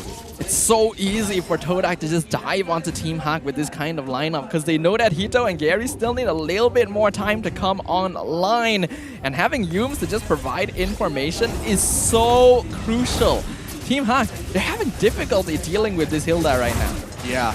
And it's only going to get worse from here on out, right? Does he steal it? Okay, no. Yums just feeding that information again. Topside? What's happening topside, though? Gary, he tried to take that 1v1. I would assume he got knocked off the wall by Momo right there. The CC from the Arlet. Look at how much he's regenning right now. This hero is a pain in the butt in the hands of Momo from Todak. Yeah, as well as the fact that he decided to take Unbending Will. Oh my goodness. He's building full tank. He's got the Fury Hammer on top of it all. If he ever wants the spec into the Hunter Strike for later stages, arguably he could go for Sea Halberd if he wants a bit more burst. Really depends. I mean, the sky's the limit for him right now. What's interesting is that this is actually a switch up for Momo. He went with Tenacity in game 1 on the same hero, so I'm assuming he's actually going for a slightly different build here, and that indicates that Momo has enough mastery of Arlet that he's able to switch up builds and emblems based on the enemy team composition. I think he's identified two facts. Number one is that he needs to be able to actually apply pressure in this lane, and Concussive Blast just doesn't give him that, right? And when you're going up against people like Man and people like Gary, they're all very burst heavy, so as long as he builds full tank, he will eventually have an opportunity to actually retaliate against Team HAQ, because nobody can 100-0 him, especially with a full tank build. Especially since Team HAQ doesn't have a lot of burst either. It's all consistent damage over time that can be healed up by Momo very easily. So Todak, they are in the driver's seat, completely comfortable. They take the Lord for free. Team HAQ, they want to go for cross-map plays with Gary, but even that is difficult when Todak are just able to split up their forces everywhere. I mean, the macro from Todak, again, extremely excellent. This is the few things that Todak is consistent overall in. Maybe it's not their weird picks, but just look at the way that they're playing this map, right? They're forcing up forward. They're making sure if anybody touches the waves, they will get instantly punished. They're escorting that Lord, and you can see Gary, he's trying to stagger. No, don't tell me he dies here again. He will survive, but he has to dash away, which means he'll be delayed in returning to defend his base. So this inhibitor in a lot of danger. Yums, he's gonna get stunned away, but the tower has already fallen to the damage coming out of Chiku as Rival is dealing with Lola in the mid lane. The Lord will eventually get taken out, but with the waves sinking, Todak, they're looking for at least one more. Chiku, he does more than enough damage. Oh! Flicker jumps in, ultimate on two people. Min sets it up, gets the kill onto Chiku, onto Flint as well. Momo with the final slash, not going to be able to save them or retaliate. A good high ground attack, but the retaliation from HAQ, similar to game number 2, they found this turnover, but now how do they get that 5k gold lead back from Todak? They really have nothing to punish. The timing was great on Todak's side. The decision to commit, the decision to actually get the inhibitor and almost getting a second one in the process is definitely worth those 2 kills. Min, he's gonna jump forward again, but Yums has learned his lesson from last time. Todak, they definitely overextended their stay and underestimated the ability of Min to find these opportunistic pickups, but they're not gonna let that happen a second time. Their adaptability is one of their key points, and although Team HAQ found a really good way to rebound there, they need to make that more consistent. Yep, but I mean, can you really blame them? I would argue that Momo played that situation the best, dashing in, dashing back out, utilizing the fact that Hito was actually in the backline to give him a free escape route. Gary trying to bait out. He knows Yum is in the area, but look, Momo, here he comes. Final slash, 4 people, sets it up, and he's regenerating everything. Tempest ablaze. Hito is the first one taken out. Torn apart memory, doing massive damage as Min gets a 2-man ultimate, but he falls as a double kill, and Chiku gets the triple. What? You can't just pause in that sort of situation right there. Todak dismantling Team HAQ and forcing them back into their base. Dude, what a bad time. What a bad time for that to occur. Momo making an incredibly good decision there, walks up with the starts things off with the final slash. I was wondering, how is he going to open this up? Is he just going to face check it, or is he going to final slash it? Is he going to try, first skill into it? Like, how is he going to handle it? Great choice with the final slash. Catches 4. I think he was expecting at least 2. I don't think he was expecting 4 people there. Definitely not. And you have to wonder if Team HAQ were hesitating or if they were wondering if they could catch Momo off guard, because when you see that Arlet approaching at that angle, it's very clear that Momo is going to do something to that brush. And when he did, it was way too late for them to respond. They get dismantled, taken down one by one. And this is a huge problem. This is a winning push from Todak. Yep, and honestly, I would say that Team HAQ, the decision for the ambush was good, but there has to be certain conditions that need to be met, right? And I think one of the conditions which they kind of hyper-fixated on was, hey, if it's Momo, he's not exactly high on the priority list, so let's wait a little bit longer to see whether anybody else is going to show up. But as we saw earlier, Todak, they were clearing that bottom side jungle to get the information whether or not they had potential follow-ups from a different angle that they haven't covered from the side of Team HAQ. They didn't want that high ground defense to happen all over again. Well, either way, mistakes have already been made, and although we are in a short pause to make sure that we're able to troubleshoot technical issues, I'm not really sure if this is a situation that Team HAQ can come back from. We can talk about the mistake they made, we can talk about the lack of initiative to go on to Momo in that situation all we want. What matters is that it has happened. Team HAQ, 3 members down, 2v5 with Todak pushing into the base. Yep, and they also have a wave down on bot side, if I remember correctly. So, well, looks like the teams are getting their final checks in with the Marshals. Thanks to our Marshals, by the way. These guys are really on the ball with this stuff. Yep, it is thanks to them that we're able to bring these games back in the first place, right? Whenever we have technical pauses, obviously we're sad, we're a little disappointed that the momentum has been stopped. But if they weren't around to make sure that integrity is maintained, it would take even longer than usual. Looks like we've gotten the signal. The game is about to return. We'll witness whether or not Team HAQ will defend this, but Todak are pushing straight in. Crystal is exposed. They have a minion wave. They take down Lola, Gary, the only survivor, and they know this game is over. Flint even jumping in for that final taunt. Todak, the 2-0 victory, claimed their revenge against the defending champions of Season 10. GG, well played. Todak once again looking more in form today. A lot better than their Friday matchup. Today looking even stronger. Nicely done. Excellent gameplay, perfect performance. Flint has found a home here in Todak. And the way that these players have coordinated and synergized didn't even allow Team HAQ the opportunity to come back from any deficit. The late game was never an option with Todak having a lineup like this. What a game. Unfortunate for Team HAQ fans here, but Todak cheering in the crowd. They are looking very happy with this win. Who can blame him? Let's see what the host has to say. Interesting interview coming up. Dan dengan itu, kita nampak rematch of MPL musim ke-10. Team Todak versus Team HAQ, and this time Todak won with a clean sweep of 2-0. So, Flint, apa rasa in beating the Season 10 winner? Rasa happy lah sebab bantai champion kan. Jap. Speaking about the champion kan, I nak tanya Ciku something. Semalam, I'm pretty sure Ciku dengar apa Hito cakap kan? Sekarang, I nak tanya Ciku. Ciku nak cakap apa dekat Hito? Saya bagi rival cakap kan. Apa? Who is Hito? And this is Ciku. Okay. One last question. You guys nak cakap apa untuk semua orang yang datang untuk support Team Todak hari ni?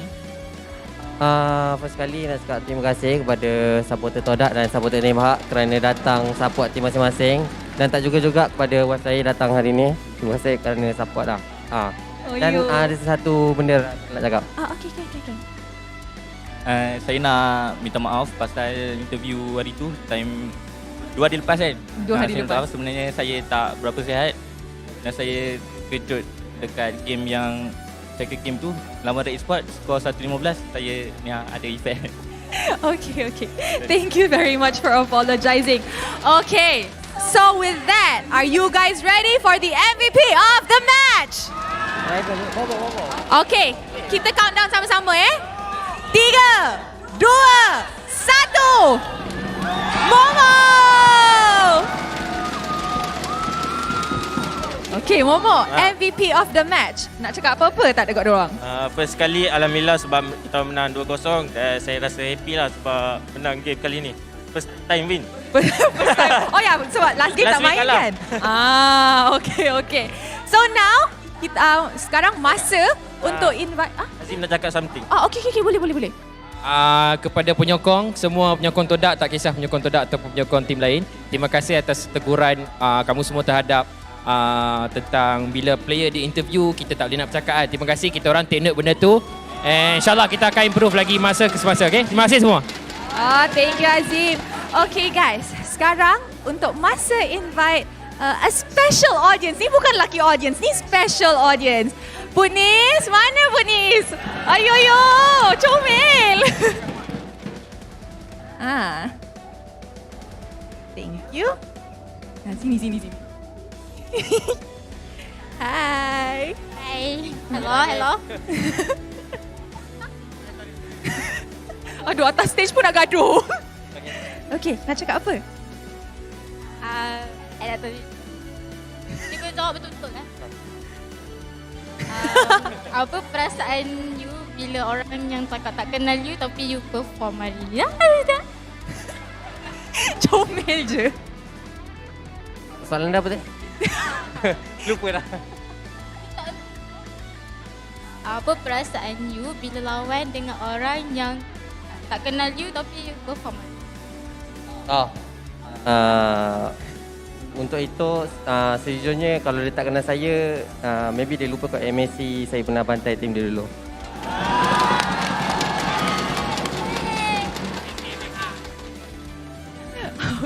Kau tak suka aku? Dah pergi tak? No. Okay, thank you. I nak move sini, korang ambil gambar. Ambil gambar. I move here, okay? I move here. Okay everybody, that is our second match of the day. Dan kalau korang nak datang ke Stadium Juara, jangan lupa scan QR code down below sebab orang yang naik pentas untuk interact dengan favourite team dorang akan dapat skin yang bernilai 899 diamond. Thank you Punis and thank you Team Todak.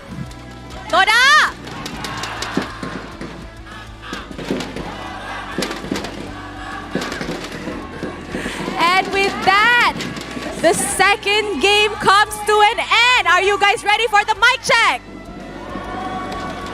Okay, mari kita dengar apa Team Todak cakap masa game kedua tadi. Jom. Aku boleh pop lolai. Apa? Try? Cik kena.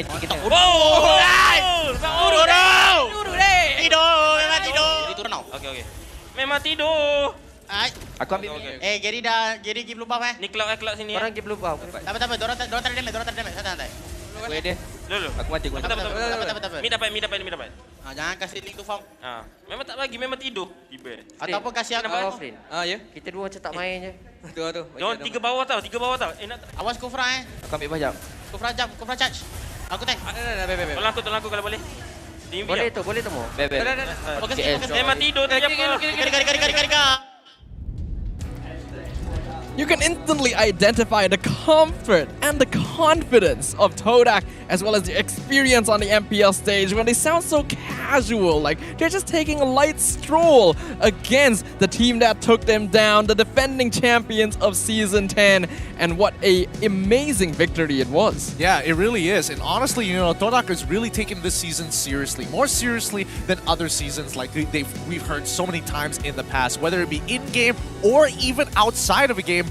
I'm realizing Rose's segments are just the secondary battlefields that these players have to deal with. I don't know why. They just feel really uncomfortable up on that stage. I mean, you gotta love it though that they're recognizing it's time to improve not just on our game, but our stage presence as well. And talking about it, the highlight of the match, the Season 10 rematch, where Todak gained momentum and was able to start langaring the other teams. This is going to be a first step to an incredible journey. It really is. And you know, happening at week 2 is the perfect time to kind of set up for the rest of the season. The early weeks are going to be important because once we get to week 3, that's when you start feeling that pressure of like, oh no, I might not actually make it into that top 2. The top 2. Very important right now, especially now that the competition is more fierce and the format has changed and we only have one crucial slot to the international stage. Teams realize it's time to buckle up. This has been a brand new era of MPL MY. When we went into Season 11, we knew to expect many changes, but oh boy, the players are really showing us that we didn't know what to expect. Truly, truly. At least with Todak, we didn't get to see too many weird picks come up from their side. Nothing too out of the ordinary. And even from Team HAQ, there's a lot of good ideas that come on through, but it still requires a lot more fine-tuning to get adjusted with what's going on with the meta right now. Team HAQ, unfortunately, as a team, is a little bit too momentum-based, so they really required a bit more footing towards that early game, and when Todak didn't give them any chance to get it, they had full control. Yeah, it's really tough, like especially since Todak is playing to their dedicated strategy to make sure that Chiku is able to kind of farm heavy, farm hard, get really far ahead of his opponent. Look at that, 11k to 8k compared to Hito. 3 levels up, almost max build, 4 items to 3 items. That is just ridiculous. And you have to know, Hito is playing with avarice as well on this Claude. He was farming fairly safely the entire game, and Chiku just completely stomps on it and even throws the rebuttal. You don't know who I am? Well, you forgot I took down your team in MSC. That's a way to make a statement. I mean, that's also true, but then again, I don't think Hito is going to recognize that too much because he was the CEO during that time, in a bathrobe no less, and also making sure that he supports his boy Kelra. I don't know. I do feel that like in this position, when we're looking at Team HAQ, a lot of the decision making is correct. It's just not quick enough sometimes. And that's like the worst part for Team HAQ, and especially for Lola, who not only has to worry about the micro mechanics of an EXP lane, which I would argue is far more important than something like Gold, where you can play a little bit more passively. He has to make that final call. Yeah, I am definitely worried about Lola overall in the current meta. It requires the EXP laner to be a bit more aggressive, and I'm not sure if that is his gameplay style, which allowed Momo to claim a very effective MVP, playing Arlet 2 games in a row, 2 different emblems, 2 different builds, but all the same flashy style. His setup was impeccable. It really was. It really, really was. And honestly, I gotta try the unbending will coming out from Momo's build, see where the nuances are so that we can bring it to you guys later on into the future. But looking at the overall stats here, oh, Todak, much, much cleaner victory compared to game number 1. Chiku being the rich guy and the carry here. Absolute freedom on this Brody. There's a reason that Team HAQ wanted to ban this out in game number 1. When you give Chiku a marksman hero that scales and it can also be aggressive early, that's a recipe for disaster. Not to mention allowing for Yums to pick up on the Hilda, directly applying pressure to Gary. And Flint, I think he is fitting in really well here. I agree. I really agree with you there. Because again, Flint has been finding some incredible yin-yang overturns, especially towards the early and mid stages of the game. And I mean, let's look at the overall match stats, right? Like, what exactly is Flint providing, especially when it comes down to that team composition in game number 2? And that's when you immediately see kill pressure is really, really high. Early to mid game as well. But also, the late game is dead even against Team HAQ. And a lot of it comes down to whether or not this Brody can scale, but whether you're mid laner who has to be playing for the later stages of the game, it becomes that much more important. I think personally, what Flint is providing to the lineup for Todak right now is the balance that they have never had. When Todak plays with Moon, they kind of influence each other a little bit too much. They want to Langar, they want to go forward, they want to be aggressive, which results in bad positioning, especially for a position like the Mage, where you want to be artillery, dealing damage from the back line. It doesn't quite work out if you're at the same place the rest of your team is. Flint identifying, I need to be here, I'm gonna watch out, I'm gonna look for opportunities while not putting myself at risk. is exactly what Todak has been looking for. Yeah, I feel like Flint is becoming the Momo of the mid lane. You know, if he keeps up with his performance, being consistent, clean, and as well as reliable, which is something Todak needs, I definitely think he can find his space. But speaking of Momo, our MVP of the match, I mean, the man doesn't play bad. Not at all. Look at that GPM. It's literally in tune with the hero that he's playing right there. Yep. Absolutely incredible. Unbending will, but he still goes for mostly tanky. Just that Hunter Strike first item. That's pretty normal for the Arlet. Setting things up beautifully with that final slash. That last play. Pushing all 4 members out of the bush. That is just nasty. So good, so good. Actually, fun fact, the Hunter Strike is his 3rd item. He has the Fury Hammer and holds onto it until he's completed both the Blade Armor as well as the Dominance Ice. Then he gets the Hunter Strike, whether he feels like it. I'm not entirely sure when he got it. I'm not sure whether he got it after the Radiant Armor or completed it before the Radiant Armor. That is pretty smart of him there, especially since he is laning against a Tamus. Going for Dominance Ice first item makes a lot of sense. But reliving the moments, once again, with these highlights here brought to you by Garnier Men. In the early stages, things didn't look all that good, with Hito getting a first blood against Chiku, and the repeated dive attempts by Todak not resulting in a successful steal of the purple buff. Here's the thing about Todak, right? One thing that sets them apart from a lot of teams in Malaysia right now is the efficiency of which they play. Like, moves and punishments coming out from Todak are very instinctual to them, but the timings of when they get to the purple buff, for an example, they're so on point. And that's why you're seeing that Yums is constantly around the map, constantly, oh, I'm low, I reset, I immediately walk out of my base with intention. They're not dilly-dallying around. They aren't wasting time sitting in places that they don't need to be in. They're hyper-efficient at their pathfinding. The ability to be able to apply mental resets efficiently and quickly without thinking too much about it is really due to the maturity of Todak as a team and the experience that these players have built up, not just here, but on the international stage as well. That's something that has separated Todak from a lot of their peers here in MPL MY for multiple seasons. The ability to come back, even if their momentum is completely stifled in the beginning of the game.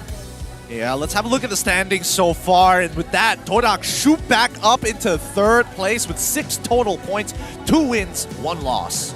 The competition is really adding up right now, and it is fierce here in Season 11. The gap between the skill levels of these teams becomes increasingly evident with every week that goes by. And that means that the teams in the lower half of the bracket right now need to buckle up. They need to find something that they can work on in order to push their way to the top of the rankings, because we have to remember, only 8 teams will move on to the playoffs. Bottom 2 will get relegated here, and unfortunately, it's looking like it's going to be Madness Esports and Team Secret, but there's still so much time left until the end of the season. Hopefully, that's going to change, and it'll be sad to see 2 teams that have actually worked their way through the qualifiers to get to this point, sadly, being kicked out later on if this just keeps on going the way it is. That is unfortunately the nature of competition though. Season 11 has become so fierce that even the defending champions themselves, Team HAQ, find themselves dropping to 6th place, currently tied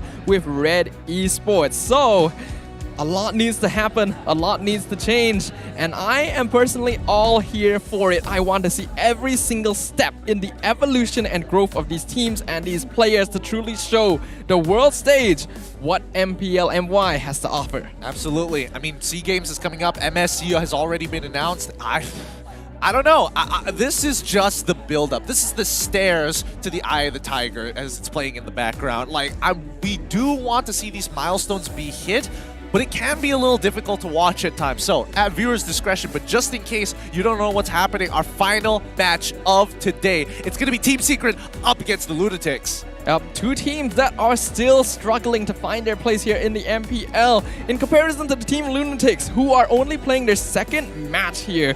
Team Secret, this is going to be their 4th, and they're currently at the bottom of the standings. So now, it really is now or never for them. If they're not able to claw out a victory, get some points here, they could be too far gone. They could be, and that's the thing, because they're import players at some point are going to come into the team, and that's when they're going to start scaling up. So whatever points that they can actually scrape off in these earlier stages before the window happens, I think that's going to be a big win for Team Secret.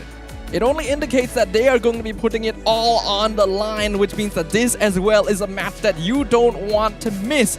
And find out which of these two new rosters to the MPL will be able to claw out this victory. Well, it's going to be a tough call here, but I don't want to make any crazy predictions, but I don't know. I'm excited to see what else Amox can provide for Team Secret. With that being said, you guys are watching the MPL MY. Stick around for our very last matchup right after these breaks. We'll catch you then.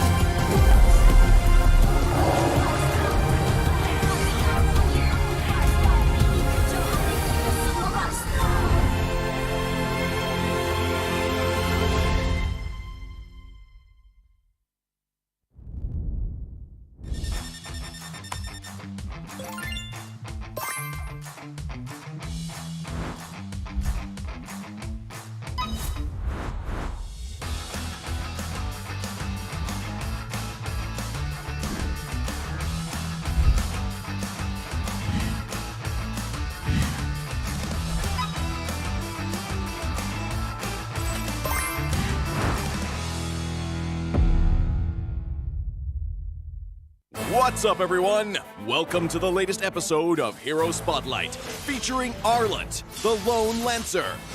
Arlet is a highly mobile fighter that weaves through battle like a vengeful wraith. Hero skills. First skill, Dauntless Strike.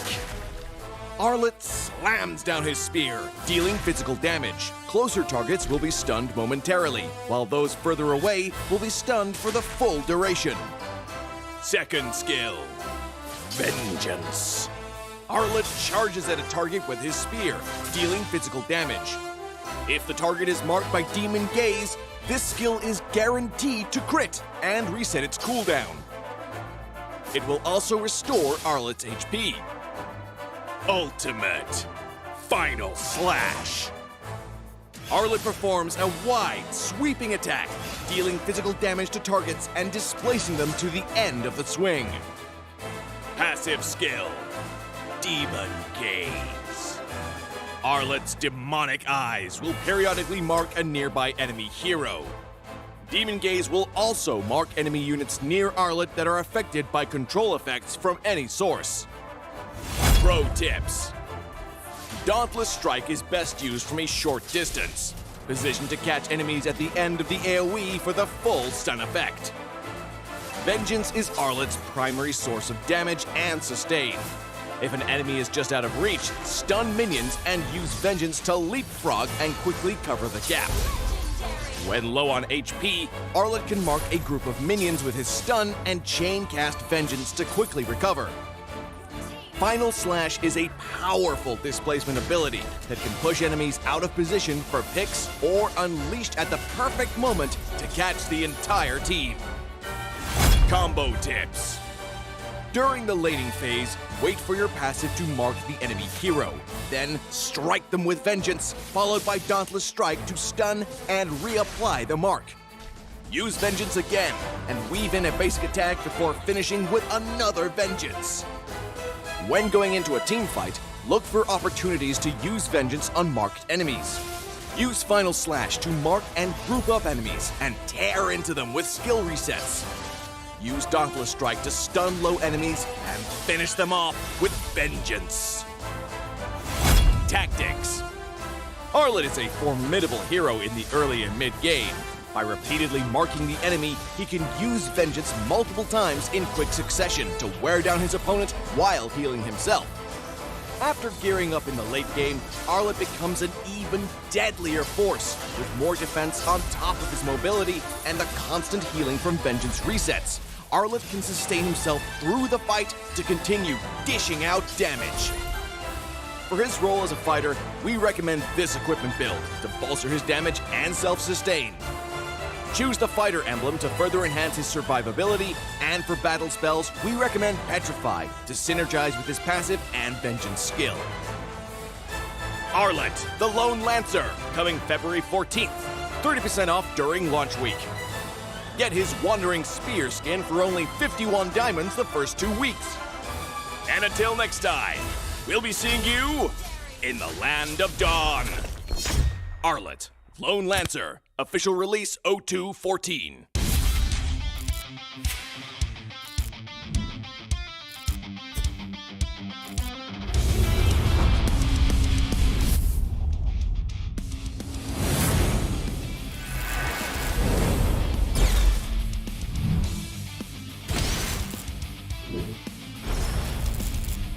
Oss! 決まってこうぜ。少し乱暴しようか。釘崎野原喜べ男子こう一点よ。邪魔だ。虎杖裕二です。好みのタイプはジェニファー・ローレンス。よろしくお願いします。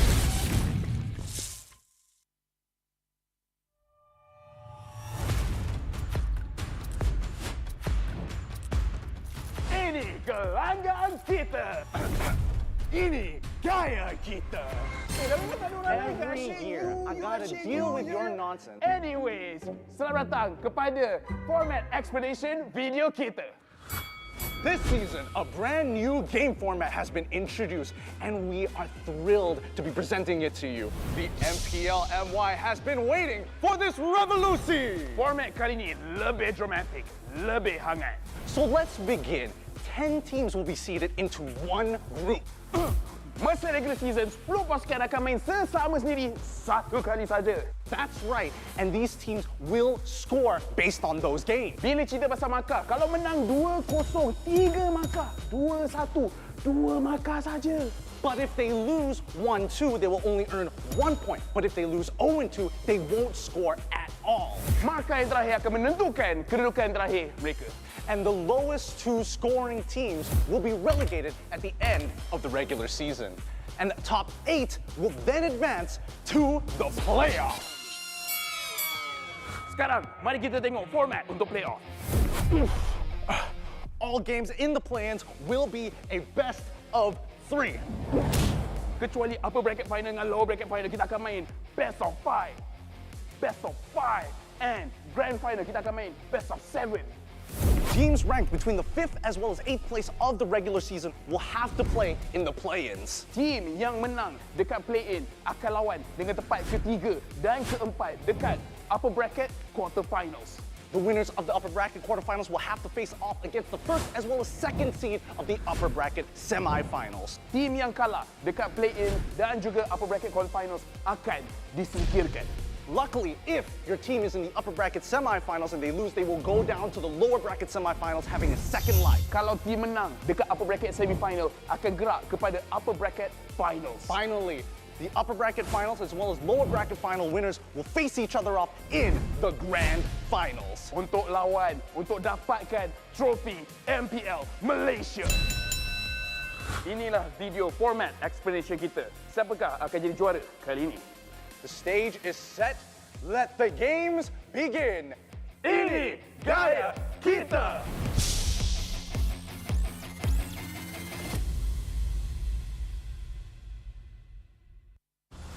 Ladi sebuah bandaraya. Rentak berterusan yang menggalakkan kita ke depan.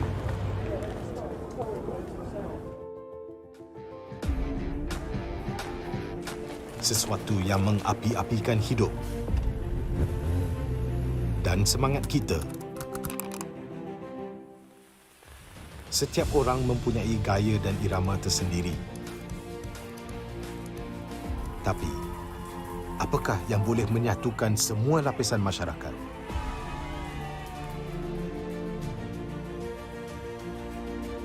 Yang akan menarik perhatian seluruh negara dan mengujakan fan-fan dan players kita.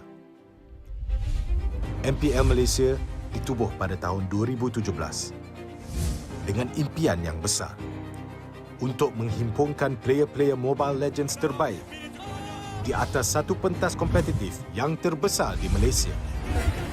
Musim-musim lepas menemui pelbagai cabaran dan halangan, tapi MPL Malaysia tidak pernah berundur. Sentiasa berdedikasi dan bertambah baik untuk meningkatkan pengalaman e-sukan yang bertaraf tinggi. Kini, MPL Malaysia adalah satu liga yang penting dan paling dinanti-nantikan di tanah air kita. Dengan fanbase yang setia dan pemain profesional dari pelbagai latar belakang yang berusaha menuju ke puncak MLBB Esports, persaingan dah semakin sengit, namun juara hanya satu. Inilah aksi kita, budaya kita yang unik. Inilah MPL kita yang dipenuhi dengan drama dan emosi. Marilah kita nyalakan pentas kita. Ini gaya kita.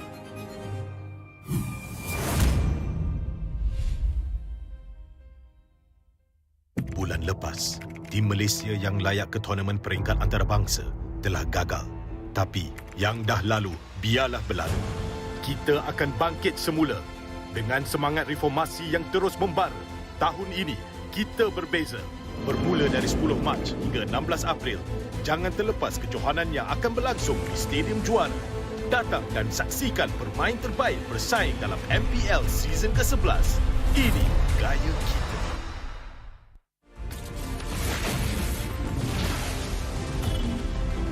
Pain is the proof that I'm still alive.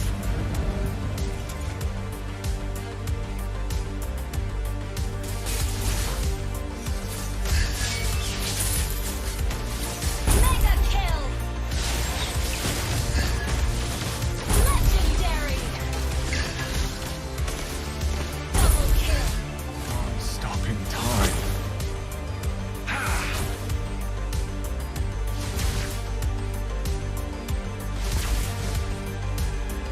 Feel what I feel. Feel what I feel.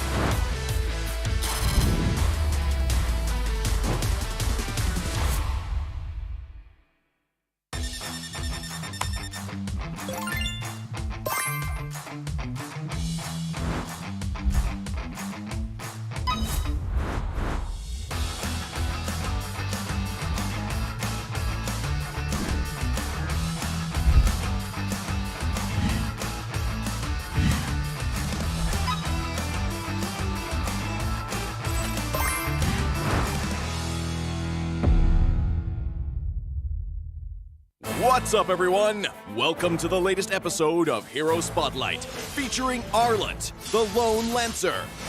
Arlet is a highly mobile fighter that weaves through battle like a vengeful wraith. Hero skills. First skill, Dauntless Strike. Arlet slams down his spear, dealing physical damage. Closer targets will be stunned momentarily, while those further away will be stunned for the full duration. Second skill, Vengeance. Arlet charges at a target with his spear, dealing physical damage. If the target is marked by Demon Gaze, this skill is guaranteed to crit and reset its cooldown. It will also restore Arlet's HP.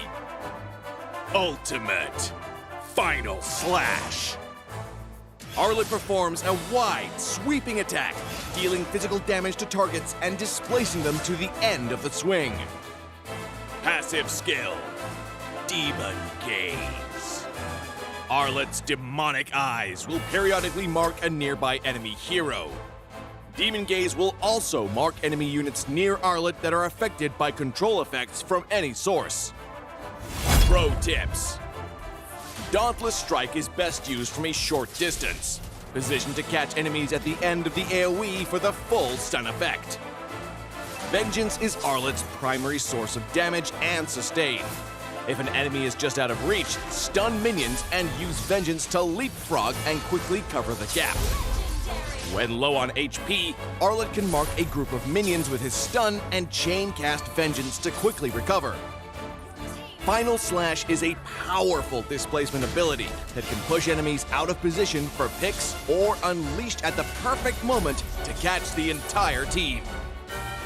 Combo tips. During the laning phase, wait for your passive to mark the enemy hero. Then strike them with Vengeance, followed by Dauntless Strike to stun and reapply the mark. Use Vengeance again and weave in a basic attack before finishing with another Vengeance.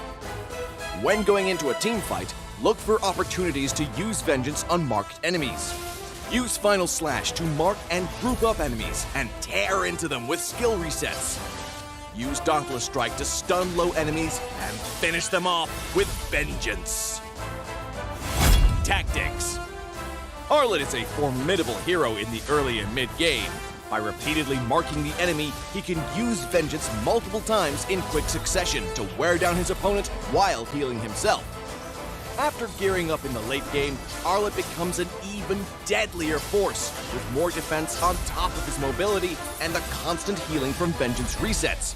Arlet can sustain himself through the fight to continue dishing out damage. For his role as a fighter, we recommend this equipment build to bolster his damage and self-sustain. Choose the fighter emblem to further enhance his survivability, and for battle spells, we recommend Petrify to synergize with his passive and Vengeance skill. Arlet, the Lone Lancer, coming February 14th. 30% off during launch week. Get his Wandering Spear skin for only 51 diamonds the first 2 weeks. And until next time, we'll be seeing you in the Land of Dawn. Arlet, Lone Lancer, official release 0214.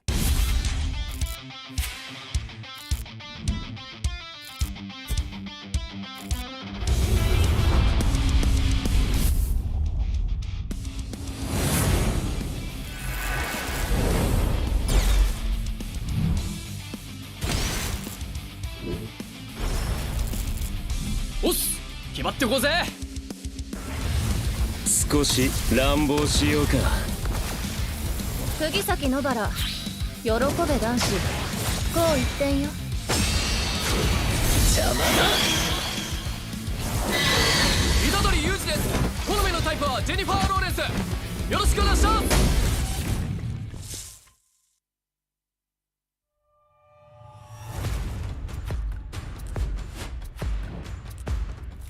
Ini kelanggaan kita. Ini gaya kita. Every year, I gotta deal with your nonsense. Anyways, selamat datang kepada format explanation video kita. This season, a brand new game format has been introduced, and we are thrilled to be presenting it to you. The MPL MY has been waiting for this revolution! Format kali ini lebih dramatic, lebih hangat. So let's begin. 10 teams will be seated into one group. Masa regular season, 10 pasukan akan main sesama sendiri satu kali saja. That's right, and these teams will score based on those games. Bila cerita pasal markah, kalau menang 2-0, 3 markah. 2-1, 2 markah saja. But if they lose 1-2, they will only earn 1 point. But if they lose 0-2, they won't score at all. Markah yang terakhir akan menentukan kedudukan terakhir mereka. And the lowest 2 scoring teams will be relegated at the end of the regular season. And the top 8 will then advance to the playoffs. Sekarang, mari kita tengok format untuk playoff. All games in the play-ins will be a best of 3. Kecuali upper bracket final dengan lower bracket final, kita akan main best of 5. Best of 5. And grand final, kita akan main best of 7. Teams ranked between the 5th as well as 8th place of the regular season will have to play in the play-ins. Team yang menang dekat play-in akan lawan dengan tempat ketiga dan keempat dekat upper bracket quarter finals. The winners of the upper bracket quarterfinals will have to face off against the first as well as second seed of the upper bracket semifinals. Tim yang kalah dekat play-in dan juga upper bracket quarterfinals akan disingkirkan.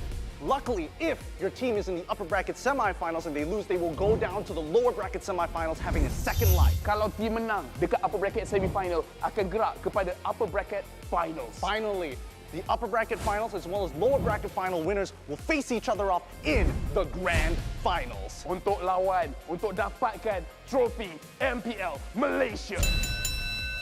Inilah video format explanation kita. Siapakah akan jadi juara kali ini? The stage is set. Let the games begin. Ini gaya kita.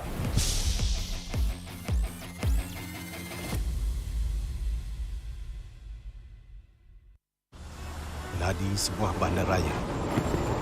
Rentak berterusan yang menggalakkan kita ke depan.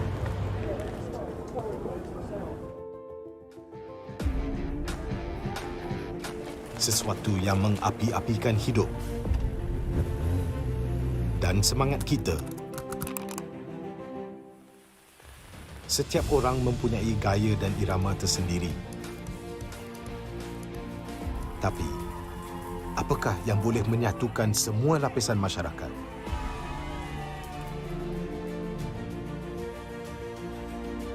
Yang akan menarik perhatian seluruh negara dan mengujakan fan-fan dan players kita. MPL Malaysia ditubuh pada tahun 2017 dengan impian yang besar untuk menghimpunkan player-player Mobile Legends terbaik di atas satu pentas kompetitif yang terbesar di Malaysia. Musim-musim lepas menemui pelbagai cabaran dan halangan, tapi MPL Malaysia tidak pernah berundur. Sentiasa berdedikasi dan bertambah baik untuk meningkatkan pengalaman e-sukan yang bertaraf tinggi. Kini, MPL Malaysia adalah satu liga yang penting dan paling dinanti-nantikan di tanah air kita. Dengan fanbase yang setia dan pemain profesional dari pelbagai latar belakang yang berusaha menuju ke puncak MLBB Esports. Persaingan dah semakin sengit, namun juara hanya satu. Inilah aksi kita, budaya kita yang unik. Inilah MPL kita yang dipenuhi dengan drama dan emosi. Marilah kita nyalakan pentas kita. Ini gaya kita.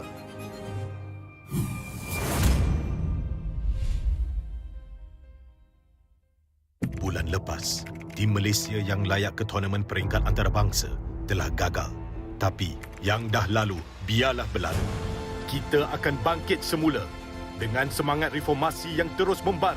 Tahun ini, kita berbeza. Bermula dari 10 Mac hingga 16 April, jangan terlepas kejohanan yang akan berlangsung di Stadium Juara. Datang dan saksikan bermain terbaik bersaing dalam MPL season ke-11. Ini gaya kita.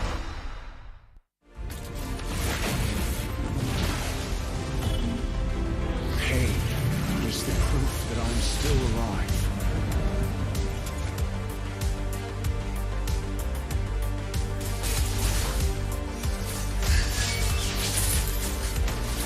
Mega kill!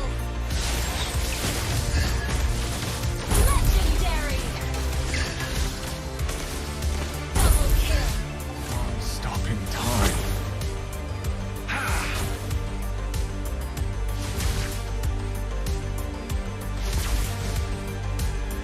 Feel what I feel. Feel what I feel.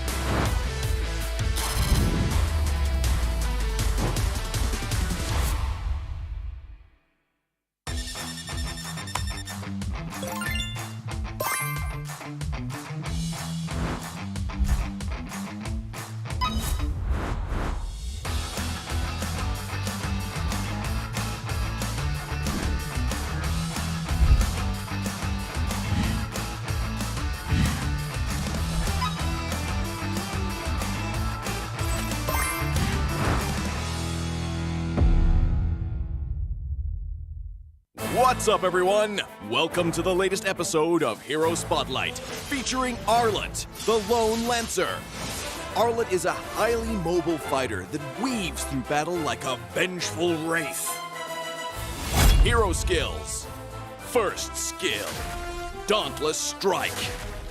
Arlet slams down his spear, dealing physical damage. Closer targets will be stunned momentarily, while those further away will be stunned for the full duration. Second skill, Vengeance.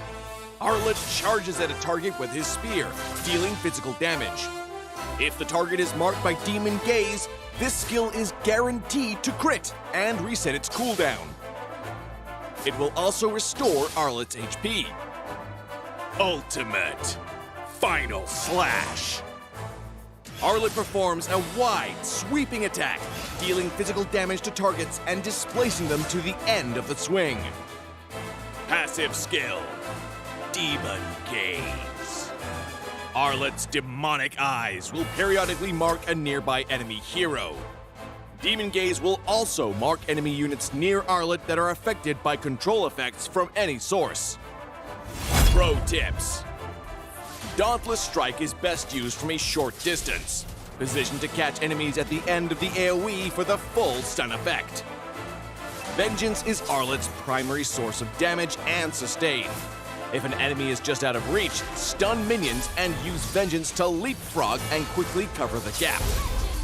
When low on HP, Arlet can mark a group of minions with his stun and chain cast Vengeance to quickly recover.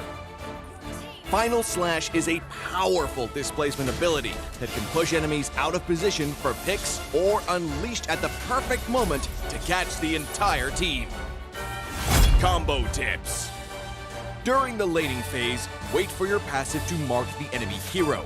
Then strike them with Vengeance, followed by Dauntless Strike to stun and reapply the mark.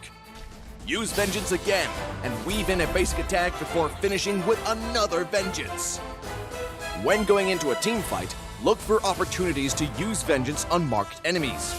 Use Final Slash to mark and group up enemies and tear into them with skill resets.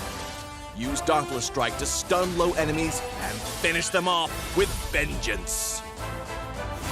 Tactics. Arlet is a formidable hero in the early and mid-game. By repeatedly marking the enemy, he can use Vengeance multiple times in quick succession to wear down his opponent while healing himself.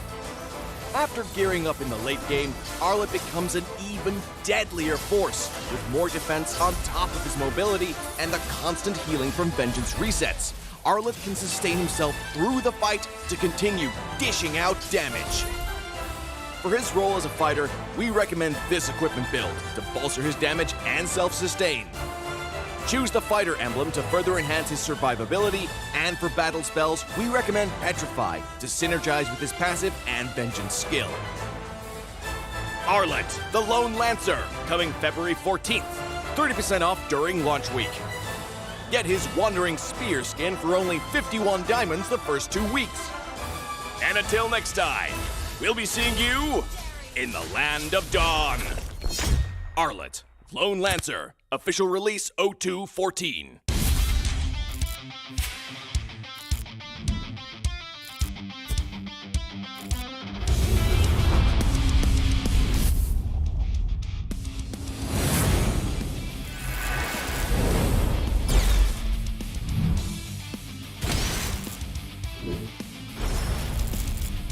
Oss!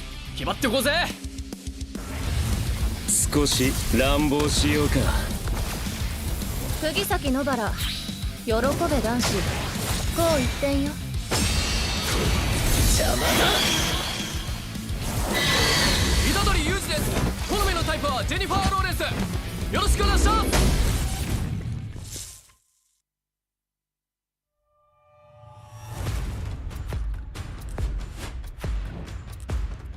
Ini kelanggaan kita.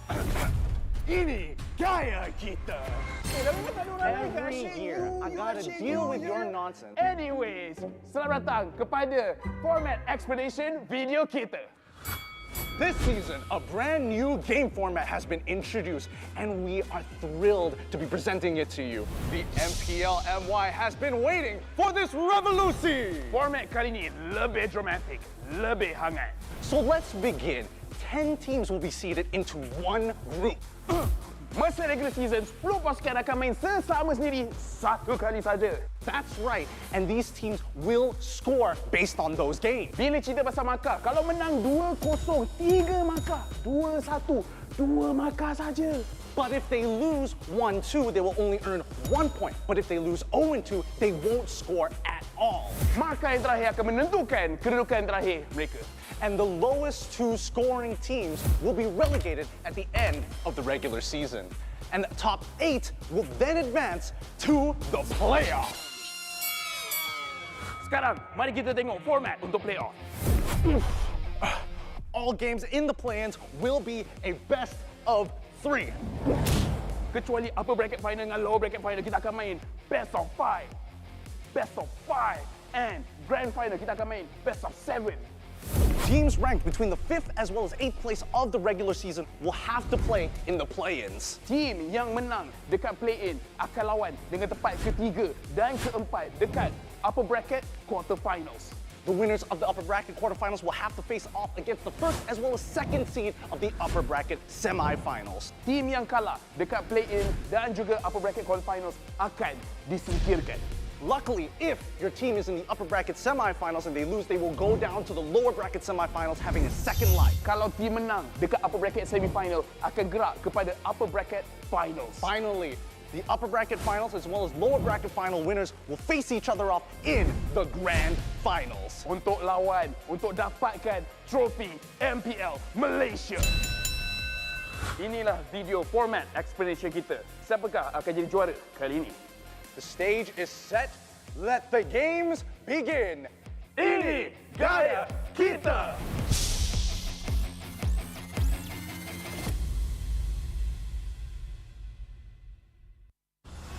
Nadi sebuah bandaraya. Rentak berterusan yang menggalakkan kita ke depan.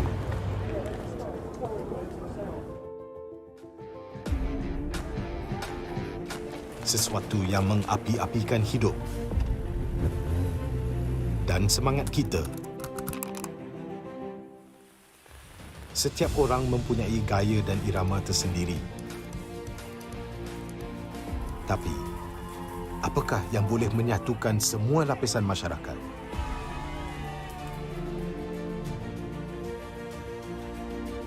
Yang akan menarik perhatian seluruh negara dan mengujakan fan-fan dan players kita. MPL Malaysia ditubuh pada tahun 2017 dengan impian yang besar untuk menghimpunkan player-player Mobile Legends terbaik di atas satu pentas kompetitif yang terbesar di Malaysia. Musim-musim lepas menemui pelbagai cabaran dan halangan, tapi MPL Malaysia tidak pernah berundur. Sentiasa berdedikasi dan bertambah baik untuk meningkatkan pengalaman e-sukan yang bertaraf tinggi. Kini, MPL Malaysia adalah satu liga yang penting dan paling dinanti-nantikan di tanah air kita. Dengan fanbase yang setia dan pemain profesional dari pelbagai latar belakang yang berusaha menuju ke puncak MLBB Esports. Persaingan dah semakin sengit, namun juara hanya satu. Inilah aksi kita, budaya kita yang unik. Inilah MPL kita yang dipenuhi dengan drama dan emosi. Marilah kita nyalakan pentas kita. Ini gaya kita.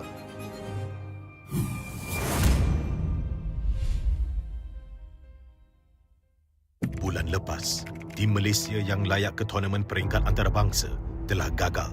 Tapi yang dah lalu, biarlah berlalu. Kita akan bangkit semula dengan semangat reformasi yang terus membara. Tahun ini, kita berbeza. Bermula dari 10 Mac hingga 16 April, jangan terlepas kejohanan yang akan berlangsung di Stadium Juara. Datang dan saksikan permain terbaik bersaing dalam MPL season ke-11. Ini gaya kita.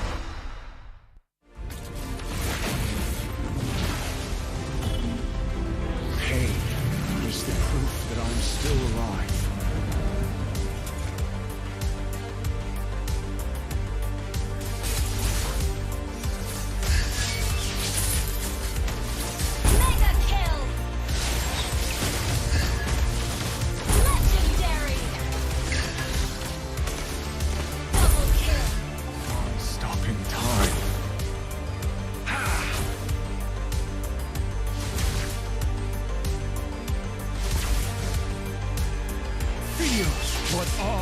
feel.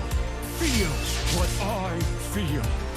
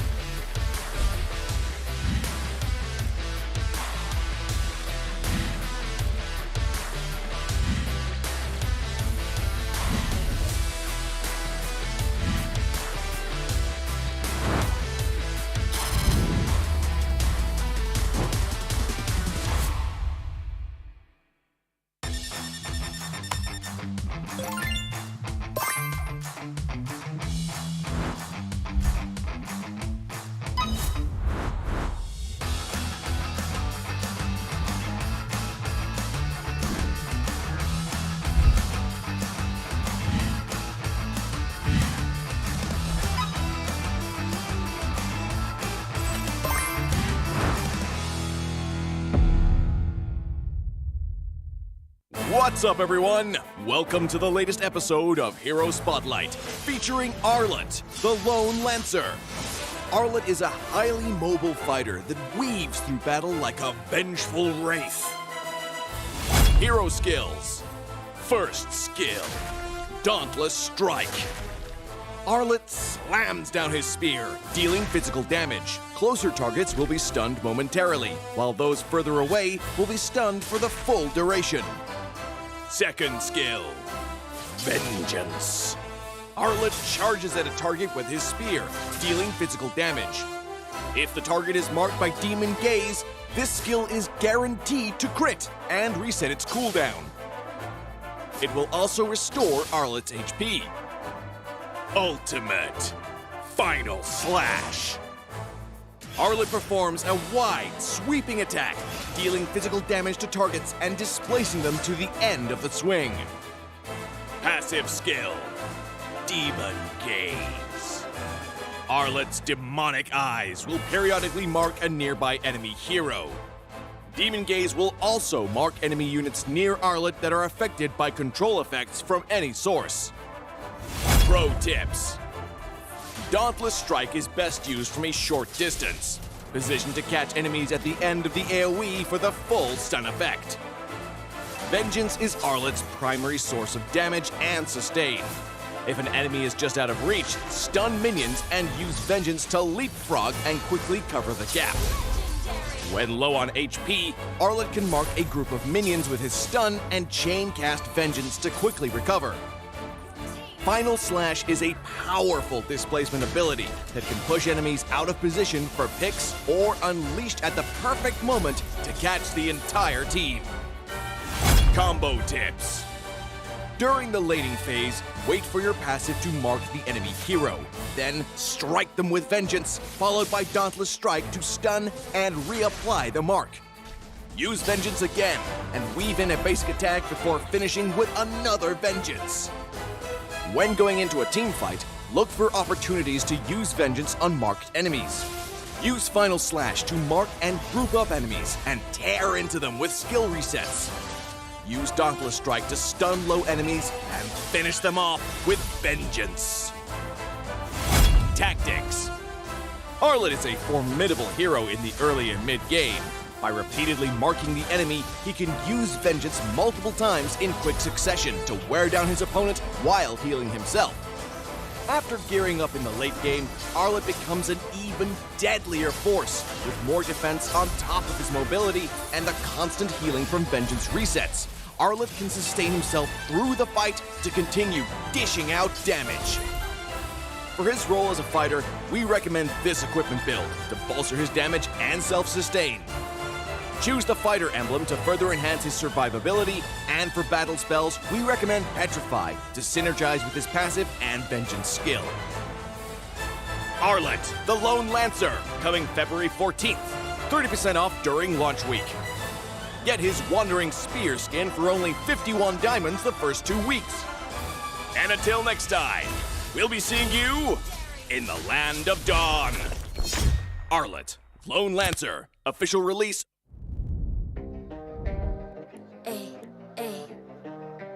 I'm a rock star. Yeah, Rockstar.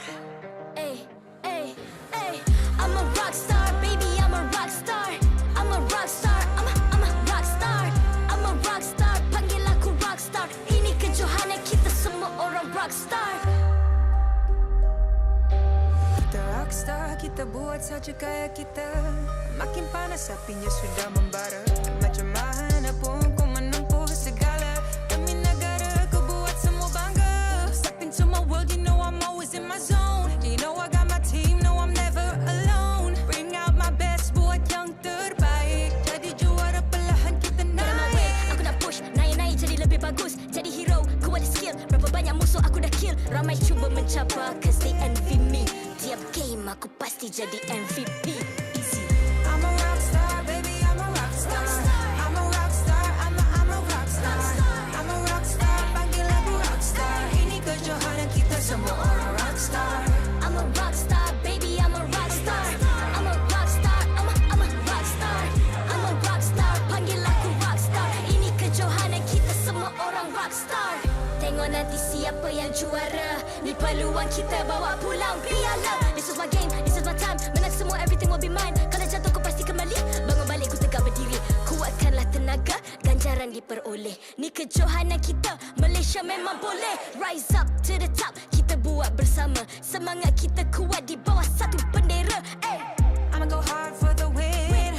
Win. On the battlefield till the end. I'm trying to beat the greatest anyone has ever seen. Stand by, I'm coming in for the win.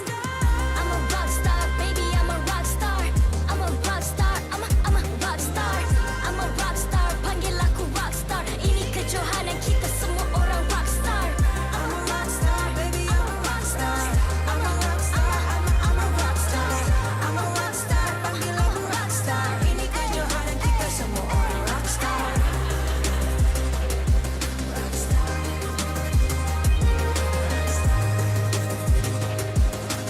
Ini kejohanan kita semua orang rockstar.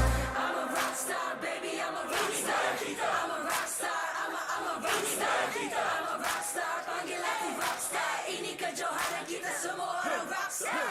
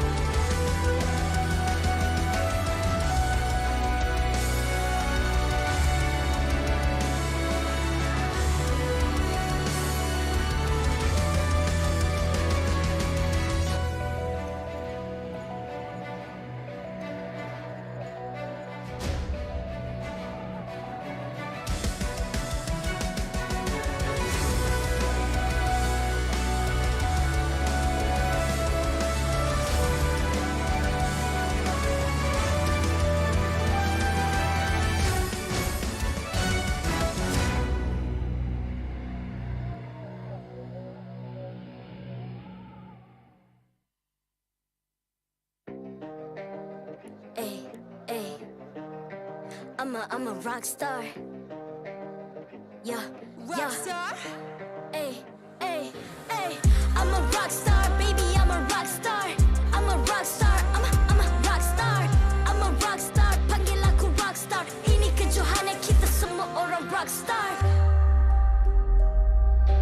Kita rockstar, kita buat saja gaya kita. Makin panas apinya sudah membara. Macam mana pun kau menempuh segala. Demi negara kau buat semua bangga. Step into my world, you know I'm always in my zone. You know I got my team, no I'm never alone. Bring out my best, buat yang terbaik. Jadi juara perlahan kita naik. Aku nak push, naik-naik jadi lebih bagus. Jadi hero, Banyak musuh aku dah kill, ramai cuba mencabar cause they envy me. Tiap game aku pasti jadi MVP. Easy. I'm a rockstar, baby, I'm a rockstar. I'm a rockstar, I'm a rockstar. I'm a rockstar, panggil aku rockstar. Ini kejohanan kita semua orang rockstar. I'm a rockstar, baby, I'm a rockstar. I'm a rockstar, I'm a rockstar. I'm a rockstar, panggil aku rockstar. Ini kejohanan kita semua orang rockstar. Tengok nanti siapa yang juara. Ni peluang kita bawa pulang piala. This is my game, this is my time. Menang semua, everything will be mine. Kalau jatuh kau pasti kembali. Bangun balik ku tegak berdiri. Kuatkanlah tenaga, ganjaran diperoleh. Ni kejohanan kita, Malaysia memang boleh. Rise up to the top, kita buat bersama. Semangat kita kuat di bawah satu bendera. I'ma go hard for the win. On the battlefield till the end. I'm trying to beat the greatest anyone has ever seen. Stand by, I'm coming in for the win. I'm a rockstar, baby, I'm a rockstar. I'm a rockstar, I'm a rockstar. I'm a rockstar, panggil aku rockstar. Ini kejohanan kita semua orang rockstar. I'm a rockstar, baby, I'm a rockstar. I'm a rockstar, I'm a rockstar. I'm a rockstar, panggil aku rockstar. Ini kejohanan kita semua orang rockstar.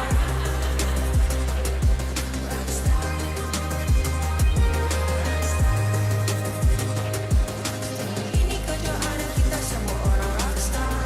I'm a rockstar, baby, I'm a rockstar. I'm a rockstar, I'm a rockstar. I'm a rockstar, panggil aku rockstar. Ini kejohanan kita semua orang rockstar.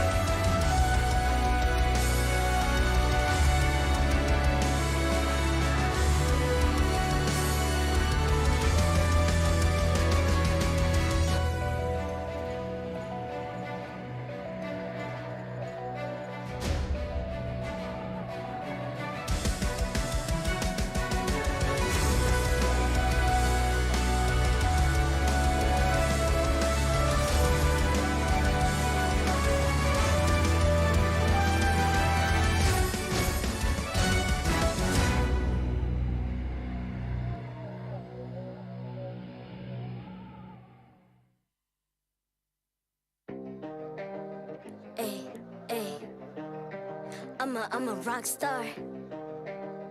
Yeah, Rockstar? Ay. I'm a rock star, baby, I'm a rock star. I'm a rock star, I'm a rock star. I'm a rock star, panggil aku rock star. Ini kejohanan kita semua orang rock star. Kita rockstar, kita buat saja gaya kita. Makin panas apinya sudah membara. Macam mana pun ku menempuh segala. Demi negara ku buat semua bangga. Step into my world, you know I'm always in my zone. You know I got my team, no I'm never alone. Bring out my best, buat yang terbaik. Jadi juara perlahan kita naik. Get out my way, aku nak push, naik jadi lebih bagus.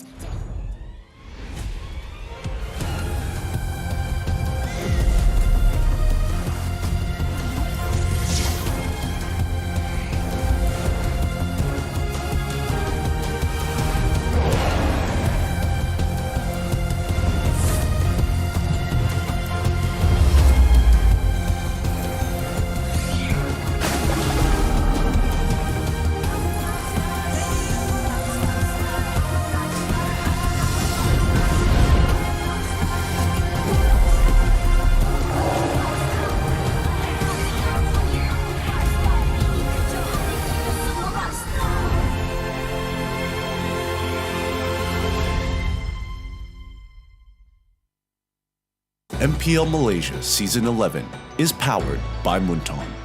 Official mobile internet, Hotlink. More internet, more speed, more Gaia with Hotlink. Game like a pro with ROG phone. Republic of Gamers, the #1 gaming brand in Malaysia. Champion Extra GG with Garnier Men. Fight 99.9% acne-causing bacteria in just 10 seconds. Official gaming chair, OSIM. Partners in Esports, AirAsia Super App, ESI, PKL, EGG, and PSM. Even when you find yourself at the bottom, the top is only a few steps away. And for the final two teams that will be facing off here in MPL MY Season 11 Week 2, this fact rings true. Welcome back to the English cast, ladies and gentlemen. My name's Stafa, along with Gideon, bringing you the final match of the day. With the final match so close already, get ready for it, because Team Secret has an opportunity to actually get a win before the windows are open. But even for Lunatix, they're not exactly in the best position for themselves. So either way, whoever wins this is going to be walking at least above the 8th place line.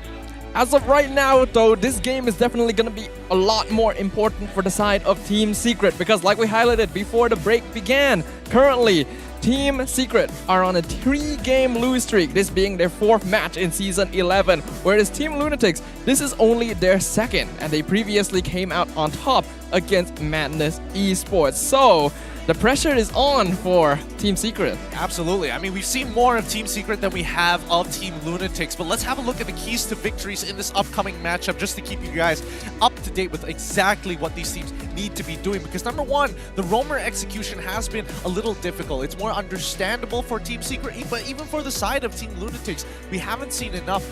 I'm guessing that there were holes at the very beginning. Hopefully that is cleaned up by now. We're definitely hoping that Team Lunatix, we have to remember, they're still a fairly new team. They haven't had a lot of chance to play together just yet, so they're still trying to find that synergy and that coordination. In this current meta, we've already highlighted heavily the impact of the EXP lane and the player in that position in order to secure early game victories for their team, with which they can snowball into the rest of the game. Yep, and that leads us to our final key to victory, which is objective control. And this could mean two very different things, whether it be taking towers or setting up position for potential Lord Pit, or maybe even Turtle Pit. Really depends on your overall composition. And I think that's, one of the biggest statements from a lot of the teams, those who understand their composition enough to position for it, usually come up on top. I mean, we saw Todak in the last matchup. They completely understood, even though they changed their lineup a little bit here and there from Game 1 to Game 2.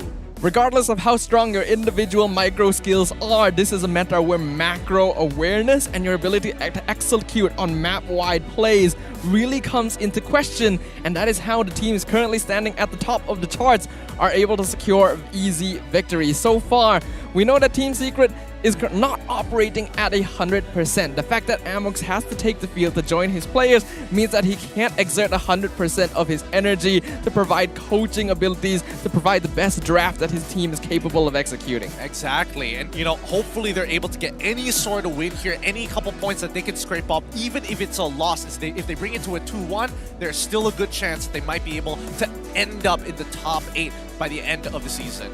Well, we'll find out what happens when the match begins, but before that starts, let's throw it over to our host on stage. Rose, tell us about the teams. Leave it to you. Terima kasih kepada caster-caster kita who looks very, very handsome today. Hello everybody, nama saya Rose dan saya akan jadi host anda sepanjang musim ini. And with that, this will be the last match of the day. Stadium Juara, let me hear you scream! Ini adalah game kedua untuk pasukan Lunatix dan game keempat untuk Team Secret. Who will bring home the victory? Are you guys ready? Okay guys, so now masa kita untuk invite kedua-dua pasukan ke atas pentas MPL Malaysia. Team Lunatix. With time on their side, ini akan menjadi perlawanan kedua buat mereka. Banyak masa yang mereka miliki untuk melakukan pelbagai persediaan. Jadi, dapatkah mereka menggunakan kelebihan ini dengan sebaik mungkin? Can they get another win to raise their place in the league?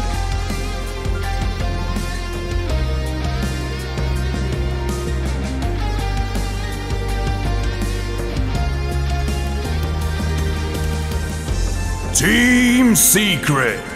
On the other hand, the teams that need to attack the time. This will be their 4th match in the regular season. Bagaimana mereka dapat membaiki segalanya dengan limited resources yang mereka ada? Can they get their way out from the bottom place? Their determination will answer it all.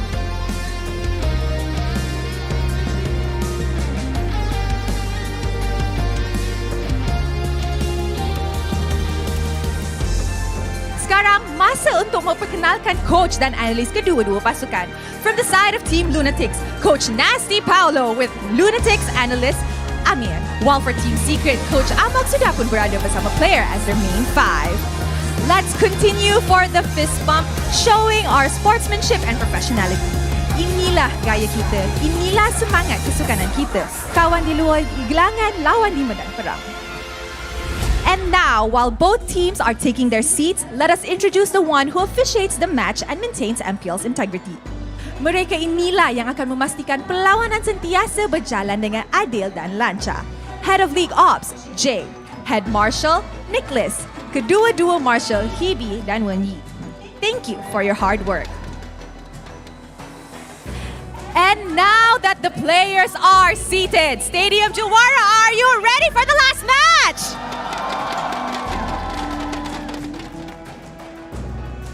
Lunatix? Secret! Okay, I am ready. The crowd is ready. The players are ready. Teams, this is your moment. Game on!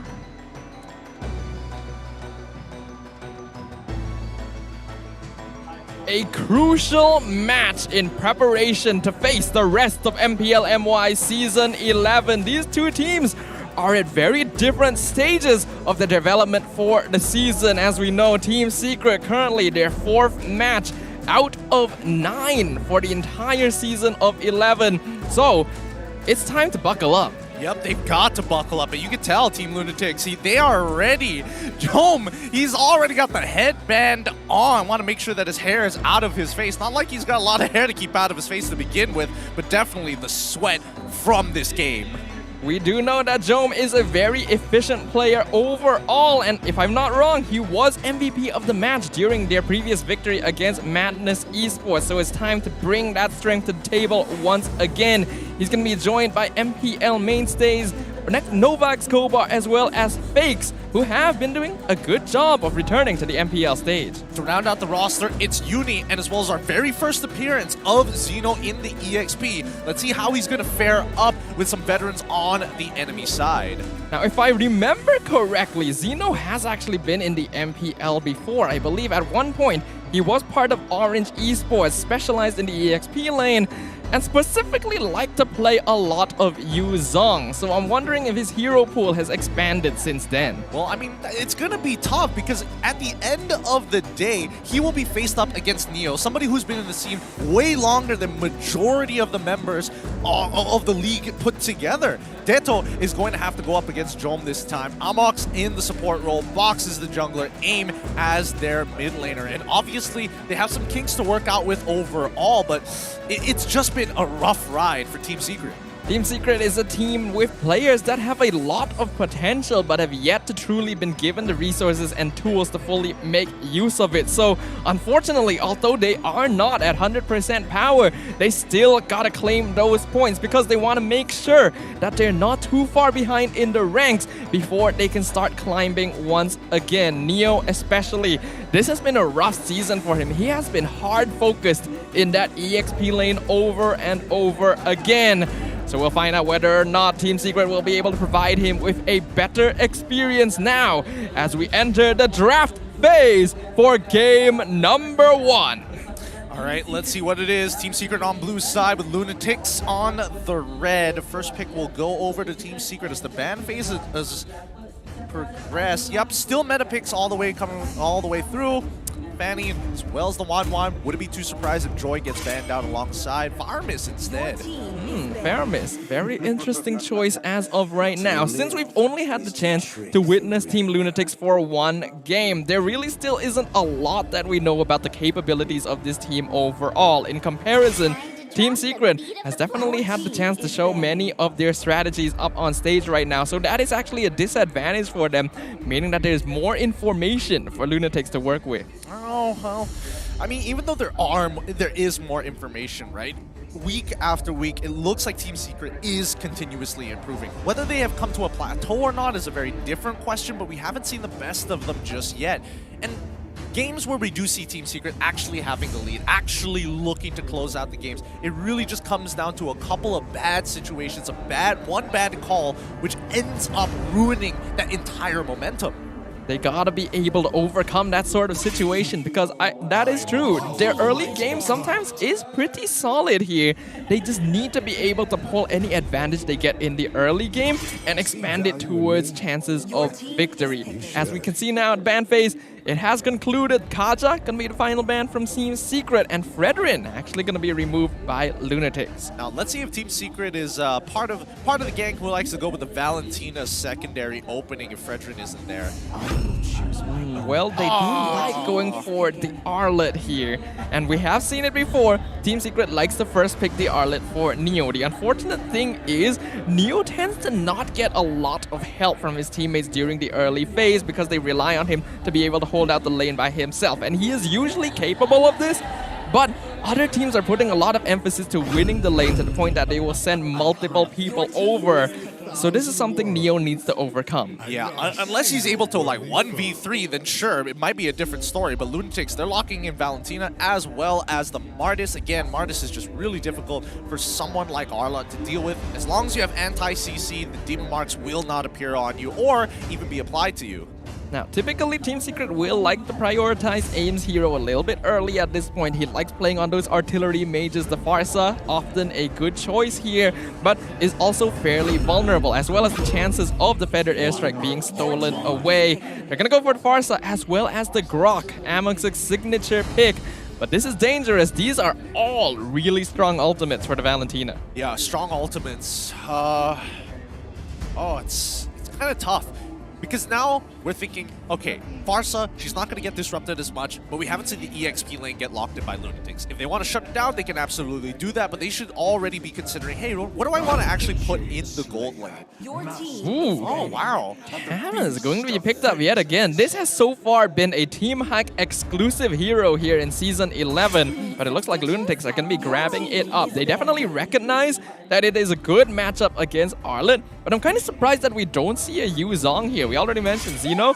He used to really like Yuzong. Good counter against the Farsa. Kind of surprising. Yeah, I think what we have to do is measure how effective this Thamos is in the lane and how much of a lead he actually needs against the Arlet to be relevant in these fights. Because there's a world where I could see Thamos actually smashing Arlet in lane enough to get that level lead, but is that all? Do you need 2 levels or just 1?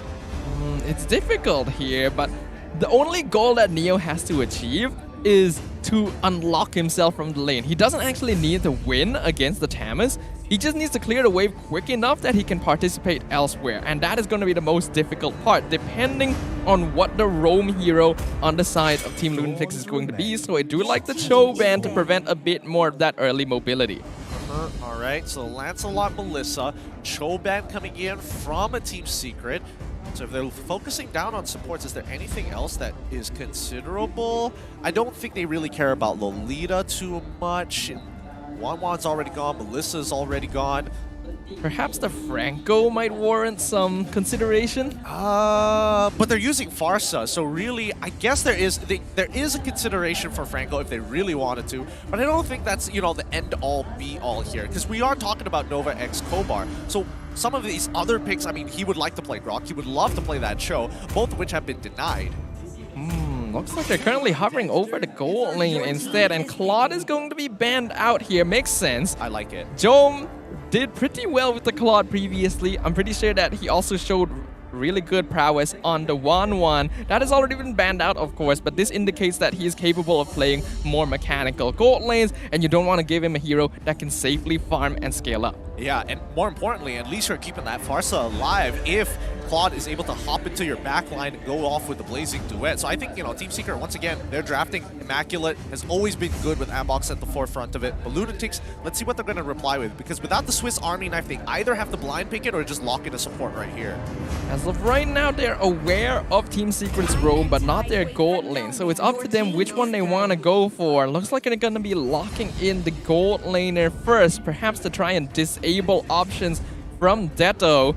But Melissa is still a oh wait, hold on. Melissa was already banned out. So yeah, Lunatix aiming towards Detto a little bit here. Let's see how Team Secret round out their composition, knowing that it's going to be Beatrix in lane. Do they still want to lock in some heavy hitters? I mean, they could technically go in with Brody. Brody isn't too bad. There's a lot of chunk. There's a lot of just raw damage coming out from the 3 picks that we see from Team Secret. Enough for Brody to clear up arguably even Arlet as well. I do quite like the Brody in this situation. Does provide a lot more early game aggression for Team Secret to just combo together with the rest of their comp. What I'm curious about will be the jungle pick as well. Yep, Brody gonna be locked in straight away. Ooh, the Karina, one of the classic box picks. Yep. It's been a while since we've seen Karina, 2 picks and 2 bans with only a 50% win rate so far. Maybe Box is able to change those numbers, hopefully for the better. There we go, the Franco like you called way earlier for the side of Lunatix, trying to make sure that it's really uncomfortable for Farsa to actually pop her ulti, especially if she's in an open area that has a direct line of sight to Nova X Kobar. Nova X Kobar has been doing an amazing job on this Franco pick so far, and I'm terrified to see what he's going to be able to do with it in this game once again, but I do think Team Secret has some pretty solid options against it. Even if someone gets bloody hunted, there's a lot of crowd control that can be used to cancel out the ultimate. So the duel of the roamers here can be very important for these teams. Extremely. If we're looking at this particular game here in match number 3, the compositional prediction says it all. So much kill pressure coming in from both of these teams, level 4 especially, but the raw pushing power coming out from the Lunatix, especially when it comes down to that high ground defense. It can be a little tough once the inhibitors spawn. Lunatix also do have a slightly stronger team fight and utility, so that late game is a concern for Team Secret. Their goal is going to be go all out on that early aggression and snowball Box as far as possible. We'll find out whether or not they achieve this as we enter the land of dawn once again. Team Secret or Team Lunatix, who shall be our first victor? Now Team Secret is going to be on blue side with Team Lunatix on a red side. Aim and Almox making early rotations down to the bottom side of the map, hopefully to make something happen, while Franco is going to pair up with Beatrix up on top side. Yes, finally give Neo a bit of help in the early laning phase. If he gets even a slight lead against Zeno, he can instantly unlock himself and contribute to the rest of the squad. But that does mean that Box is the one that gets harassed. He's taking a lot of damage here, gets terrified by Fakes, and Nova, he's just sticking on top of him. He gets the retreat, he gets out alive! Now Amox, he's coming in, Aim doing a lot of damage to Fakes, who has the flicker away. He gets stunned by the corrosive strike, and Jetto gets the first blood. Oh, Uni is here, the hook from Nova picks up Brody, and that is a trade. Oh, that is the worst. He gets the kill, loses his flicker, but now Dome gets an entire, pretty much should be able to get the majority of this gold shield. Will he get some more? Yep, he can see there. And even Amox dying to the Mardis in the jungle. 2-0 currently for Uni. This is a great start for a Mardis. This is really bad as well for Team Secret. They started off with a pretty good beginning. They avoided Box getting picked off. He got the buff. They got a kill. But once they lost Detto, things started spiraling out of control. Jome now has the entire gold shield up in the top lane. And then Amox getting picked off right after that. Box now gonna be targeted again. 3-man rotation. He somehow does get out a really nice final slash as to be able to cancel things out. Neo gonna be able to save Box's life. Yeah, really nicely done. Making sure that he gets out of there, making sure that he uses it in the right angle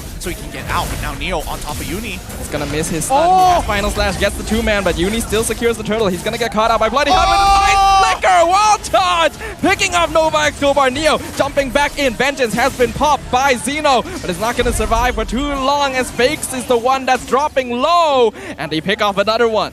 Good collapse coming in from the side of Team Secret. Huge wild charge coming in from Amox as well, flickering in for it. But Jome, he's been doing a phenomenal job at winning this lane against Deto. No flicker. That means I have full control over the space. That's dangerous. Team Secret, they're doing a good job trading across the map right now. Amox, ooh, nice. He's going to be able to hold on to that anti-CC mode for just a little bit longer and prevent himself from getting picked off.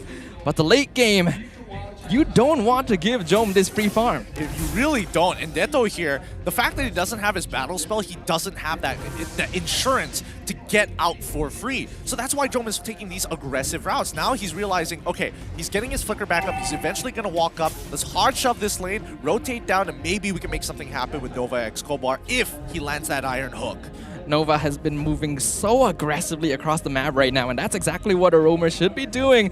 Ooh, be careful, aim. If Nova decides to throw a hook right there, that's instantly a dead Farsa. Luckily for him, Nova did not decide to go for that right now. And be continuing to focus on the gold lane. They know that Jome is the win condition. Nova, he gets the hook onto Amox. Bloody Hunt, killing spree going over to Uni. You hate to see it, but let's see how Team Secret responds back. Nova Escobar, he's sniffing something out. He realizes mid is missing and Deto is by himself. Deto tanks all of that damage as aim comes in with Box. Fetid Israel gonna be able to take down Nova Escobar. The kill somehow going to Deto, but wall charge is stolen by Fakes, so that stuns Box, doesn't allow him to proceed.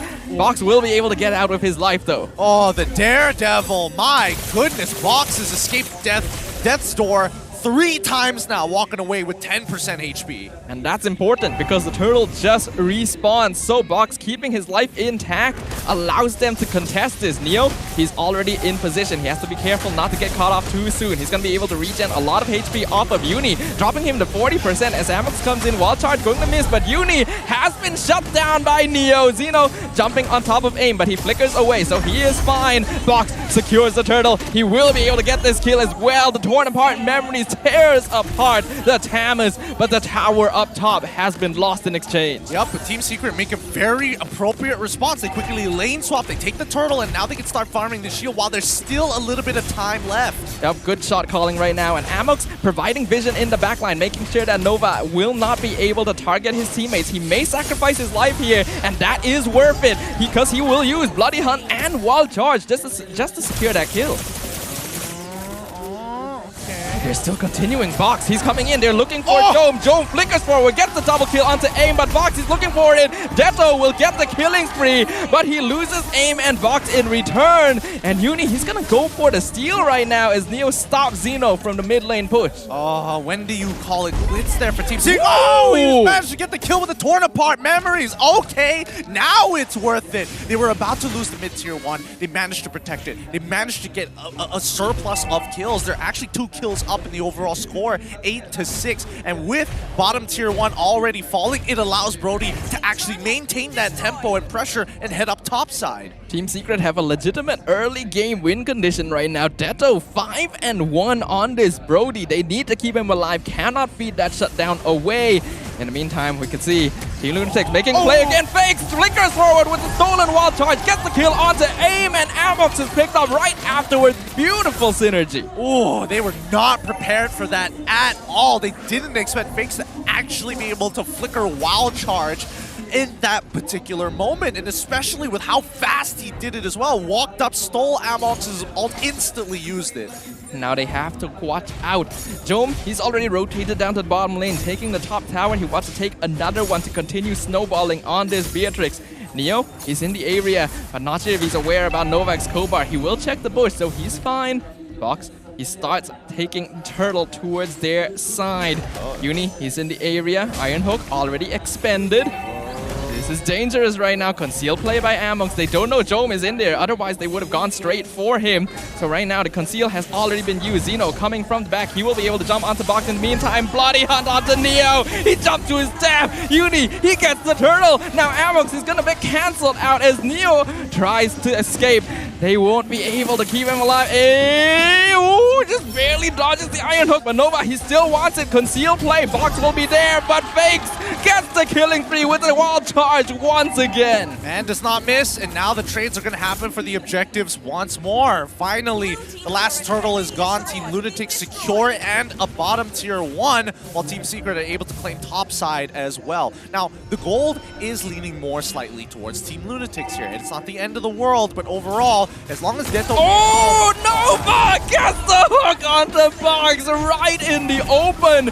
And now the tier 1 mid is exposed. Amok's doing a good job of delaying the minion wave so that Team Lunatix cannot get the push in. Feathered Airstrike to zone him out. Another hook again. And Jome gets a 2-snipe and destroys Amok's. Torn apart memory doesn't finish off Nova as well. Oh, that's so unlucky. Very unlucky here. I don't think Neo wants to be in this position any longer. This is becoming a more difficult game for Team Secret. Blunder after blunder as the rest of their teammates can only do so little against the overall pressure that Team Lunatix can apply with Nova. I'm really loving the shot calling that Nova Escobar is doing with his team right now. He knows when he's going to engage, and his team is ready to follow up every time he gets a pickoff. And that is huge because Team Secret, unfortunately, right now are falling notably behind. And although Deto is still doing a good job of keeping up farm, Lunatix is moving at a higher tempo. The hook onto Amok once again. Final slash will save his life. Wall charge has been expanded. Wait, Feathered Airstrike coming in from the back. Xeno won't succeed in canceling Neo. He bought some time, but it'll cost his life. And Torn Apart Memory doesn't even finish. Damage off, and Box is traded as well. That's so rough. Amox is getting hit by so many of these hooks, and because they're losing their main initiator for the side of Team Secret, Team Lunatix can kind of walk on over them, right? They're able to get into these awkward spots. They're able to kind of peel forward into Team Secret's back line, and without Amox there, it's only Neo left to take the brunt of that damage, and he's not designed for this type of damage. He definitely isn't. The fact that Amox has fallen so far behind that he's no longer able to survive against the damage of Team Lunatix puts a lot of pressure on Neo's shoulders to be the ones distracting and opening the map for the team. And it's just not something he is going to be able to do by himself. Team Secret falling further and further behind. I mean, look at this. Box is level 10 compared to Uni, who's at level 13. He's 3 levels up, and now it's even down to 2 levels, but that's still a shocking amount. We have to know, dude, Uni, he actually went for the Twilight Armor right there. That's a really weird item. You don't see it often, and it means that he is confident enough to just go for extra damage. Yeah, I think he knows that he's snowballing out of control, and he wants to maintain that snowball. Nothing like pressing your knees against your knee's neck. Wow, that was way closer than a nice split there. Nova might be out of position now. They can't. Oh, that is so much damage on the Bennett's Raise right there. Deto, what are you doing? He flickers forward and gets caught out by Uni with the killing spree. Nibiru's Passion doing a lot of damage. Final slash will be able to set the delay for the team fight as Uni is finally shut down by Box. That's what you want to see, ENG getting a very important second item in that Lightning Truncheon. But look at the amount of pressure that Team Lunatix has applied all across the map. With these Lord and Power waves, they can start sieging with the Beatrix. Yep, the snowball has come into play. Jome does so much damage, and he's just sniping from far. Even Box cannot survive it right now. All the external towers will fall in favor of Team Lunatix, and they know they don't need to push any further with this Lord. Yep, but now Team Lunatix have secured a clean 5.5k lead, and that's not great 10 minutes into the game, right? That means they're going to hit the next item power spike before this Lord even spawns. And we're looking at the items. Yep, 3 items compared to 2. Look at Jome. He's 1 item away from completing his build. 10,000 gold right now. Even the blade. Oh my goodness, that is so disgusting. That is very nasty indeed. Like, what do you do against this? You literally can't even walk up to him. Up every couple. Oh no! Box gets hooked again! A nice wall charge from Amok will actually keep him alive! And the Feathered Airstrike will zone away Team Lunatix. So they will save their jungler. That's important right now. Uni, he's going back in. He's looking for it. He gets stunned under tower, but he is so tanky with his HP build right now. And this whole time, Jome is just sniping their structures. Oh! Oh my god! Unstoppable for Jome! Oh, there's nothing you can do about that. Jome is just too too far ahead. He's sieging these inhibitor turrets, and Deto can't actually contest against him. He walks up, he dies, and unfortunately, even though Team Secret got an incredible wild charge off from the play of Amox, nobody was able to capitalize on Jom, who was sitting in the lane itself while the rest of his team were stuck at the choke point. This is crazy. We saw Jom be the MVP of the match in Team Lunatix's first game. And right now, he's looking poised to achieve the same thing once again. So much damage on this Beatrix. One thing that Team Secret can hedge on. If they catch out Jom, if Deto gets the shutdown, that is a lot of gold fed into the Brody, even potentially into the Farsa. That is what Team Secret needs to aim for.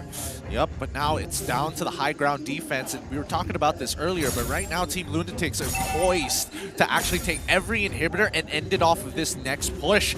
And I don't know, it feels like Team Secret are too behind to actually keep up. This feels like a checkmate. Look at that damage ranking. That is just ridiculous right there. 60,000 by Jom. Aim not even close in second place. Team Lunatix, they're going to be syncing up the waves. A good spread right there, but the Lord may be delayed on account of a single cart minion in the bottom lane. Right now, Jom, he takes a fair bit of damage from the Feather Airstrike. Actually, a dangerous amount. Be careful right there, my friend. The mid inhibitor will fall towards Team Lunatix. The Lord will crash up bottom. Luckily, no minion wave up top, so Jom will take a while to clear the top inhib as well. Team Lunatix not looking to take a fight just yet. They don't want to risk it, but they will easily take this tower. That's all Jom has to do. The Lord has fallen. Does Lunatix want to force this? The hook not going to work. Amox is in the state where he can cancel it. Neo, he jumps in. He tries to glow onto Uni as Nova Escobar jumps in, gets the bloody heart with the flicker. They set up the team fight. Nibiru's passion, not actually. Oh, that's unfair. That does not make sense. That hook landed on the box, and now the crystal is exposed. Team Lunatix secure win in game 1. Huge game coming out from the side of the Lunatix. Even though the macro and decision making were looking good, coming out on the side of Team Secret, the micro mechanics got them punished. Team Lunatix playing a solid game, but Jom, what a performance. Absolutely incredible. If your eyes weren't on the Team Lunatix goal laner until now, they should be. Being able to farm that efficiently, even though Deto was able to get an early lead with all those kills, being able to rotate over, secure structures, and get pickoffs with his team. Team Lunatix looking very strong right now. They're looking very, very good. But with that being said, let's have a listen to the mic check of the Lunatix. Kasih tahu Lep, kasih tahu Lep. Panik. Karina going top. I hold. They give me space, guys. Ya. Block pass up. Semangat, santuy. Pasal missing Jom. Careful. Alah. Pasal hati. Go. Aku kasih lau. Pasal. Nice. Mid lane. Go. I will try to block Brody. Yeah, wait. Go guys. Okay. Careful. Nice. Karina. Nice. Tangina nyo. Let's go Lord. Karina guys. A valiant effort by Team Secret with some of the best setups we've seen from Amox and Neo, but the superior coordination under the leadership of Nova Escobar led Team Lunatix to a clean victory. Honestly, Jom seems like a really fun guy to be around on based off of the mic checks. He seems very chatty. He's very aware of his situation. He's communicating to the rest of his team that they're giving him space, which, again, I don't know if most teams are actually communicating something like that. Jom is exploiting holes in the overall gameplay of Team Secret. If they're dedicating too many resources, then you actually see how it's being exploited. But part of that is also thanks to the rest of Team Lunatix who are able to buy that space for him, right? The fact that they're able to clear up the lane the same way that Garnier Men can help clear up your skin and help you champion extra GG, because you can fight 99.9% of acne-causing bacteria in just 10 seconds. So stop being a dirty boy and quickly get some Garnier Men today. Champion extra GG, remember that.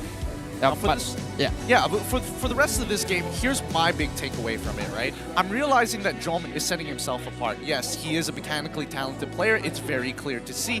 But Nova Escobar seems to be communicating extremely well with the overall team, especially during the shape of the team fights. They feel extremely well coordinated. Yeah, the team seems to be just ready to and willing to just follow along with any shot call that Nova is able to throw at them, and their individual micro skills are actually quite on point there. Nova is obviously landing some really good hooks, but Fakes, with all of those stolen flicker wild charges, was setting up beautifully for the rest of Lunatix. Yeah, man, it's good to see Fakes getting at least an ultimate, a legacy hero from a time land before during MPL Season 3, Season 4, when Grok was extremely meta then. Fakes was still around, man. He still got it in him. And we have to remember, this is actually a role change for Fakes as well. He used to be in the jungle position, so the fact that he's playing mage now, and it just looks like second nature to him, Team Lunatix have a pretty strong future waiting for them. Well, we'll have to see, right? I would like to see Lunatix in a tighter position, and especially against some of the other teams out there as well, but this game isn't over just yet. Let's look at the post-game stats here, right? A lot of the things that went wrong for Team Secret, yes, they were banking on Ditto to eventually bail them out, but the overall gameplay coming up from the side of Team Secret, Box plays it especially dangerous, having to win out really tough 50-50s when he's looking to get his purple buff in particular. Box did do an admirable job, honestly, limit testing just how much Karina is capable of. The fact that he was able to escape from so many near-death situations is already an indication of that. But you just have to look at one thing to know that this game did not go well for them, and that's the fact that Job nearly broke 1,000 gold per minute. Yup, he was farming like a madman here. Now the moment missed, and more importantly, he wasn't farming enough kills to break that 1,000 one. That last 10 gold for gold per minute is not easy to achieve.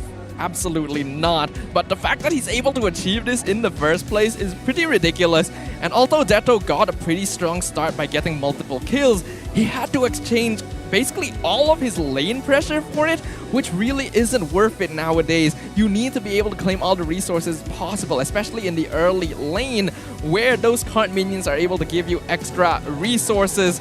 It was a good effort by Team Secret, but not quite enough.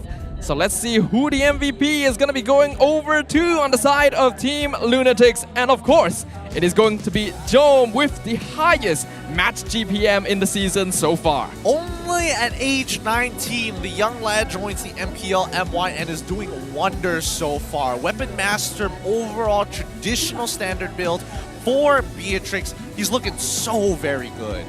Already max build by this time. That is ridiculous. These are not cheap items as well. Having a BOD in there, even going for the Wind of Nature just to make sure that he won't easily feed away this massive shutdown. Really well played. I would like to see him play other things as well. I would like to see Uni in particular, actually. I do think that, you know, he's shown off Lamardis. It's like, okay, yes, you got a snowball, so it's pretty straightforward. The fact that his build was already pretty interesting with the Twilight Armor pickup very early on into the game, I'm curious whether we're going to actually see him play tank junglers even. Well, let's have a look at the highlights once again to emphasize on what exactly occurred in the early game. Box able to escape. Team Secret able to trade for kills. It was actually looking pretty good for them, but as the game progressed, Nova being able to set up fights, Team Secret trading a little unnecessarily really started building up.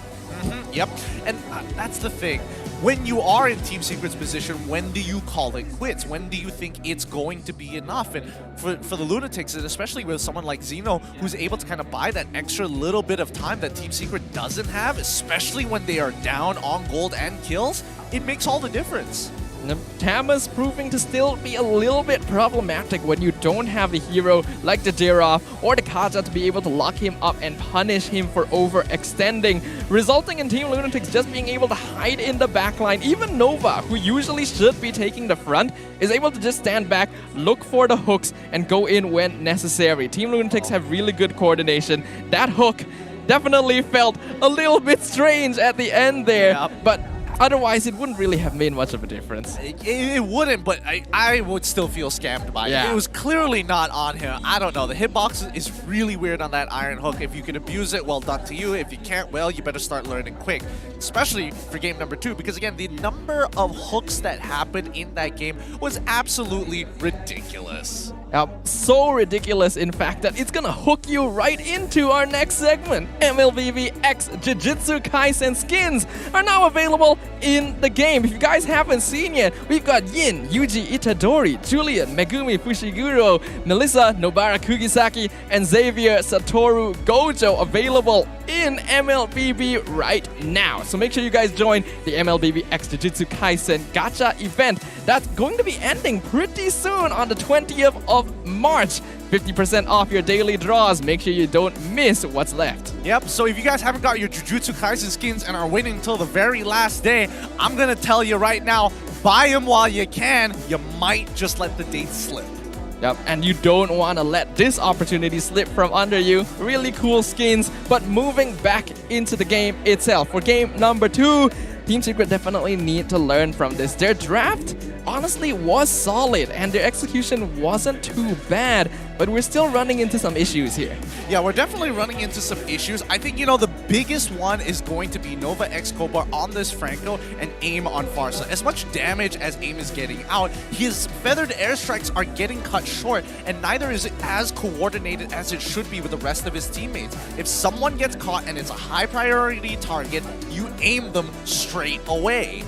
It's just so difficult for Team Secret though, honestly, because there's so much pressure from Team Lunatix starting early on, and I do like that they were finally able to give a little bit of a hand over to Neo there, and that allowed him to actually unlock himself from the lane and participate in team fights, go for setups. But Dato losing out in farm is really bad. Yeah, it really is. I don't know how Jom was able to actually get that much farm, especially in the early stages of the game. Like, yes, he broke these turrets, no problem, but it's not like he was chaining kills together only until the very end. Like, you have to realize, yes, he wasn't chaining kills together because he was literally not in any of the team fights for like 10 whole minutes. Yeah. He was just roaming the map. I'm gonna farm here, I'm gonna farm here. You guys need me? No? Okay, I'm just gonna do my thing, Yeah, he's just playing Stardew Valley while the rest of them are actually playing Mobile Legends. He's like, I'm just gonna go onto my farm. How are my farm animals doing? Kills him real quick. Sweet, more gold. Well, Team Secret, they're gonna have to find a way to break Jom out of Stardew Valley mode here, because that's just not ideal, allowing your gold laner on the enemy team to be able to just pick up that much of a GPM and then come to the point where he can just snipe you down from afar. At the end stage, they're just hiding in their base, they're looking out for Renner shots, they're looking out for hooks.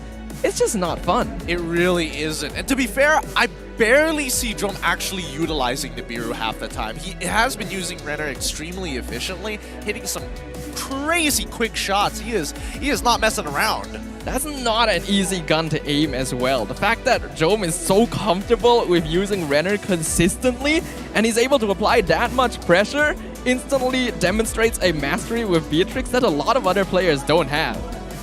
All right, with that being said, let's jump right into the draft.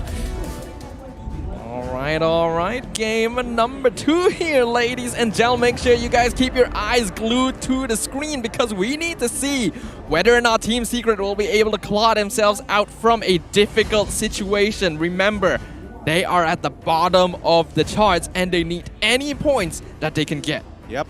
Fanny as well as Wanwan already banned out. The teams are just waiting out the time, making sure that they fully utilize this draft timer to talk about the strategies, talk about upcoming bans here. And it looks like Team Secret are following the same bans as they did in game number 1. Again, draft wasn't really the issue.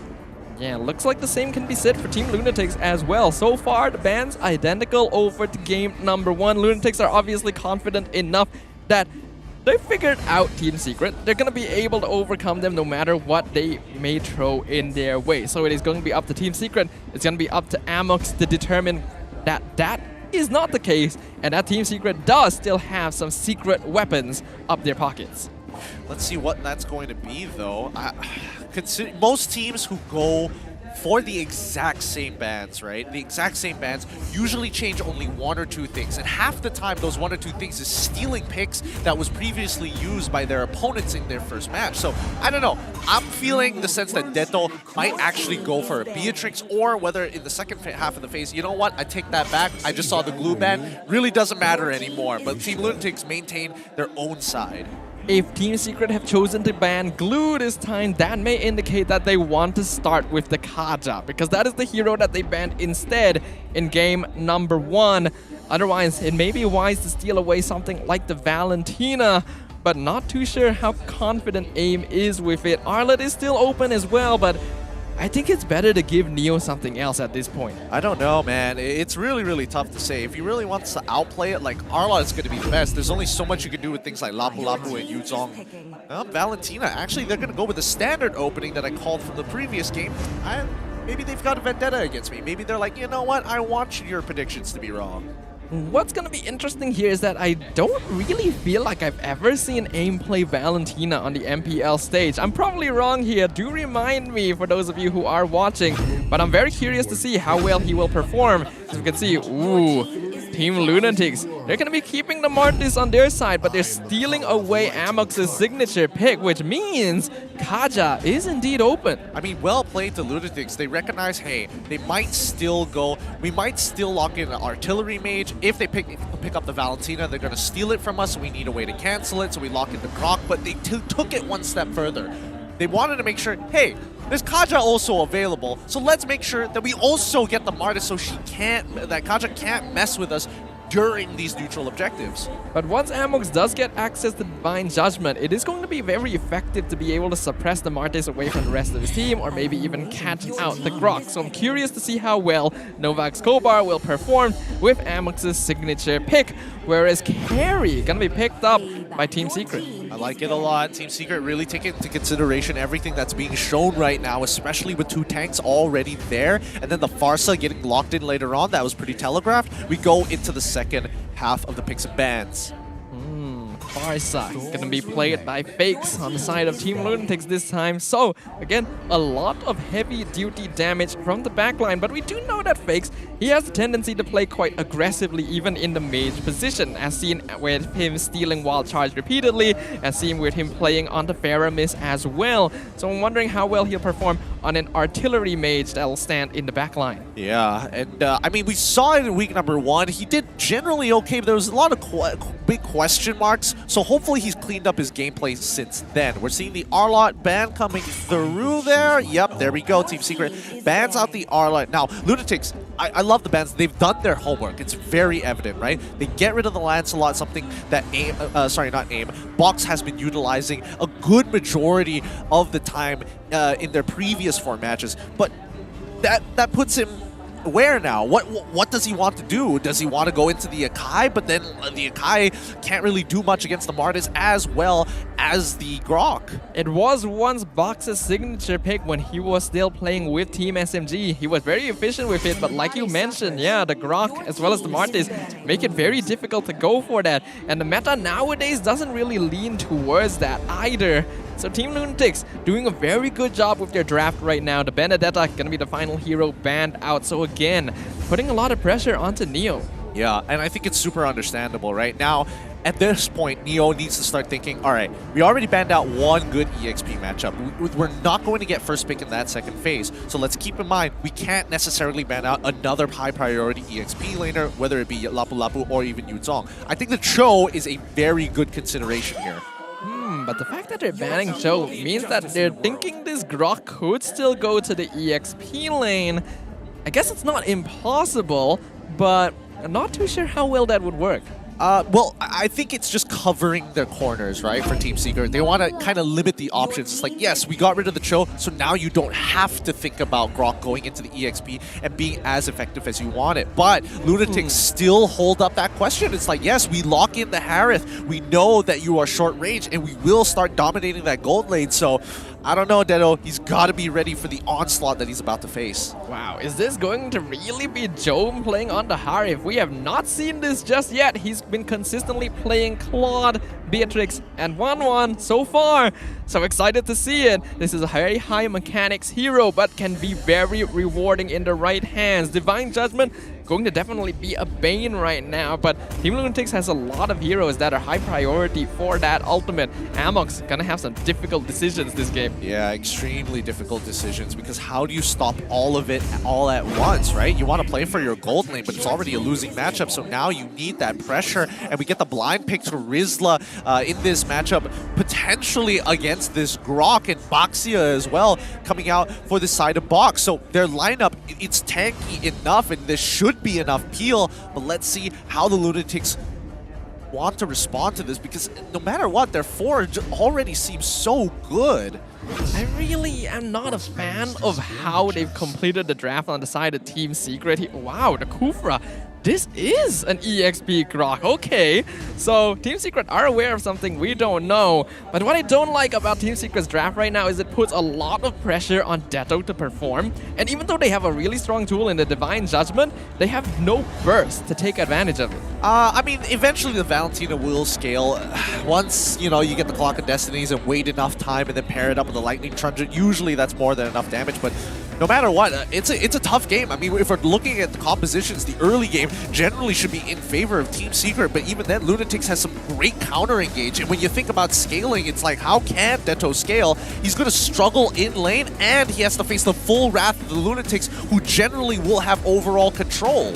Especially since they are so strong in terms of pickoff, team fight, and utility as well. All very important stats in the current meta. So, the Land of Dawn, we're going to be visiting once more. And this is an important game for Team Secret to at least get their claws into the MPL Season 11 charts. Whereas for Team Lunatix, things looking very easy breezy.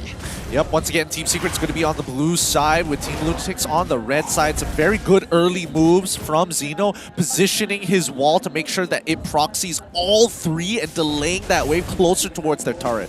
Yep, that's always good wave management right there, and they're willing to sacrifice a little bit of early lane pressure for it. As you can see, Amox and AIM wants to try and harass Uni a little bit, but Novax Kovar not going to make that easy for them, so all they can really do for now is poke. Yep, the imminent invade from Team Secret ends up not being a problem for the Lunatics, and now with Little Wanderer falling into the hands of this Baxia, right? Team Secret must keep control and maintain pressure from mid. Speaking of pressure, Neo already encountering some once again as Uni roams up to the top lane to provide Zeno with a bit of a hand. This is going to be a damage Grok with the high and dry emblem. I'm curious, Gideon, what are your thoughts about damage Grok?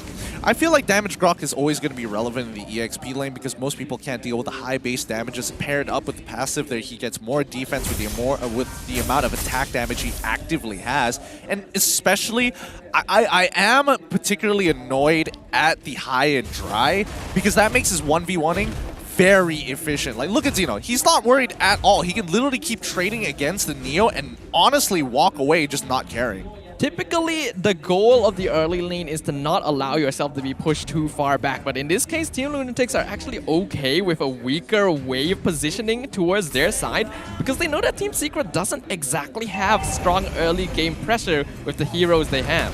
Not until level 4, and Amox is currently level 3, so the ticking time bomb has begun. Box is gonna start taunting Turtle a little, aggroing it towards Team Secret's side. Neo, he does have penalty zone. He could get a pretty good one right now. Fettered Airstrike already popped down by AIM, doing a lot of damage to Zeno, who has the wall charge and flicker to safety as Fakes steals the Fettered Airstrike, but Neo actually gets the first blood onto Uni and secures the Turtle for Box. Nicely done. This entire time, while this interaction is happening, Box has been invading, and at the same time, bottom side, Team Lunatics, we are seeing that Jome is having the time of his life. He is just trying to get active trades against Ditto as much as he can. Novax Kobar coming to see if he can get a gank, but he spots out. He does spot out Amox on the way there, so not going to be able to put an engage onto that. But we can see that Box is already able to play aggressively. He stole the orange buff away from Uni as well. So this is an excellent start for Team Secret. Yes, finally. Box having that level lead is super important, especially for neutral objectives. And Uni, I mean, he's just going to have to try and catch up. It could happen down on the bottom side because that's where we're seeing the majority of the movement from the Lunatix. Yep. Amox, he's got to be careful of this. He's not going to be able to provide vision. He's the one in danger right now as Novak Kovar jumps forward, gets the stun against Amox as the Kaja instantly bursted down to 4 members of Team Lunatix. And he still didn't want to flicker early there, but let's see the response for the rest of Team Secret members. Box trying to get that space back. He does actually retreat a gold crab away from Uni, so consistently trying to keep this Martis from catching up in EXP. Yep, you got to be oppressive. You got to be oppressive as a tank jungler. Oh! Ooh, Neo jumps forward with the penalty zone, forcing out the flicker from Fakes. That's going to be an important battle spell. Yeah, feels a little bad, but hey, you know, there's still the wings by wings. Oh, Amox! That's what we're looking for. Flickering forward, gets the Divine Judgment onto Novak Skovar, forcing the flicker from the Kufra to survive as well. That was a really good move coming in from Nova X Kobar. Instantly going with the bouncing ball, expecting Amox to actually ricochet off of him when he attempts to make the pull. And it worked out perfectly. And that just bought Nova X Kobar a little bit of time. 1 auto attack's worth of time for him to flicker away and survive. And that is something I was worried about. Again, Team Secret early game doesn't have enough burst to quickly melt down someone that gets caught by the Divine Judgment, so that kind of disables their ability to snowball off of this really strong ability. But now, Novak Skovar jumping forward, he catches out Neo. Really nice vision right there. He's gonna stop him from engaging onto the backline. Who gets the turtle? It is still going to be Box, so Team Secret will trade Neo for the objective. Yep, this game is a lot calmer compared to game number 1. But if we're looking at the gold so far, pretty even down by the gold side. We're looking at the EXP pretty even as well. Actually, a bit of a lead, in a matter of fact, coming in from Neo because of that 1 kill.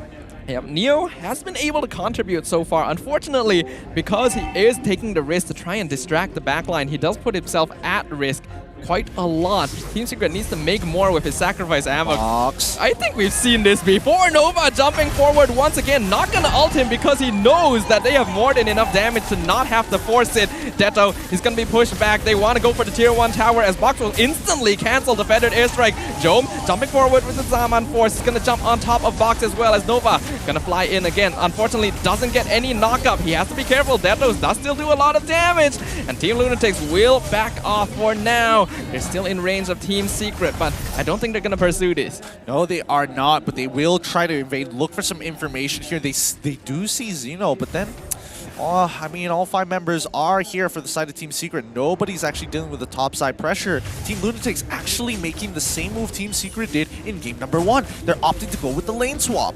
And it's smart as well, since Jome has already taken the bot tower. Why not go up, feed more farm into the Harif, which I'm very scared about what his GPM is right now. Team Secret, they're gonna look for the mid play. Neo flickers forward, gets the penalty zone, gonna distract Fakes as Uni is dragged back in the Divine Judgment and instantly bursted by 4 members of Team Secret. Novak Skovar now in a lot of danger. Wild charge from Xeno not going to save him as the Kufra finally picked off Jome. He got the tower up top, but Team Secret trade for an important mid-tier 1. Yep, huge coming in for Team Secret. Now, with mid-tier 1, this is going to make Box's job at oppressing Uni even easier because he has so many access points, more ways to actually interact with the enemy jungle, and more importantly, more ways to steal those camps away. I'm liking the movements of Team Secret right now, providing more farm to Detto. Neo is gonna have a bit of a rough time. He's basically gonna be on the back foot for a lot of this mid-game, but another turtle going towards Box means that Team Secret will actually secure the gold lead.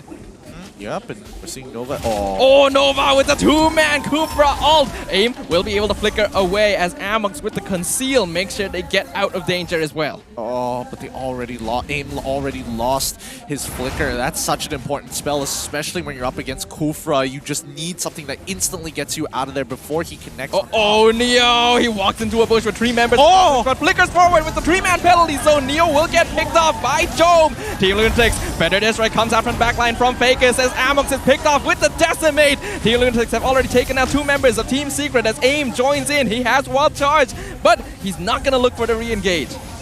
Yep, they back off, losing 2 members in the process here. Gold lead still hasn't been changing. Team Lunatix aren't pressing their advantage. They're taking what they need, knowing that they haven't hit the item power spikes just yet, especially for Jome, right? He's going to need a good amount of items before Harith is going to hit like an absolute truck. And with the Magic Shop discount, he's trying his best. It's good discipline by Team Lunatix, recognizing that Jome is going to be their win condition no matter what, as long as they don't force him into a bad situation. But if we look at the goals so far, Detto is actually matching this game, so Team Secret are still in a fairly comfortable spot. Yeah, they are. I didn't realize that, you know, that Detto was actually pretty comfortable, and he's getting close to get his third item, but for now... Ooh, Neo, he spotted fakes. They know they're in the bush. Amox jumps forward. He's looking for the Divine Judgment. He gets it onto Jome instead. Not actually the target he was looking for, but is actually good. Feathered Airstrike, though, will zone out Team Secret. How does nobody die there? 3 flickers being expanded for the side of Team Lunatix, but no ults for the side of Team Secret. Honestly, Amox definitely went in to catch out fakes there. He got Jome by accident, and that would have been huge if they were able to pick the Harif off. So it's honestly quite strange that there were no casualties. Yeah, and I think that... I mean, would I blame it on the execution coming in from Team Secret? I would blame it more on the coordination, because it felt like everybody had a different idea of who to hit in that pick coming in from Amox. Novak's Kovar, first item, Immortality, so he recognizes the risk he is at of being caught by Divine Judgment, as now he goes in, catches out Box, Zaman force, Jome doing a lot of damage, gonna force back the Boxia. That's dangerous for Team Secret. They need Box around to be able to retreat the Lord away.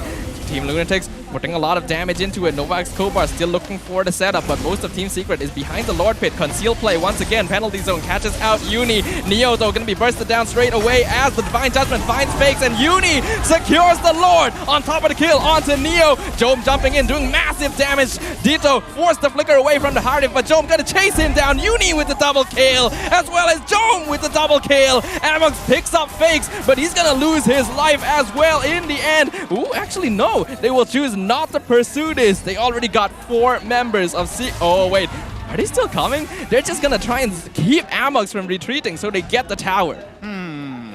All right. I mean, this is going really well for Team Lunatix, right? They flipped it around, and now they're very clearly in the lead. Jome literally doesn't care, willing to give up HP just to chunk out the tower by half with a tier 2. But I think Team for Team Lunatix, just walk into the enemy jungle. You should be taking it. It was already yours for the taking. And that's exactly what they're going to do. A wipeout against Team Secret is instantly going to shift the net worth lead. And now this is pretty bad. Team Secret doing a good job of evening things up until now, but the team fight very clearly went in favor of Lunatix due to additional utility and being able to save on their cooldowns. The Lord crashing up top lane, Xeno providing vision to the rest of his team. Looks like Team Lunatix not going to be able to get any structures for now. I don't think they will be getting any structures from here on out unless they're able to coin flip a team fight against Team Lunatix, and even then, it comes down, can they catch Jome? Because that Zaman Force, once he pops it, I don't think he's going to get touched. Team Secret, unfortunately, doesn't have a lot of CC to be able to catch something as slippery as a Harif, with the exception of the Divine Judgment, but that is also needed in order to catch out other members of Team Lunatix. So, like we mentioned during the draft, this is a hard job for Amox. See how his Box gets on top. Oh no, it's a full fight! Ooh, Box is trying to force this right now. He is pretty tanky. Xeno jumps in, wild charge, a beautiful 4-man Kufra ult! Mega kill going over to Jome. Aim jumping in the backline. Uni getting the mega kill onto Xeno. Meanwhile, Jome with the double chasing them down as Aim just barely escapes the final hit of the feathered airstrike. But there's no way he's getting out of this. Fakes is just chasing him. And even if he does survive, which he doesn't, the rest of Team Lunatix is chasing down the base. Jome taking down the final inhibitor as the crystal wide open. They don't even care that it's targeting them. Uni has enough health that Jome can just go to town and secure the clean sweep 2-0 against Team Secret. Woo! A fast day today for the Lunatix boys, outclassing Team Secret at their own game, punishing some really bad habits, a crushing defeat for Team Secret, but huge faces here. Get to know them, get to love them. The Lunatix are here to play. It's beautiful coordination right there, and the teamwork from this squad makes it seem like they've been together for a very long time. I'm excited to see how they will perform against some of the top contenders here in Season 11, but for now, we can revel in the victory of Team Lunatix. Oh man, yes. People are just not letting it go. Fans coming in from Lunatix, even so, taunting away at the Secret fans. And I mean, it's unfortunate for their current circumstance, but you gotta admit, at some point, you got to adapt. You just have to. But most people from Lunatix still loving fakes. It's a hard competition, but let's see what they have to say. Let's throw it to our host for the interview. Dan itu dia kemenangan kedua untuk pasukan Lunatix. Okay, so saya nak tanya dulu. Okay, saya nak tanya dulu dekat Coach Pau. Okay, English or Tagalog? Any. Okay, so Coach Pau, this is only the second match of Team Lunatix, right? You guys had a week break. Did this second match, did you guys manage to perform really, really well because you guys had a week to prepare? Or was it because you guys are just ready for this season? Actually, we just came back from Malaysia 2 days ago. So we just practiced online.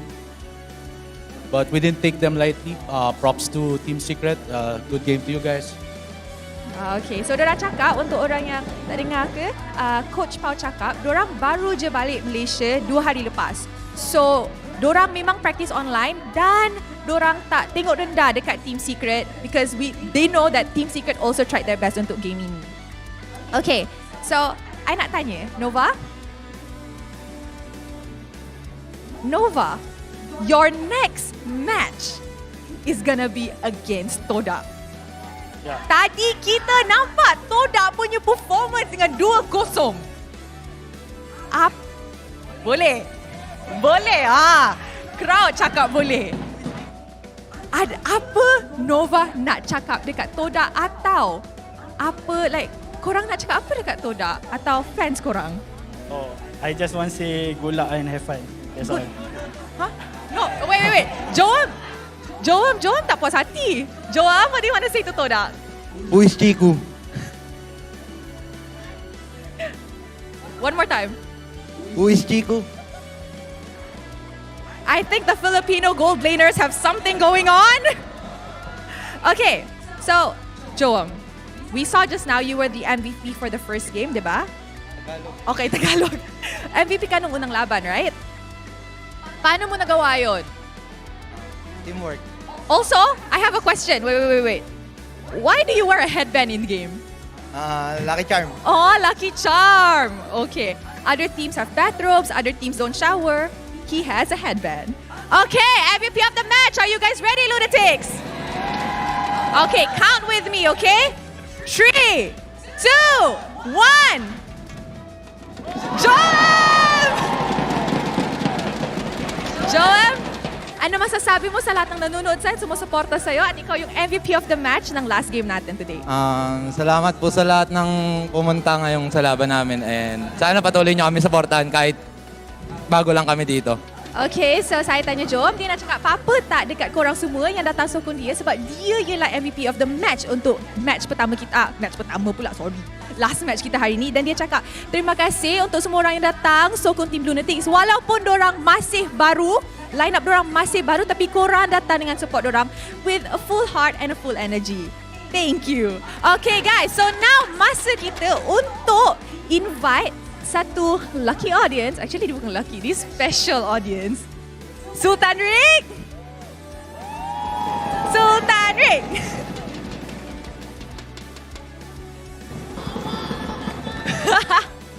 Hai Sultan Rick. Hello. Tadi I nampak Sultan Rick duduk depan Lunatix ni. So mestilah. Memang sokong Lunatix lah. Of course, Lunatix for life. Wow. Ada apa-apa ke Sultan Rick nak bagi tahu dekat Lunatix ke atau nak tanya soalan ke? Feel free. Okay, so saya just nak bagi kata-kata semangat kepada pasukan Lunatix. So nak tengok mana ni? Tengok awak ke tengok tu? Tengok mana-mana. Okay, saya tengok semua orang lah. Okay, kepada semua yang menonton pada hari ini, saya ingin mengucapkan tahniah kepada pasukan Lunatix. Tahniah sebab berjaya buktikan line up baru boleh. Okay, so I'm gonna move to the side. Thank you Sultan Rick. Okay, boleh ambil gambar kat sini dulu.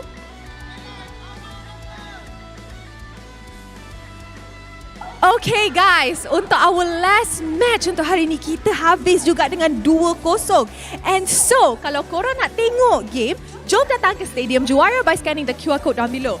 Lucky audience yang naik pentas MPL akan dapat juga skin yang bernilai 899 diamond. Thank you Sultan Rick and thank you Team Lunatix!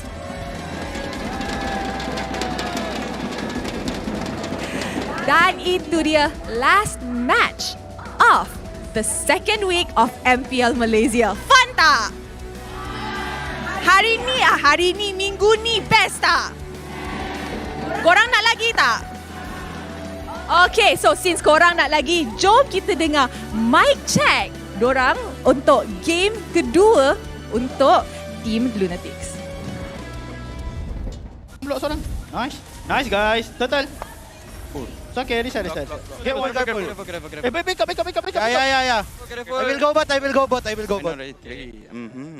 okay, we got kill and tower guys. Cannot. Kajah flicker. Ya rasmi ya, I cannot defend. Buka area sini, buka area. Dia kongsi tau.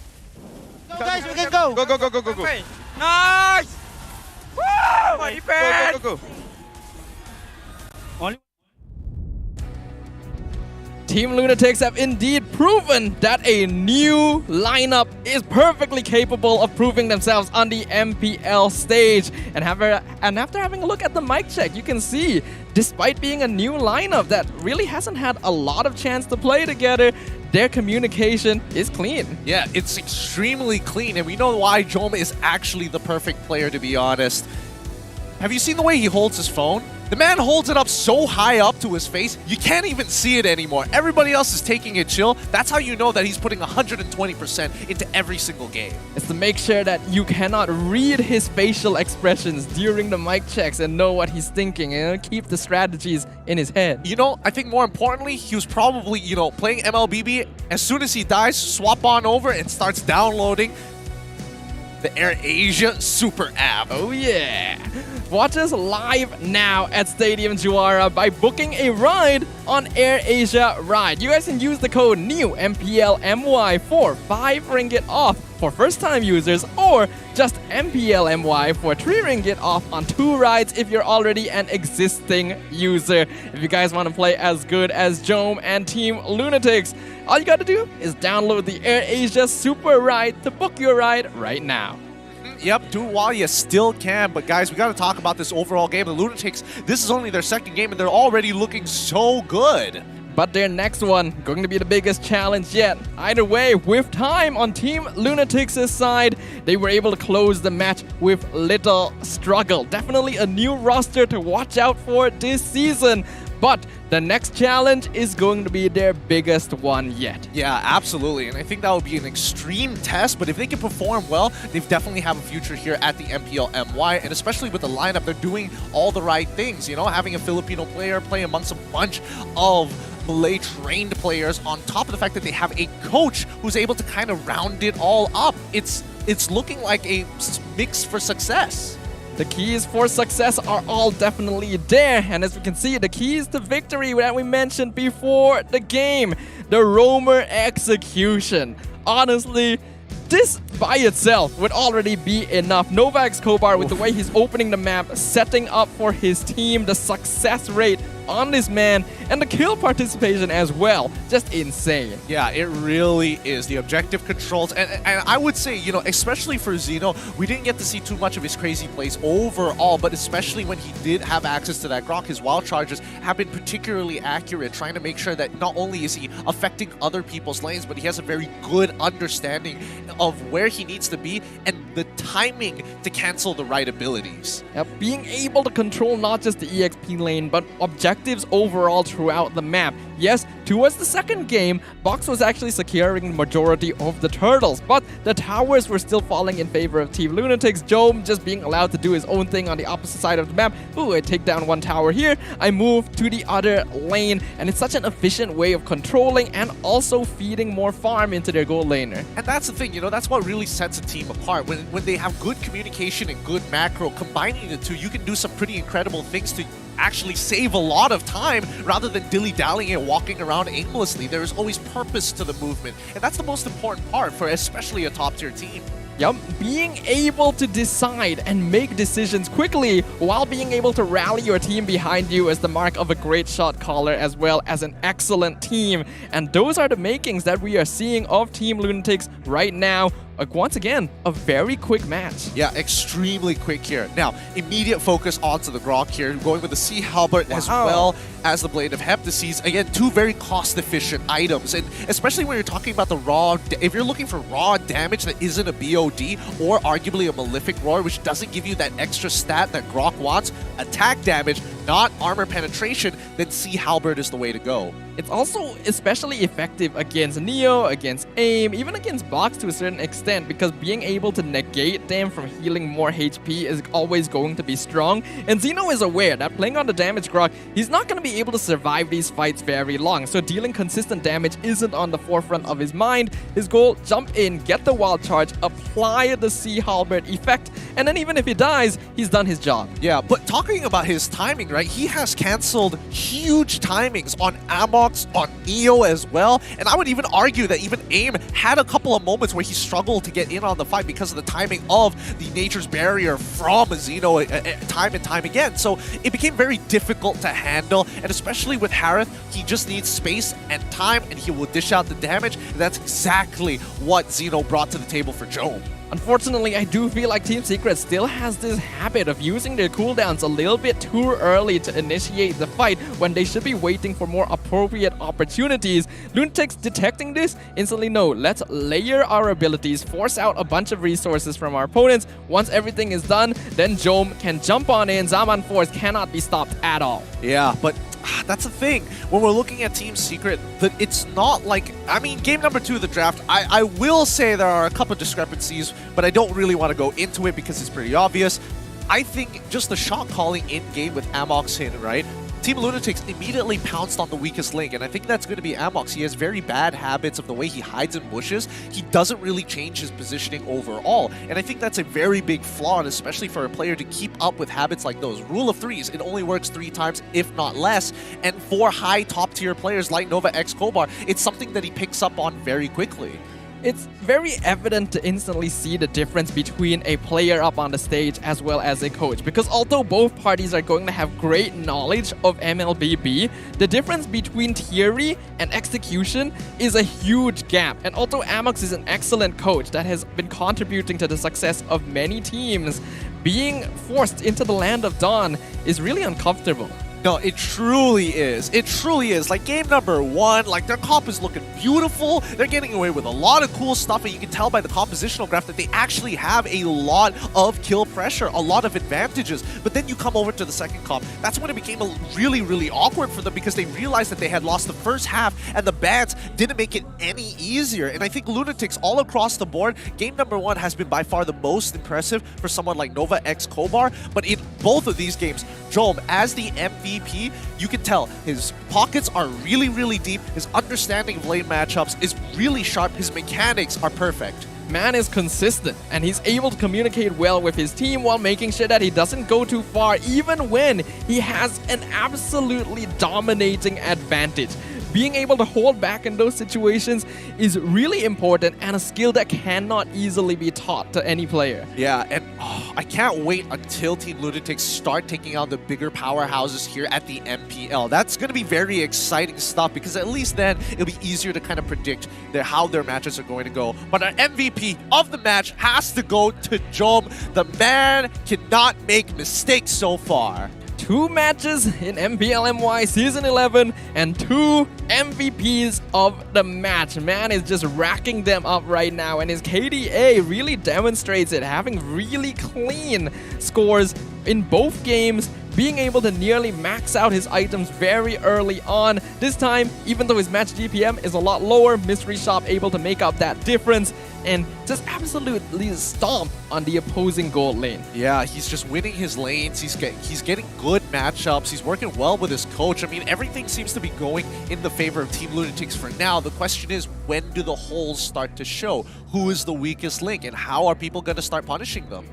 The benefit that Team Lunatix has been having so far is that they've arguably had to face only the weaker teams in Season 11 until now. But their next match, being none other than Todak, indicates that now is the time to truly show the MPL MY stage what they're capable of. Absolutely. But let's jump into the highlights, right? Just in case you guys are not up to date and want a quick recap, this is what's going to happen. Team Secret, unfortunately, with a very interesting draft, we're trying to find for any ways to start taking out Uni as quickly as possible with the early game composition. But then Team Lunatix, understanding that Amox, he's got some very bad habits, gets caught out time and time again, hesitant to use his own abilities to make that right call. Team Lunatix just continue to punish him. Team Lunatix, unfortunately, are the ones taking the initiative in every single team fight in this game. Although Box did a good job of securing objectives, the fact that Amox lets this same engagement happen twice in the same game is already an indication that the man is not comfortable, not able to adapt as a player. His mind still working on the theoretical side of the game and functioning as a coach when he needs to be the leader for his team. Yep, and that's the big issue here, because when we're looking at these team fights, you can see there's some discoordination where Team Secret were moments away to potentially winning a fight, but missed an opportunity and ended up swinging into the Lunatix' favor. And the fact that Team Lunatix have so much utility as well, as we can see in this fight, they go in with the wild charge, gets 2 people. Then Nova comes in with the ultimate, gets 4 people. Team Secret just have no way to utilize their resources. And that is why Team Lunatix going to be rushing up the rankings, now in 4th place, tied alongside Red Giants and RSG Slate. If only they had cleaner games, if they just 2-0'd all the way through, they would be matched up in 3rd place with Todak, if not taking that spot in 3rd place. But for now, with less games played, it's looking like a very good ride for Lunatix so far. And on the opposite side, Team Secret currently facing quite a crisis here in MPL MY Season 11, having played 4 matches, but unlike Madness, not winning a single game. This is going to be a difficult deficit to come back from. Well, they still have a good chunk of the season to go through. Hopefully they're able to scrape up more points, and our hearts and minds will go out to them until their actual players get their visas, get on that stage, and start racking them the points. It's a harsh competition right now with Season 11 of MPL MY. A brand new era of players and competition has been born. And you guys can tell that there has been a level up just in the overall gameplay of the season thus far. I'm excited to see what comes next, but that is officially the final match of Week 2. Yep, the revolution has already begun here at MPL MY, and it's going to continue out throughout this year, hopefully netting us better positions in the international stage. But this year of testing is so important as the ecosystem of Malaysia itself continues to grow. Our tier 2s lost their top tier players to come into the MPL MY. With so many changes, it's only moving in the correct direction. Hopefully, we're going to be able to use all of this to foster an even better environment for these players to grow, learn, and revolutionize MPL MY. Speaking of which, we have more games coming up next week, and pay close attention to the timings of these matches because they are different. Yes. Guys, if you don't know about it, and especially for our international viewers, we have a period of fasting for our Malay audiences. So that's why our matches are moved later on into the day to not only pass the prayers, but at the very least so that we end at a roughly agreeable time. Yep. Next week, we are going to be witnessing Team Secret go up against Red Esports. That's going to be next Friday at 4 p.m. And then at 8 p.m., we're going to be witnessing the match we were talking about, Todak up against Lunatix. I can't wait for that to happen. It's going to be great. It really is going to be great here. And I don't know, a lot of excitement for the future of the MPL, or at the very least for the Lunatix. Yeah, I think a lot of us are already excited. It's only been 2 weeks in, only 1/3 of Season 11 has concluded, but it feels like there have been so many stories to tell. We're gonna see you guys next week, where we'll return with more action and more epic MLBB gameplay. For now, I'm Staffa, this is Gideon. We'll see you guys next week.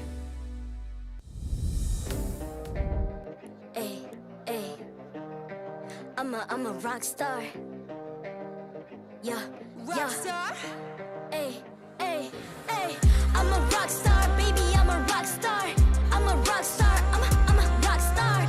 I'm a rock star. Panggil aku rock star. Ini